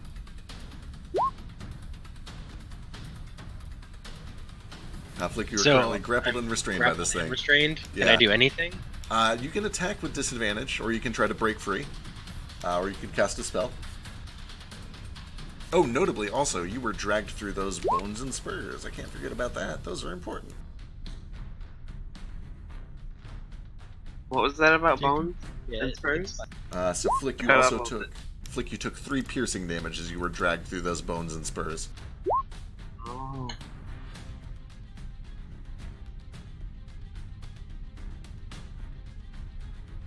Okay. But you're up.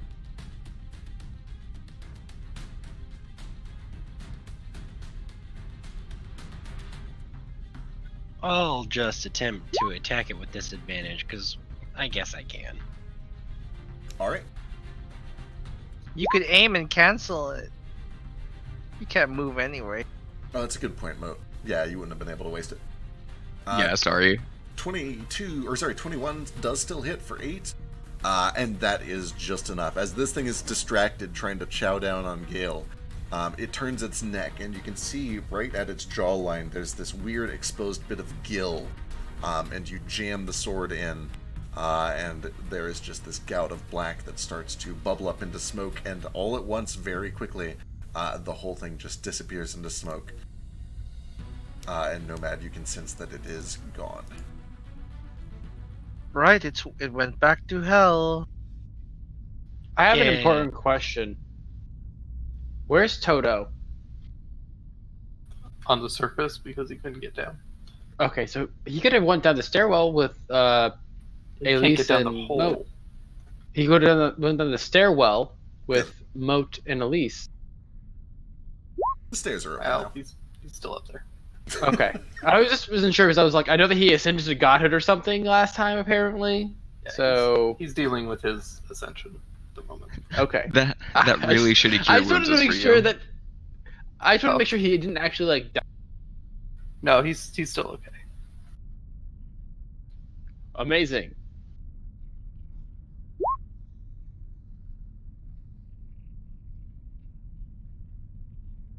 What fuck was that thing? It was a Uh, ghost demon. Some kind of demon. I believe it was related to the succubus that we killed. A child, perhaps. It did keep asking about its mom. Well, you send it back to its mom. True. I'm just So, out here doing the Lord's work. I step outside this bubble. Okay, so that is a glass, like you're inside of a terrarium, like that's all water out there. You're under the lake. This is like an How do we underwater get- chamber. So there's words outside of the glass bubble. So those words are written there because I had to put them somewhere, but they're actually above these doors. Oh, Yeah. that makes a lot more sense Sorry. than everything else. Cool. All right. Okay. All right. I'm gonna shoot these bones first, because I don't want to step on them again. Yes, I'd like to help with that. Yeah, you guys can take a second and kind of just like push them all up to the edges and out of the way a little bit. Do I see Crybaby outside? Give me a perception check.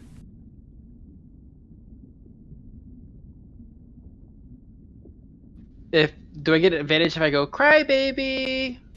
You can do that if you'd like. It does not impact your roll. As you take a look around, it's real murky. You can see little bits of sun rays that are just barely peeking all the way down here. You can see little bits of just wildlife that is lit up by what looks like little magical lights just outside of the glass. As you look around, you can see that there is over in this direction, over to the left, another underwater chamber, like a bubble or whatever. And to the right, you can see that there's kind of just like a cliff or a rocky face of some sort. Or You don't really see anything unusual. You see wildlife, but nothing that looks strange to you, just like frogs and fish and snakes. so since I'm not hindered by difficult terrain, I can see through murky water, right? I don't know if that's exactly how that works. It's not. It can't hinder me. It's in the Are- rules. Are your eyes hindered by difficult terrain? Apparently, they shouldn't. That's that. It just says I am not hindered. Do you have Merc Overall. vision? If you have Merc vision, then you can see through it. Yeah. Otherwise, you Oh, can't. I don't have Merc vision. Darn it. So do we go to evolution? Let's go to evolution. It sounds a lot more safer than aberration. Let's go to Does it? aberration because it's desecrated, and if we deal with that first, we won't have a bunch of demons sneaking up on us while we explore evolution. Fine. Only because you have a point.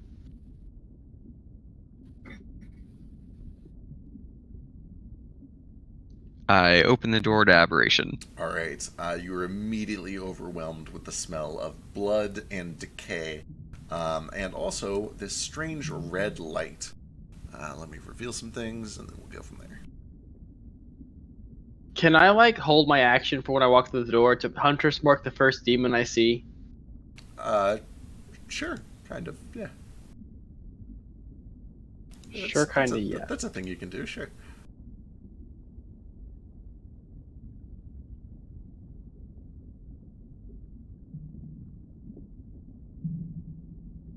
Yeah, you're still concentrating on Hunter's Mark, right?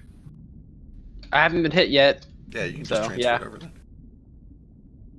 Oh wow, that's really hellish looking. I don't like the bone spurs, guys. Can we like flatten them? All right, where? Bone spurs are my weakness. So you're greeted by this dim red light, and it fills the mostly empty stone chamber. The light seems to be coming from several of these little, just like dancing globules of dim red light that are kind of hovering in place like candles, just in the middle of the air, kind of hanging mostly towards the walls of the room.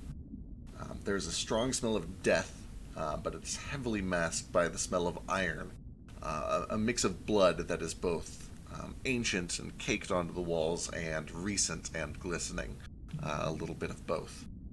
There's a stone wall that stands just at the end of the short hallway, and attached to that stone wall you see that there are several of these foggy glass cases, kind of like terrariums or aquariums, some of them filled with dirt, others that have been like stained by long evaporated water, and almost all of them either splintered or shattered or opened or broken, having released whatever they used to contain a long time ago. The entire outer wall of this chamber against the back looks like it used to be carved into some sort of a mural, but most of that mural's details have been faded away, and more quickly than natural compared to the rest of the stuff in here. You almost get the sense that it has been intentionally sanded smooth or defiled. And as you look a little more closely, you can see that there are recent carvings that have been carved over the old mural of just twisted, laughing faces, horned heads, and spiked tails. Likewise, you can also see that there are words carved across the top of this mural in Undercommon. But a lot of these words have been repeatedly defiled with blood that has been smeared in front of them, and then Infernal written above them, which once again a couple of you can understand. Almost as if they were mocking or correcting the original message above the mural. Finally, the stone floor, the smooth stone, there's a couple of steps that go down about 5 or 6 feet, but then all on the lower chamber you can see that there are patterns of dried blood. There's these arcane sigils and conjuration runes that are kind of similar to the ones that you saw in Coyburn's cave. But then at the very center of all these glyphs is a stone table, worn down with time like the other ones that you've seen throughout the facility. It's not entirely clear what its new purpose is, but it is caked in years and years of blood. And has runes carved or drawn on it in blood as well. And it is littered with more of those same scratches that you saw, Nordo, as are most of the walls in this room. How about the footprints that I saw? Do those continue this way? They do. There's lots of traffic kind of coming in and out of this room.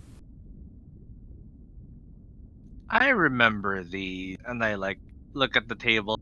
This was where the mother was getting impregnated and birthing the bone spurred things. I'm sorry, what? Huh? Do you not remember our encounter back with the maze eye person?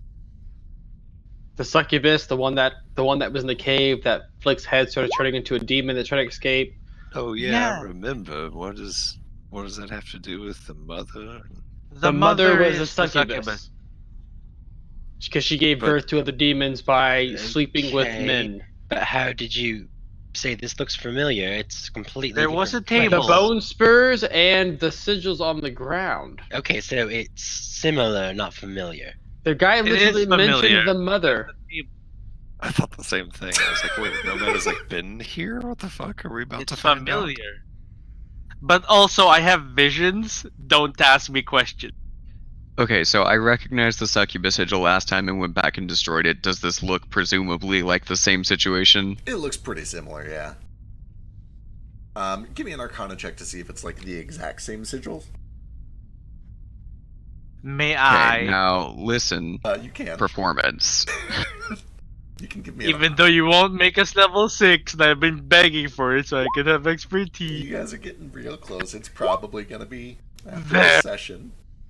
As you look them over, they look real similar. They look like almost exactly the same. Nomad, these are all hogwash. They're totally fake. These are shams. They're quick shams. They're made to look very evil, like conjuration runes, but none of the runes make sense. It's not written in any of the proper language. A lot of the glyphs are just totally wrong. And as you're kind of studying them, you notice that a couple of the runes kind of move around and coagulate, and then reshape as soon as you like make eye contact. Irritation. This is all complete bullshit. These things here are probably made of the same blood things, the fiend aberration. We should stay away and start attacking from a distance. Just in case. Start attacking the runes? Do you see how they move around? Do I see them move around? I said, do any of us see them moving around? Give me perception checks.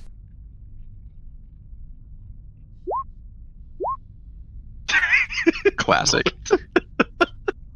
Nope, nothing here. Let's move on. Oh my god, guys. Delightful. Nordo, for no particular reason, give me a wisdom saving throw. And Vossen. What do my special eyes see from way back? What kind? Wait, what? What am I doing? Do a wisdom saving throw. Do I have to? Yeah, you do. If I voluntarily make my perception check lower, do I still have to make a save? Whatever, I'll just I mean, do it. in theory, yeah. But you Whatever. can't, so- I rolled it. Okay. The deed is done. I hate this. Thoroughly spooked. Sick. Nordo, you definitely notice that as you kind of like look around, each time you scan over a new rune, you see little bubbles of it kind of flatten themselves back out. Like this is something trying.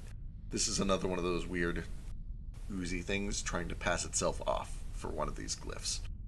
Vasu, everything looks totally normal to you. In fact, it kind of looks nice.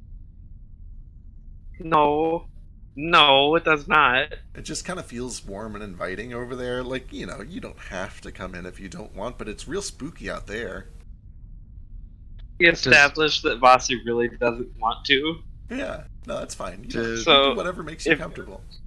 Does Vasu count as an enemy within 5 feet of Vasu? So this looks like the same sort of ooze that was pretending to be Moat. Kinda, yeah. When that thing like poked a little bubble up, it looked similar to that fake Moat. And we were able to like fight and kill that thing, right? It Just seemed by like it. hitting it. It seemed to, especially like the Eldritch Blast really seemed to hurt it a lot. Eventually it got really charred up by his fire strike. That seemed to like cook it real good. You see it too, right? I'm not the only one. Yes, I see what you're talking about. It's the same thing that was masquerading as Moat earlier. Do we want to try to kill it, or do we just leave it? What do we need from this place? I mean, we can't just leave it. They know we're here. They will attack us like the other one. They may even take our own shapes. Yeah, I suppose that would be bad. Like I business. said, Just leave it familiar. here. Yeah, it's just some blood. Let's fuck this shit up. have a bad feeling there's more to it than just that, but I suppose we can try. Come on, this is what I do. We got this. If you say so. I do admire your confidence, Mode. It is delicious. It's a puddle of blood. What's the worst that can happen? Nordo, give me another wisdom save. This is gonna be so bad.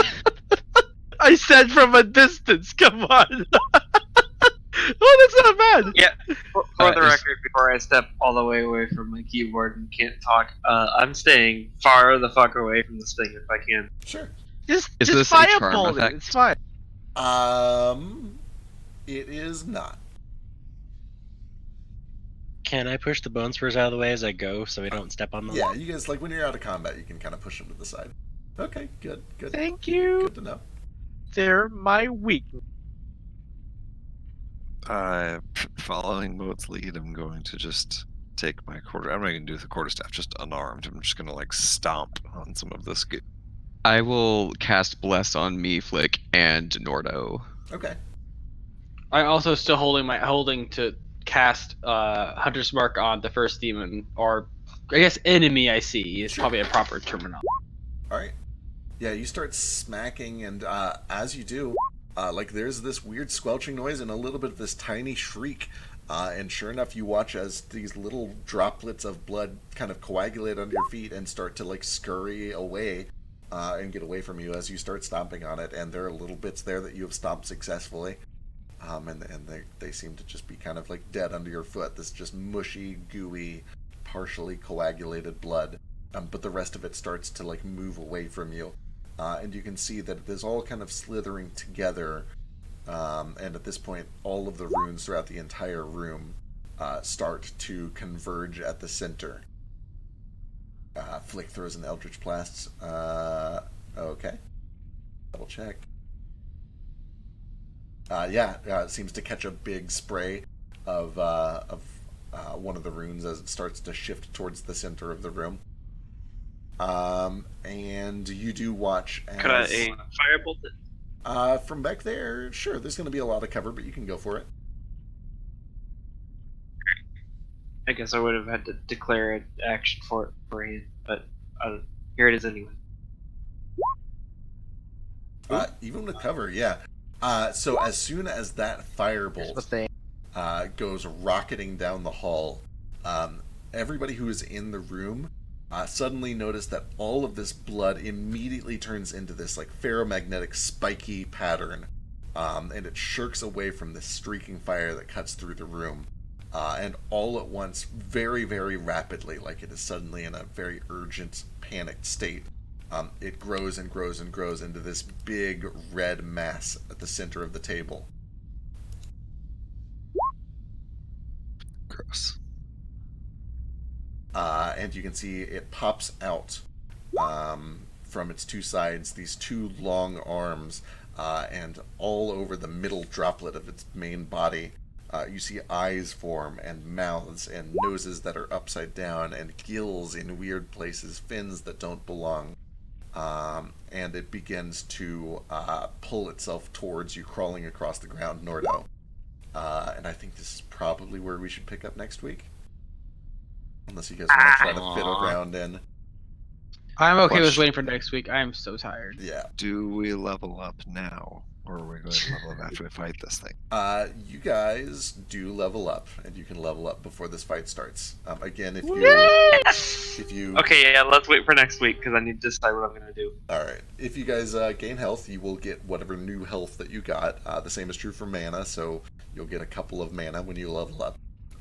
Stuff like that. Praise be. Excellent. I'm a real monk Okay. now. Yeah, I think I need to at least get to level 6 monk before I start considering multi-classing because this is when I get elemental disciplines. But with all that cool new shit that came out, I'm also considering warlock a lot more. Ooh. I don't know, guys. I don't know if I should multi-class again. Warlocks are sick. Right? And then I could have real spell slots. I just got the like tome kind of protection on. I just got the tome of protection on my character, and only half the party signed my book. They were like, "What's this?" And I'm like, "I don't know. It'll be good." And they're like, "We don't trust you. Are we signing our souls over?" So half the party's safe. The other half is not. It's fine. It just means that I'm more likely to get affected by it than they are. Who knows, man? That and Spicy. Spicy's safe. Spicy's name's in the book now. No, you erased Spicy's name. Yeah. That's You did because erase Spicy didn't write it in there, and Spicy's already dead. Be nice, Spicy. Spicy's not. Calling someone way. dead is not mean. It's just factual. He is corporeally challenged. He's. First off, he was a bean. Second off, he died, and his soul is stuck in an expensive ring that we gave to his husband. What is death really, though? Well, as someone who serves the Raven Queen, I feel like I know more about it than you guys do. Oh my god. Yeah, no, but my- we all dealt with bean death the same amount as you have. I hate So that unless the man. Raven Queen knows about bean death, then Oh, she does. She knows a thing or Okay. two. Okay, I'm getting off. I have to go to sleep. I'm tired and dying. Alright, later, dude. Godspeed. Goodbye. Later.